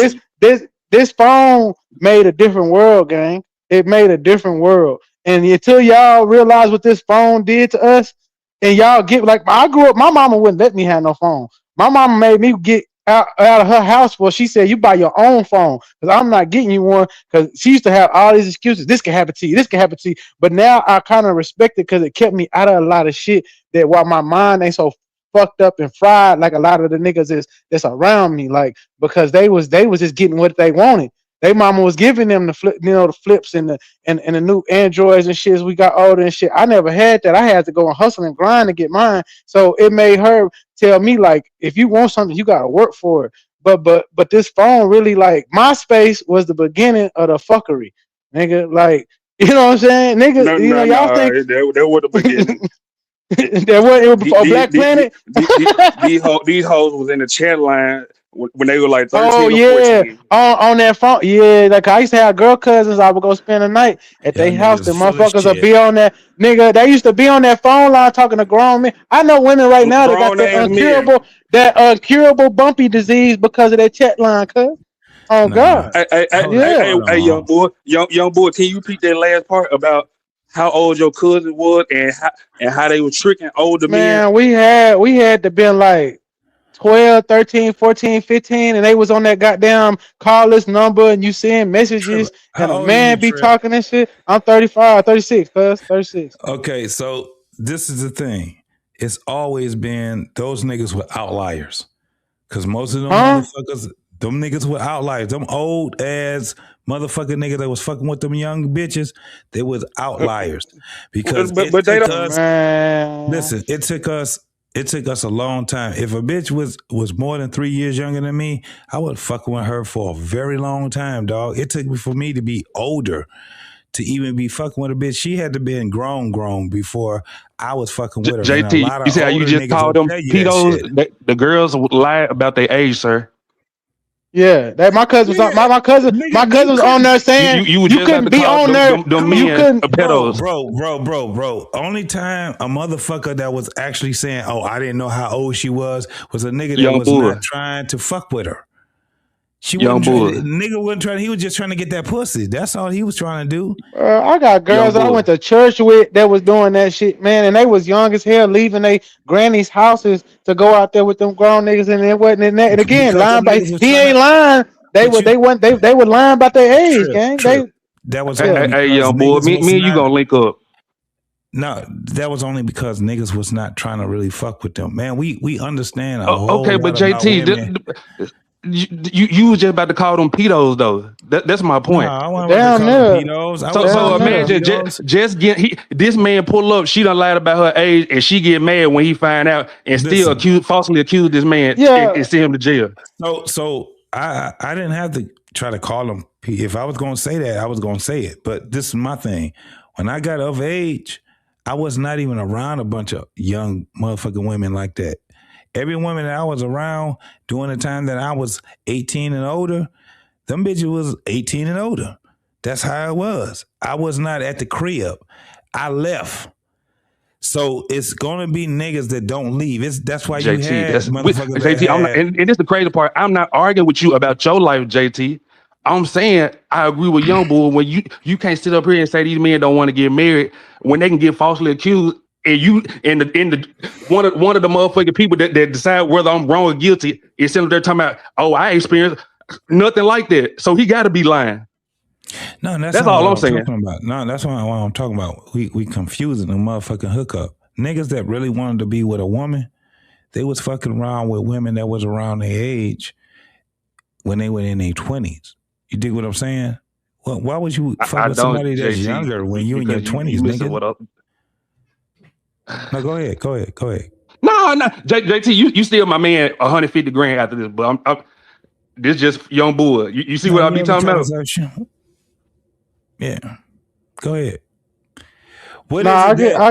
What they trying to say is it derails the conversation when we make it seem like that most of the men were engaging in that type of behavior, or they were engaging in the PEDO behaviors when most men weren't doing that, and it turns the conversation into and almost looking down on men or emasculating men for dealing with young women. And the thing is, I want to bring it back to the video that started this thing when the broad said she need a motherfucker to give her 40 to 50K and all these dudes spending this money in the club on her. Bop, wop, wop. Who you think were doing that? She said she started that shit. She was 18. She been making 20 to 30 bands every month. They said she was some kind of celebrity broad. Now I don't even know the female, but the little Mexican, Puerto Rican, whatever she is, chick that Trey was playing earlier. So that means some old niggas was spending money on her, gang. It wasn't nobody her age. Man, those niggas were 100% outliers that she was sitting there saying that she was. If it was true, that's why I raised the question: if what she was saying was true, or was this bitch trying to flex? At the end of the day, it wasn't true, JT. If you actually know these new bitches today, like that's what I'm saying. Me as a young nigga, I can listen to a bit and I know what she's saying. You know the difference between y'all being young niggas and us being old niggas? Yeah, y'all don't like to listen to us when we telling y'all what really going on out here. No. Let me tell you the difference. We was young niggas just like y'all. I know, that's what I'm saying. I know y'all would, but you didn't have this phone. Women, even back from y'all days. Y'all be talking as if y'all got the shit figured the fuck out. The reason no, we not saying that. JT, I definitely got it figured out. That's why I'm arguing with you. That's why you can talk about the women back in your day, JT, and I even go there with you. And this is the embarrassing part. I would have never, as a married black man, let my wife tell my grandkids, fuck a marriage. Go get your education. Ashton, let me tell you this. Nigga, all these hoes say that shit today. That's what their grandmama told them. Between your days and my days. My days was my days. Your days is my days too, nigga. He just did it again, didn't Ali? He said, fuck these young niggas, right? No, I'm telling you. Yeah, and so many words. Listen so many words. Because if y'all saying that we ain't listening, you ain't listening. My days was my days. You wasn't there. We know, but we know your mama, we know your grandmama, we know your sister, we know your niece. They talk behind your back and they told us what the fuck was going on. So when y'all old niggas try to pull this stuff, we don't know what was going on. Nigga, you was wearing a motherfucking tank top, calling niggas giant turkeys. We know. You still not grasping what I just said. My days was my days and you wasn't there. But wearing brute, nigga. Your days is my days because I'm still there. I'm still here. I'm still in these days that you're in, homie. Y'all sitting back acting like what y'all knew because y'all be talking about our days as if you were there. That's some fuck shit right there, bro. What the fuck is you talking about? Your days are still my days. Nigga, I ain't out here where I'm just in a fucking wheelchair and I ain't doing shit and I ain't got shit going on with me. Nigga, I still got this shit popping right now. Hey, what's cuz name? OG, what's your name? Is it Will? I don't want to say it wrong. I just see what we know podcast. What you go by? Just JT, you can JT. Okay, JT. Yeah, I told you, I'm just here to bridge the gap. I don't listen. I will say this: we didn't know a lot about y'all days, but the internet that made y'all days come to the forefront because motherfuckers talking about it. That Freaknik documentary showed a lot of shit about y'all days. I ain't gonna lie. Like you can say what you want to. You can say what you want to say. Crying and blaming y'all because y'all left 30 years ago. Nigga, we know, JT. Listen, hold on. That was a documentary, first and foremost, homie. That was a documentary that y'all saw from vision of a motherfucking video. So JT, I'm from Texas. We had Texas Relays. We had the Kappa. These are things that when I was young, I wanted to go to, but they ended before I go to. Now that I know what Freaknik was, now I know why all my older cousins was like, we can't wait to go to the Kappa. We can't wait to go to Texas Relays. But this is the thing. And I gotta say, from a person that went in 1994, I went from Germany. I came back to the States and I went to Freaknik. So I understood what it was. It was a different experience that I had. I didn't have the experience that they were showing on that motherfucking that video that you guys get a chance to see. I was there. I understood what Atlanta was about. You dig what I'm saying?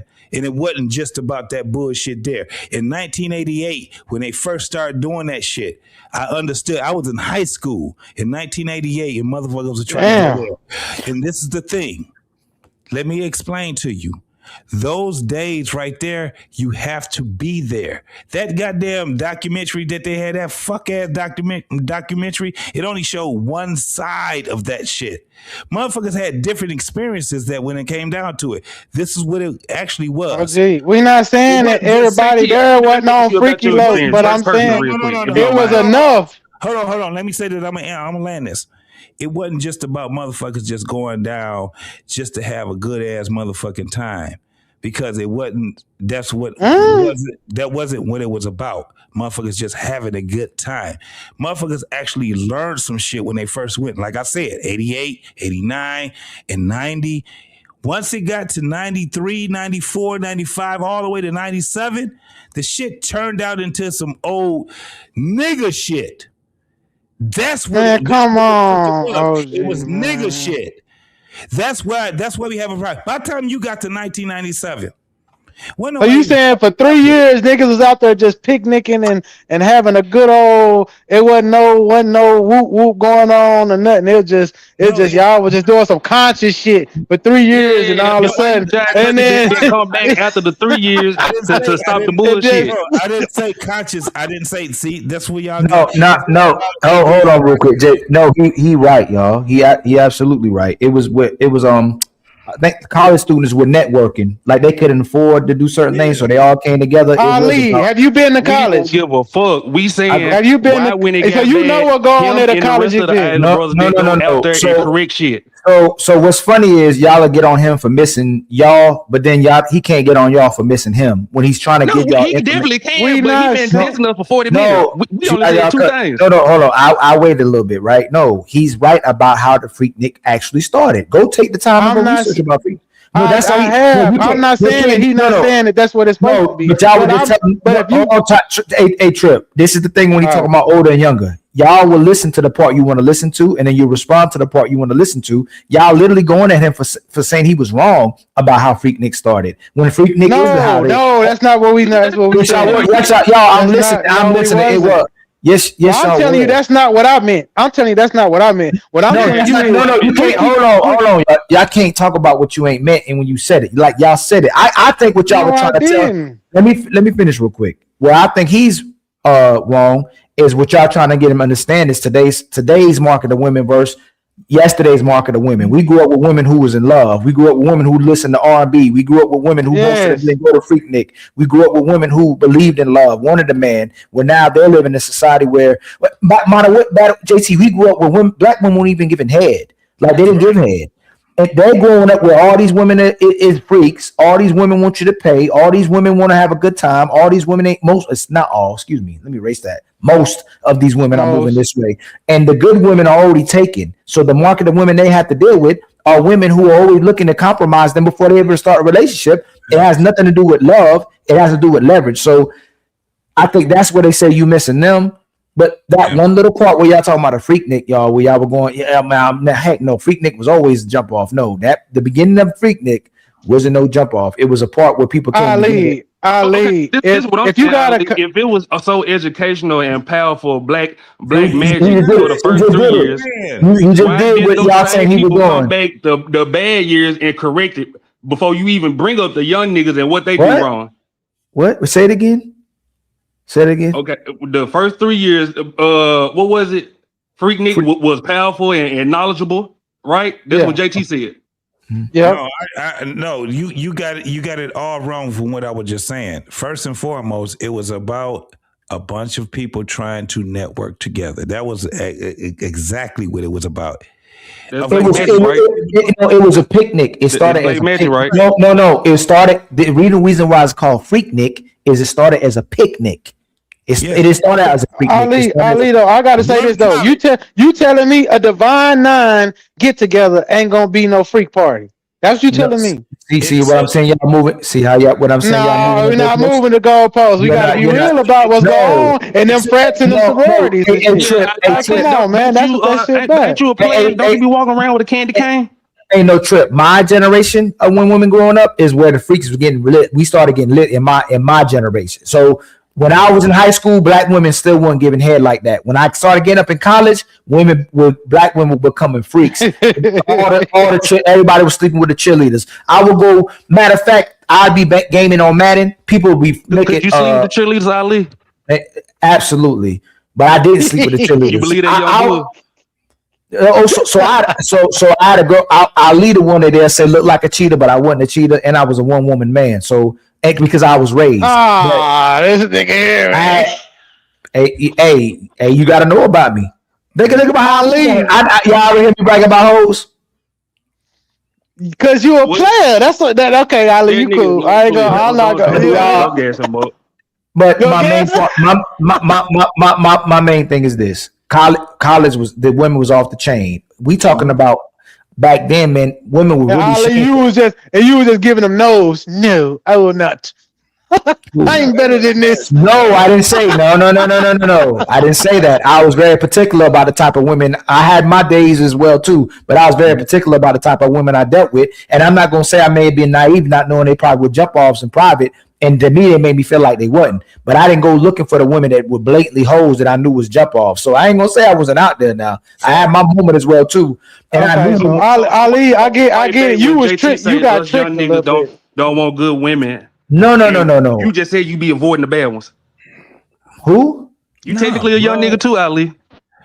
Who? I never said all of us was young at one time. What you talking about? Hey, Ashton, don't go do that trickery stuff where you saying two things at the same time, but they're not the same thing. Facts. Young boy, you heard him say, I'll be walking on water. You heard him. There's so many words. Nah, you be walking on clouds. But, don't try to trick me now. Don't try to trick me. Nah, Ashton owing 1,001 right now. But the main thing he trying to say is when we were younger, man, women were really shamed for being hoes. If you found out she was a hoe, man, everybody they would run through her, but you didn't want to wife her. So women didn't want to be hoes. But that hoism was starting in our generation, where women started being hoes, and now it's like plentiful. Now most women are being hoes. But in high school, in college, y'all right, it was crazy. But in high school, there was hoes, but it wasn't hoes like that. Okay, that's all I was saying, Ali. If a bunch of college students come to one place, I don't care how powerful.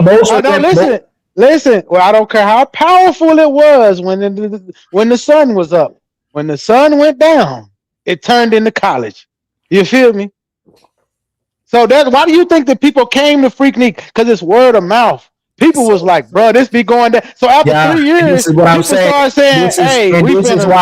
This is why the older generation. Can we just use some reasoning? This is why I don't quit. I still had a conversation, but this is why the old heads go this way and the young heads will go another way, because at some point the young heads stop wanting to talk to the old heads and the old heads stop wanting to talk to young heads because we can't meet in the middle. But I will always meet in the middle no matter what the conversation had, but you missing the point of what he was making on the point that you lost. I get what he's saying. He's saying that like it did. No, my point was never about Freaknik starting nothing. My point was that I just used that documentary as a there was people that was getting down, but most of the people weren't looking to get down like that. I know. I didn't use it in that fashion. You keep saying no to what you say. Hey, Trip, you know where you killing me right now? You want to do it. You keep saying no to something that you're saying. You keep saying no, that's not what it is. So what are you trying to say? I think you listened. That's what I'm saying. You're not even okay. So what you saying? So tell me what you're saying. So I hear it again. What are you saying about Freaknik? I was just using Freaknik as a baseline to show like this was going on at the time, because we was talking about like, you know, how things were different and da. No, things was in secret back then.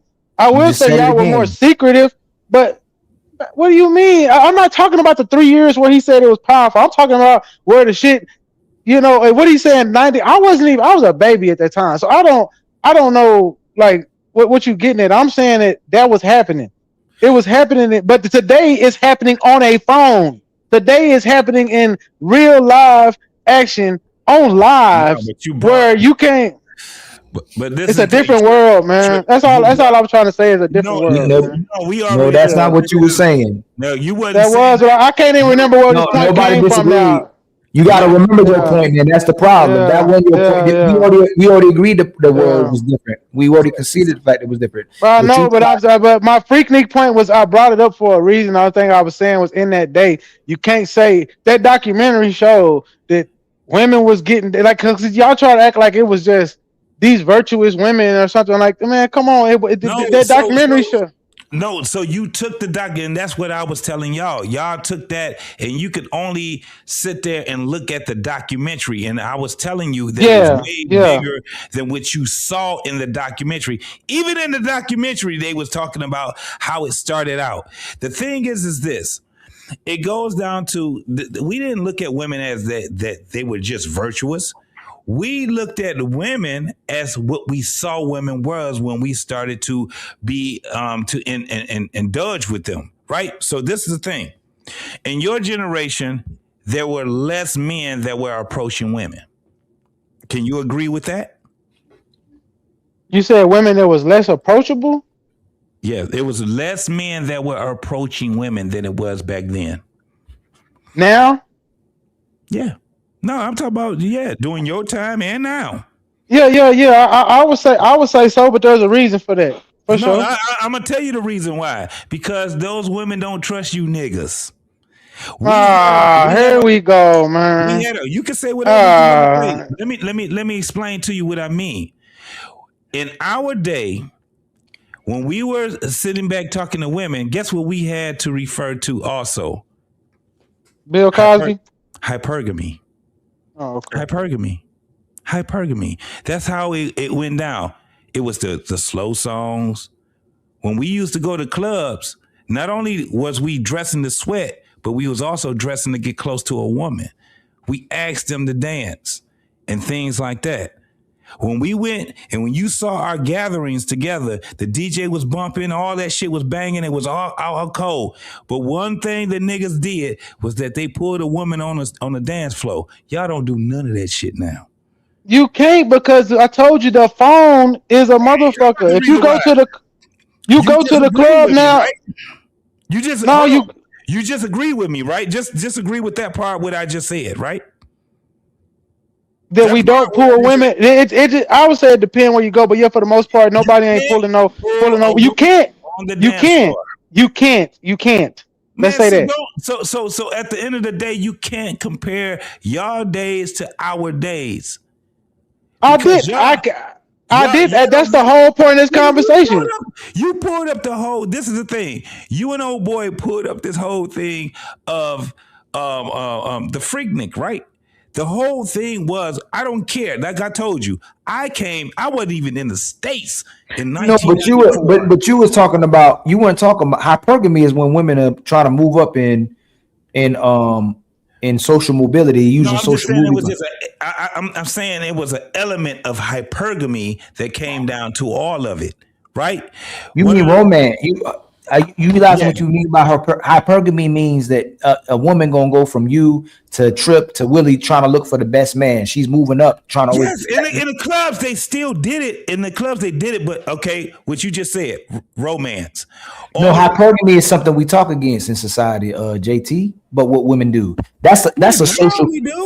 Now we do. No. At that time we wasn't. What is hypergamy to you? Listen, hypergamy is basically when it comes down to a man, he will sit back and be, when it comes down to opening the door for a woman, being able to be. You talking about chivalry, JT?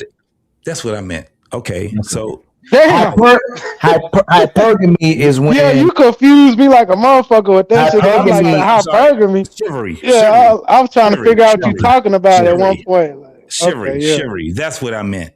Hey, a lot of women reject chivalry today, man. I done seen people get cussed out for being chivalrous. That was my point. That was my point. Yeah, that was my point. So they reject it, but also you guys play their game.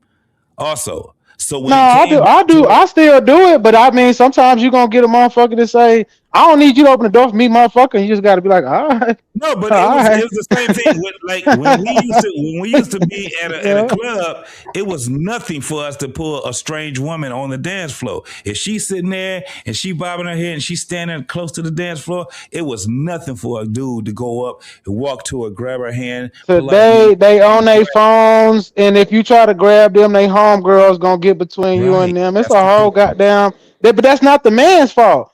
I'm saying men try. It's just we live. Yeah, I'm not talking about whose fault it is. We just saying the difference between the days. That's all I'm saying. Yeah, for sure. Yeah, so when it comes down to it, when we were and let's go back to the Freaknik, it was that also. That was what I experienced. They had a bunch of parties, bro. Tara Avenue, they had College Park, they had a lot of shit going on, even in cities that wasn't even real close to Atlanta, right? They had some shit going on, but motherfuckers had parties going on because they knew it was that time. When I went, it was in 1994. That shit started in 1988. You get what I'm saying? And I came from I came from Europe all the way over there. I planned that motherfucking shit, and when I went there, the shit was the bomb. Okay, let me ask you this, OG. What made you want to go? Since you said you went in 94, well, what was the rumor that made you say, man, fuck that, I'm finna go do that? When I was in high school. in high school that was 88, right? So what in 88 told you? What was the rumors going around that made you be like, boy, I can't wait to go to Freaknik?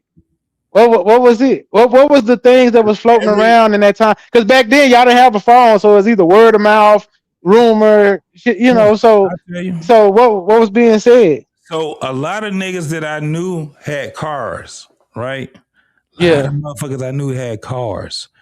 And a lot of niggas that I was close with, they were like seniors or juniors in high school and shit like that. I was motherfucking what? In 88, I was a motherfucking sophomore. So damn. You know, it was at a point where motherfuckers, and it was just all over the place. And then I had friends that also was in college, right? And they were going to the Freaknik, and everybody was planning on going to the Freaknik all these years. Motherfuckers was like, nigga, we about to head to the Freaknik. Well, nobody catching planes and all that shit. Niggas had cars. And so that's what it was. Now, fast forward. But no, I'm saying, but what was they saying or why they were going? Because no. They're gonna talk let me tell you how this shit got to a point where I said I'm going. I went to the military. Yeah, and I was in the military too. So. Yeah, so I was in the Army. So I had niggas. I had a whole bunch of friends that was in the South. I had niggas that was from Georgia. I had niggas that were from Alabama, Mississippi, Tennessee, all over. One of the things that them niggas always did, they went to the Orange Crush. Right. And they went to the Freaknik. It was a couple of other ones that they did too. That was one of the ones that they did. 1994 was one of the times where I said the Grambling Southern Game, Bayou Classic. The Bayou Classic. You get what I'm saying now? And, they all were the same thing to me at that time. Every one of them was the same thing. And what is it that motherfuckers say? Just say something like, we going to a club. What did niggas used to ask other motherfuckers? Is it gonna be some hoes there, right? That's basically what they used to say. So when niggas talk about the Bayou Classic, the Orange Crush, the motherfucker Freaknik, and it's a lot of other shit that was going on. Louisiana, you know what I'm saying? Alcorn versus A&M. I know what you're saying. All of them. Yeah, for sure. So when they come back, what do they say? Man, there was so many bitches there, blah, blah, blah, this and that. And niggas started talking about their motherfucking war stories that they had there. That's what made other people go. When I went to the motherfucking Freaknik in 1994, that probably was the biggest one. Motherfuckers had problems, bro, because they were driving and all kind of other shit. I rented a car. I had planned that shit, but I was coming from Europe. And man, I had a ball. I had not apartment, but I had a motherfucking a hotel. I had a space that I went, and we walked everywhere we went. I didn't go to the motherfucking mall where everybody else went. I didn't go. I was going to spaces where the people that lived there told me that they was going. And I had a great motherfucking time. However, watch this. Most women that I've talked to that went there, they didn't have a good time. You know why? Niggas was grabbing on them, feeling on them, talking shit to them, all kind of crazy ass motherfucking shit. I even had a couple of bras that were saying that some motherfuckers had raped them. They had problems. This is where when you start seeing you seen the documentary. You saw the dark side that they had to that. It was worse than what that documentary was saying, dog. It's women right now that wasn't on that motherfucking documentary that still are living with that shit right now, and they're over 50 years old. Shit. That shit was something different. The experience for women was totally different from the experience for men. When we get to talking about that shit, you start talking to motherfuckers that's my age, you talk to the men, they be like, nigga, we had a ball, we was this and that, and shit was going. Talk to the motherfucking women. It wasn't the same fucking experience, homie. Orange Crush, the Bayou, it wasn't the same experience. You know why? Because they wasn't fucking covered. They wasn't covered. Okay, I can see that. I ended with that. It's hard for me to say anything behind that because I feel you. I thought about that when I watched that shit. I was like, Man, I know how some of these old motherfuckers be talking and shit. Like the first time I heard a Spanish fly was from an old nigga, and I was like, "What the fuck is that?" I was young. I just think that I was like, "How you even know about that?" Like, you know what I'm saying? Like, this shit like that used to make me look at the cats like, "What the fuck y'all used to be doing?" Like, you know what I'm saying? Y'all was on some. Now that Cosby shit, you know, made it come out, and now it's like, oh, okay. Spanish fly was just it was a Quaalude diet. It was a diet Quaalude, right? Yeah, I don't know about that. See, I don't even know what a Quaalude is. That's what I'm saying. But I heard because of the Cosby shit about it. I guess it's like a perk. I don't even know, like a perk 30 or Perk ain't something. got shit on the Quaalude, nigga. Perk ain't got shit on the Quaalude. Them drugs they used to have right there, dog. That shit had you, and that was before my time. I was a kid doing Quaaludes and all that. I just heard that shit because I had a bunch of fucking uncles. Had a bunch of goddamn aunties. Yeah. You know what I'm saying? That was before my time. Those days was something totally different. So yeah, man, that shit was that. Those the times where people got to, when you hear people talking about how good of a time it was, trust me, there's some motherfuckers tell you that they got fucked over. It's been. Let me tell you one of the things that I can honestly say that was really fucked up for a lot of people. They brought their ass down there broke. They ain't had no fucking hotels. They was trying to get hotels, and the motherfuckers was full.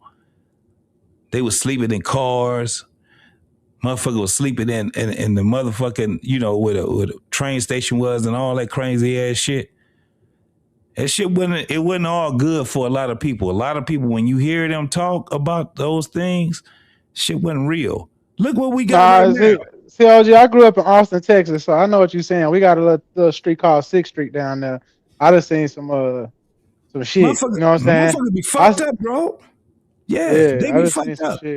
Niggas would sit back, and I'm gonna tell you, these women don't be covered, dog. I done seen some women that was on, they just went down there because they wanted to be down there. What was Orange Crush was Florida, right? And I heard about that, but I ain't never know that. Man, the shit that used to go down there, it be so many motherfuckers that ain't got a place to stay. And guess what the women end up doing? Giving that pussy up so they can stay there. You get what I'm saying? They give it that they sit there and they will. So you saying it was cheap back then? Goddamn. Oh, the pussy was very cheap back then. Especially during that time. Orange Crush. Hey. You know what I'm saying? Motherfuckers go down there because they don't prepare themselves and they're not covered. It's a lot of that shit happening down there. You would have more men that'll tell you, oh no, shit was banging. But you would have most women that say, man, that was the worst time of my fucking life. And then you'll find out that they be like, oh, the girls that went down there weren't even my friends. Because you was uncovered. Oh yeah, I heard that shit a lot when I used to be in Austin, Texas relays. Them girls be like assed out, and I'd be like, "What happened to the girls you was with?" And I barely met them. What? Like, what you doing? They left. They left with some niggas and just left me down here. I'm like, oh, gotta go. They were. There was a word that was way bigger than what motherfuckers can even imagine what it is right now. Finesse. That was the thing. Thanks. The 90s, that word finesse was a motherfucking word right there, homie. Because they would finesse a nigga for a place to stay. So they thought. Nigga, like, you laying up in this bed with me, bitch, you about to get that pussy up. Nah, that shit, you know what I'm saying? And yeah, I always was like, I had a condo at a young age, because I used to be, like I said, I'm a reform hood nigga, but I used to like sometimes fall into shit like that, but I would never fall for that trap. I just go get a blanket, a pillow, throw it on the couch. Hey, you got it. You know what I'm saying? Because I always worried about the backlash, like of what she could say after the fact. Like, oh, like you said, that regret and shit. Like, bro, I'm not finna. Yeah, now if you fucking with me, maybe tomorrow we can talk. But you drunk right now. Here the pillow, here the motherfucking shit, couch yours. You want the remote? Right, you know what I'm talking about? Yeah, I'm finna go to the room. You know what I'm saying? Word. You feel me? And listen, the majority of niggas will do that. The majority of niggas be like, nah, you tripping. You shorty, you tripping. Yeah, Right now. cause you know how that shit can go. A motherfucker be cool if some shit go down, or a motherfucker wake up the next morning and go to all that. Oh, you did something to me, and that nah, nigga I don't want. I don't want to be that guy. I That don't want to be nigga in that the guy. courts, ain't he? He in the courts. God. And that motherfucker, now he got to be judged by 12 or judged by the judge, right? That's how that shit happens. That's why when we be looking at this shit on the news and motherfuckers is out here talking about a nigga had raped them or whatever it was that they did, you be like, oh shit. We can understand exactly how the shit could have happened, but some of these niggas are weirdos. We have to be 100% when it comes down. That's why I'm not a woman versus man type of. I know if I'm protecting you, the majority of the time I'm gonna be protecting you from them goddamn weirdos. You can't see that nigga's a fucking weirdo until that nigga end up being a weirdo. Get the fuck out of here. And that's why sometimes this ministry shit be getting to me, because I've been around women that's been like. I tell you like this, there's a woman that I think we don't talk about. That's the woman that's looking for a man, but she just keep running into weirdos or running into motherfucking dudes that don't give a fuck, but they honey pot her, they play on her and shit because she fine and shit, and she just keep throwing, because maybe it's the way she was raised, her mama, whatever, that she thought that was the way. And then she get to a certain point where she run into a real motherfucker, but this is a good woman. It's just her history looked bad, but it's only because all of these shit she thought was real. She really was invested, but all of them just end up being bullshit. You know what I'm saying? But that woman gets lumped in with the hoes. You feel me? Yeah. I done ran across these women, but in these spaces, you never hear nobody talk about that woman because she is kind of rare. It's almost like the good girl that's kind of like floating, because it's vicious out here. It's like a lot of niggas don't know. A lot of these women's mothers be terrible. They really set them out. You know what I'm saying? And we as men be blaming them like, oh, you should have known better. How she gonna know better when that's what her mama was telling her?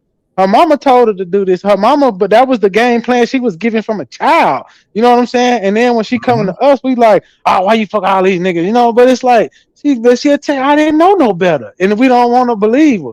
But there are also women that know better.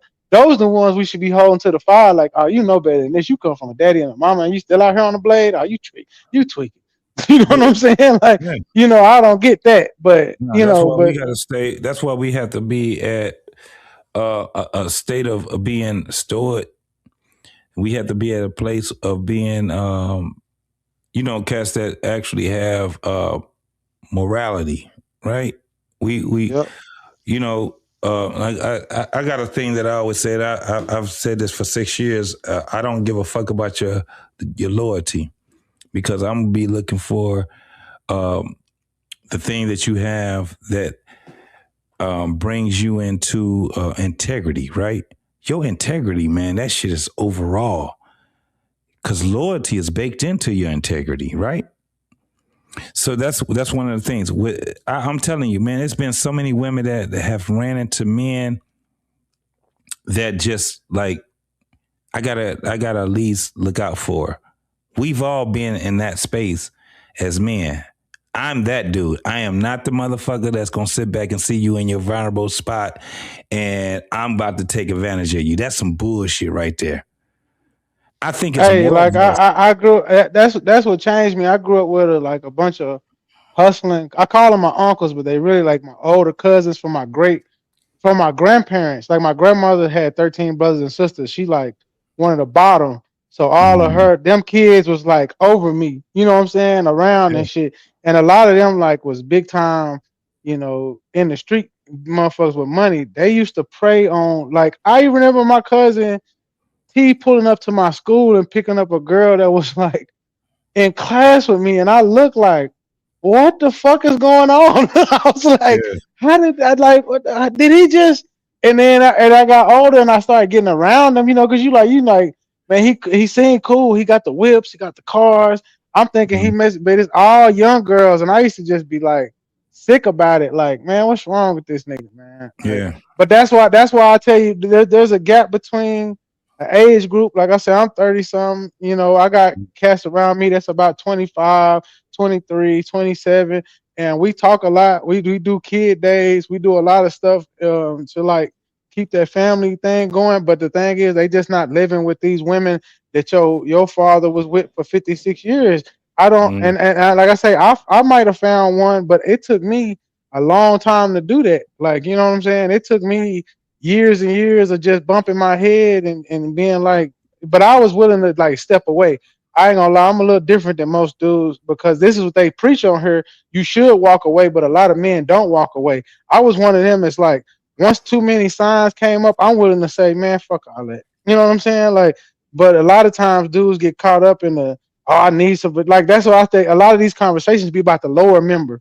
My dad and my see, I had my dad in my life as I got older. I didn't know him when I was young, but I was older. He always just preached to me, don't let your little head decide what your big head should be making decisions for. And he would stay on me about that. And so I always was like, when I got around, I respected him so much because he, even though he had kids, I also seen the stuff he went through. I understood, like, my mom never said nothing bad about him. My mom to this day don't got a bad word about him. So it let me know that like he was really a stand-up dude. He was just young and, you know, but I took that to heart and I said, okay, sometimes fuck the pussy. Men need pussy, yeah, we need, but I'll be willing to be like, man, fuck that. I'm out. You know what I'm saying? But a lot of dudes won't do that. They'll stay, they'll stick it out. They'll have a baby with this bra and then they world go to shit. That's what all this complaining about, because a lot of these dudes will say, my baby mama is a terrorist now. I'm like, man, bro, you knew she was a terrorist before now. You just were trying to ignore that shit. You thought you could fix her. You know what I'm saying? And the thing is, you can't fix every goddamn problem. You know what I'm saying? Sometimes you gotta let a motherfucker go out there with them wolves, man. Leave her alone. You know? But that even this is my whole thing though, bro. We should be wiser from the things that we did. We do some fuck shit when we young, bro. I'll be mad as fuck at the age I am right now that I do some fuck shit. You know what I'm saying? Like, that's something a 20-some-year-old would do.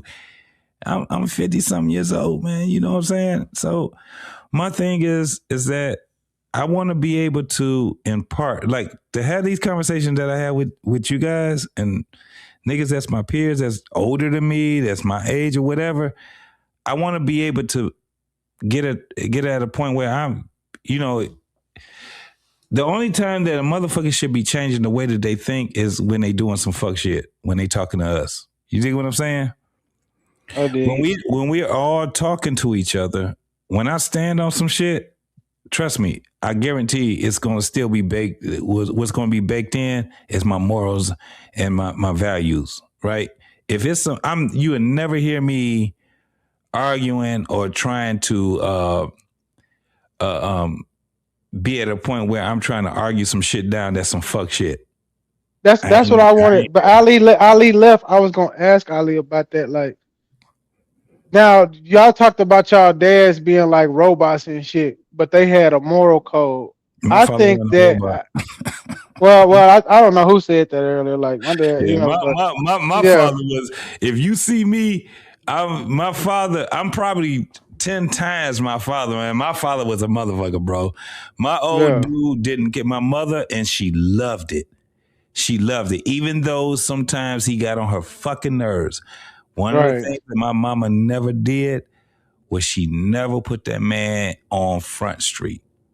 She knew what she signed up for. You feel me? Hey, 18 years old, bro. They was 70-some years old. My father died 3 years ago, and you know my mother right now. She's still trying to recover from that because that was the first person she ever had as her man. You dig what I'm saying? That's what I was saying is the morals and principles. I think that a lot of, and I'm gonna leave on this because, like I said, I'm up because I'm gonna catch a flight in like 2 hours, but I gotta stay up for this. It's a 16-hour flight to Hawaii, but whatever.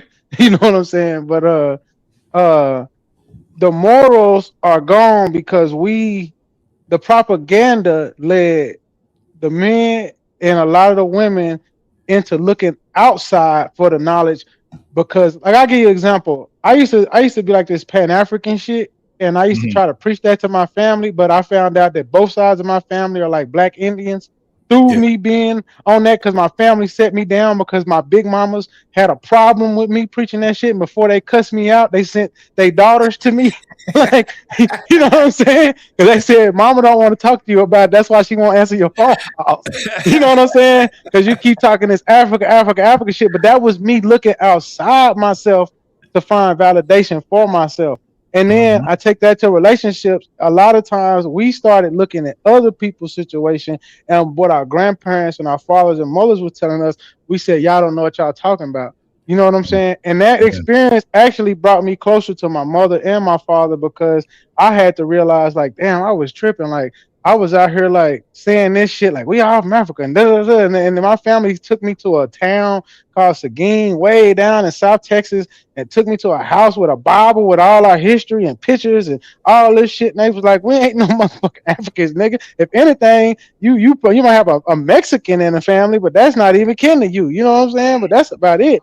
Like, you know, but it was like, it was eye-opening because I was listening to people outside of them and not really paying attention to what they were saying, because I thought, well, the internet and the information is bigger than what y'all, because y'all slow, y'all country folks, y'all don't know what y'all talking about. You know what I'm saying? But at the end of the day, I looked up one day and said, damn, they was on point.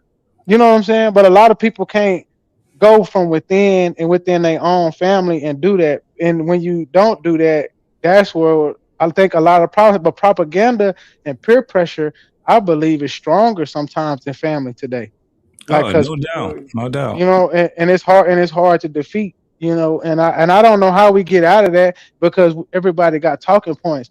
Nobody's really talking to each other. They're talking to win.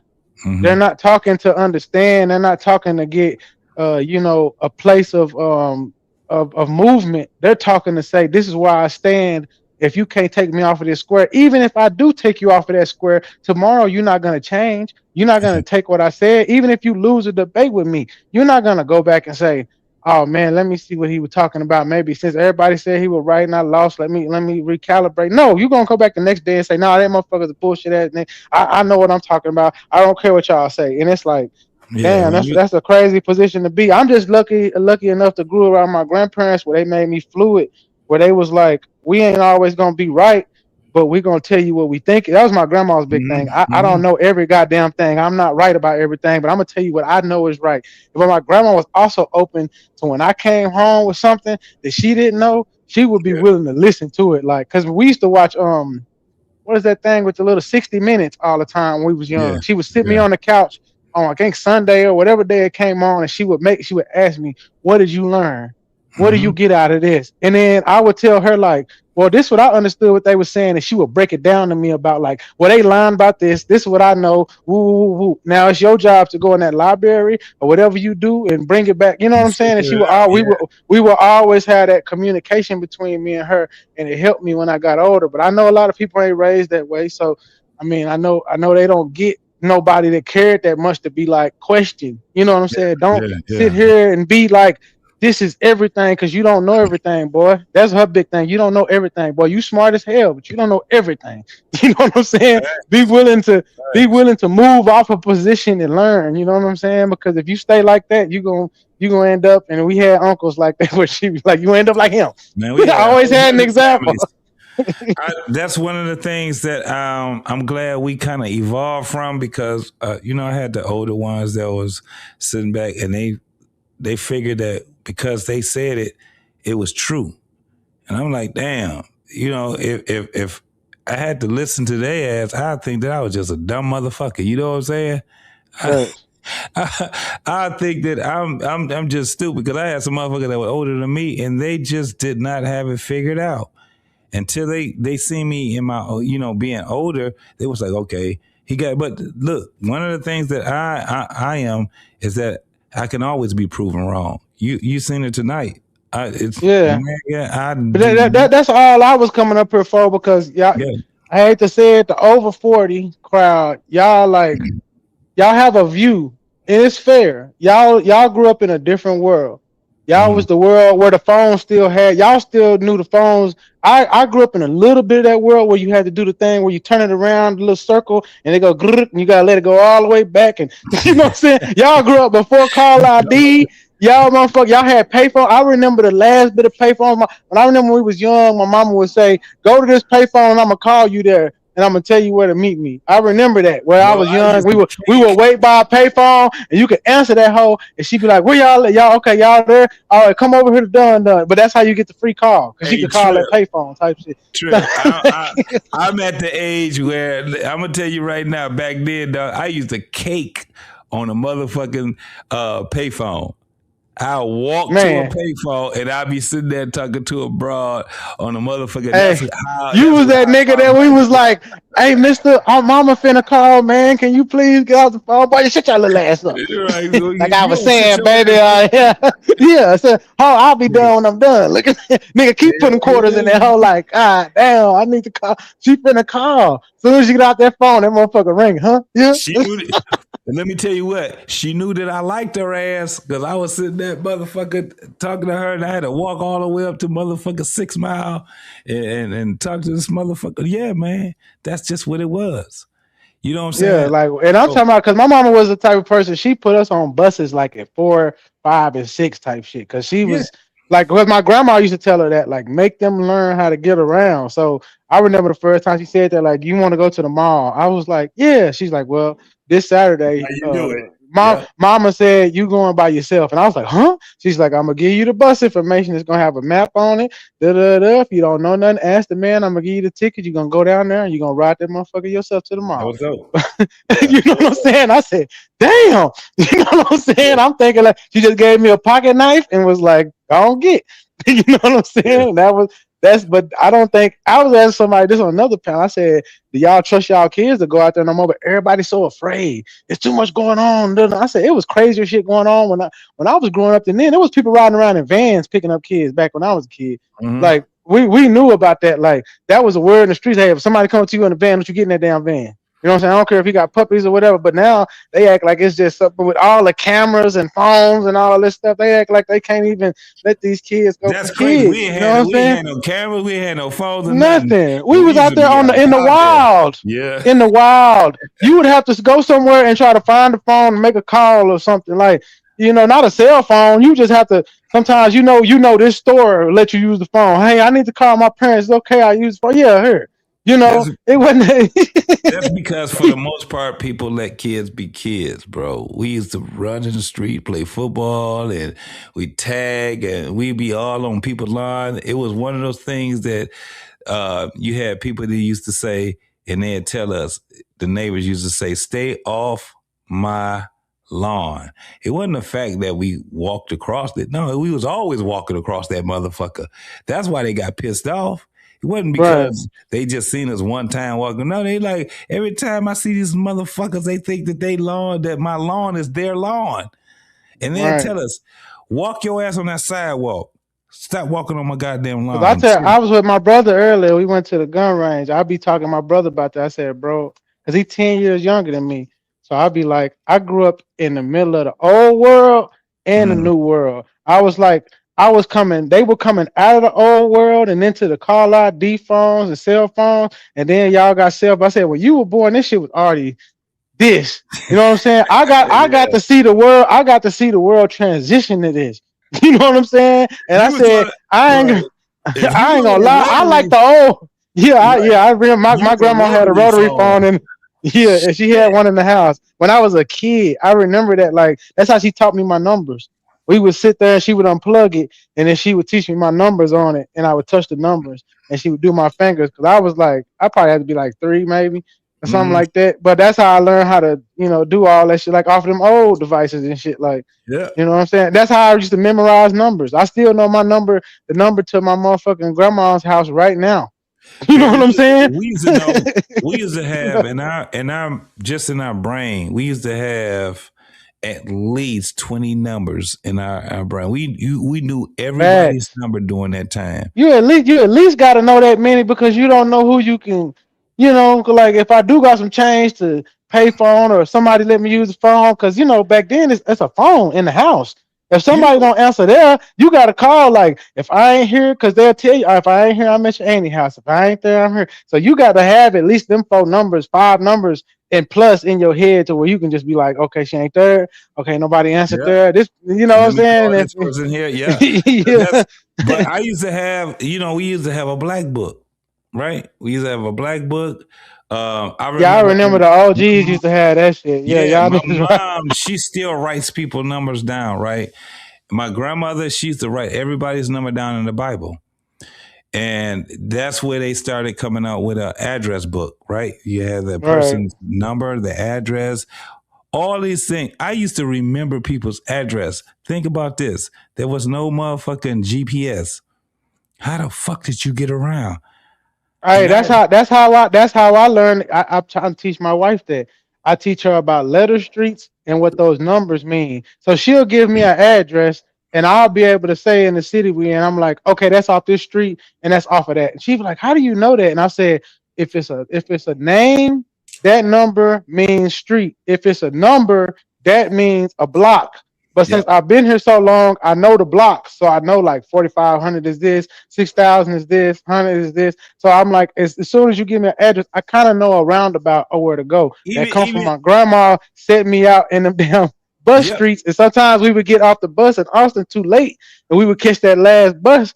And they'd be like, hey, young boys, this the furthest I'm going. Y'all have to truck it the rest of the way. And we'd be like, damn. And after a while, we started learning like, okay, this is how the streets work. You know what I'm saying? Like, this is the thing too, and it still runs true. If you're looking for motherfucking odd numbers on highways, right, or freeways, the odd numbers run south to north, north to south. Even numbers run east to west. East to west. Yep. So if you got 75, what does it do? It goes from north to south. If you have like a 96, 94, 696, 396, all those motherfucking even numbers, they all go east to west. I just taught somebody something right there. All even numbers go east to west. Don't know. All odd numbers go south to north. And I remember the first time my mama let me drive was because some shit like that. We were going to Dallas to see our family, and she was like, "Oh, I keep getting lost." And they got that MapQuest shit, you know what I'm saying? Planet. And she was like, "If I give you this address, can you find it?" So I searched the map. I look at it long. I get the numbers. I said, "Yeah, I can get in there." She said, "I'm gonna let you drive. Don't you hit nothing." I said, all right. My mama said next to me, I'm driving. This is my first time driving 75 miles an hour on the highway, sliding. You know what I'm saying? Sliding and hitting the exits. I got us there in 10 minutes. My mama said, woo, I'm going to start letting you drive down here. When we hit a certain point, she said, I can't drive in the city. I cannot do it. From 16 on, when we hit like big cities, when we went back to Austin, or we went to Dallas, or we went to Houston, when we get outside the city, my mama pull over somewhere and be like, it's your turn. Yeah, I'm in Texas. Okay, so it's only part of 75 to run there. But if you're on the East Coast, right? 75 goes to south to north, right? 75 turns into 20. Anybody that's over that way, it turns into 20. But it only turns into 20 when it starts turning to the east.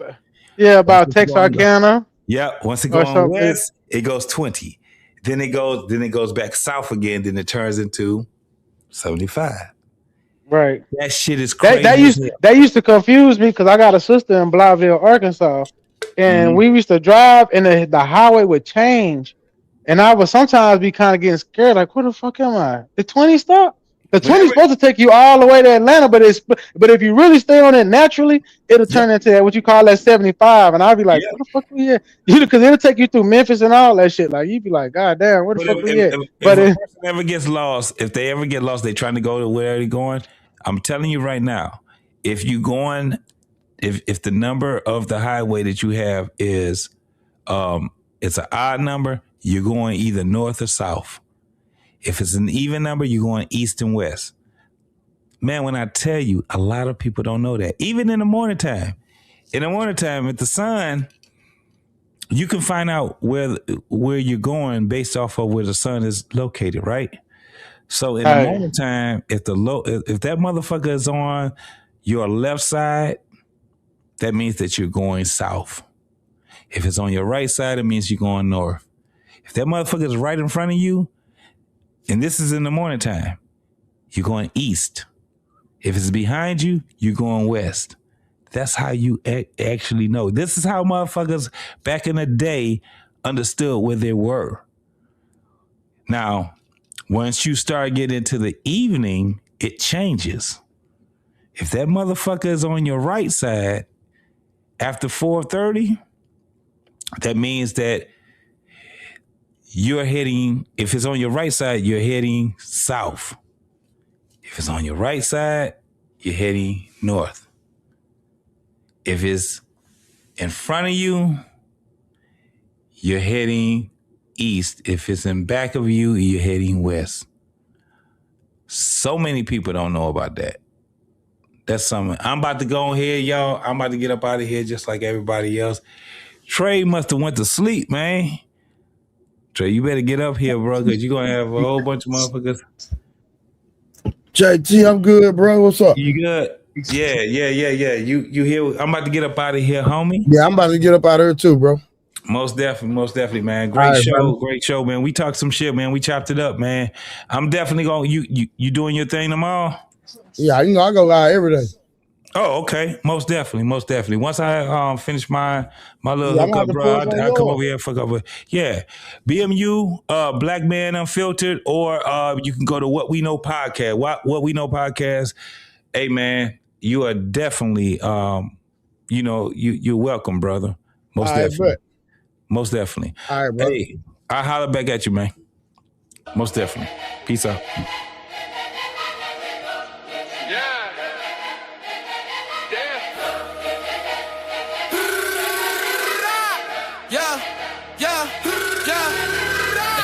Cheap, but the real high. Learn early how to move, learn the word, book alive, and I did it. Like a true breeze, no cap in my tone. Hard night, stinky fridge. Now the stash got grown. 8 out of my steps, try to live in my pace. Ain't hers wanna eat with the food on my plate. I remember being hung, stimming tight with the stress. Now the pressure's just fuel. I just answer with chance.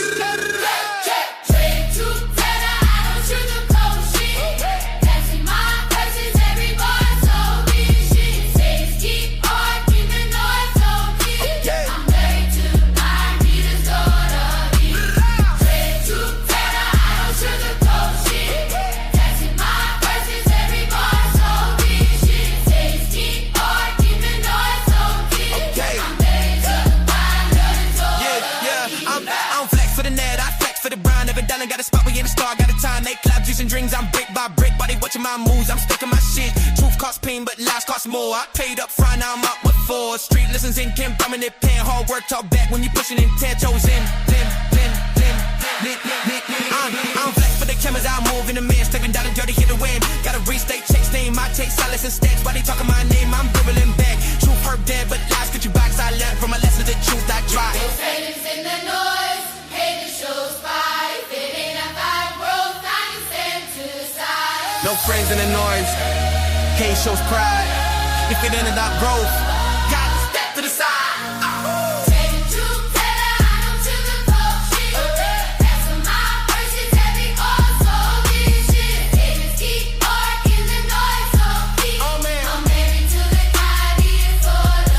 No flex it, no flex it, no flex it, no flex it, no flex it, no flex it, no flex it, no flex it, no flex it.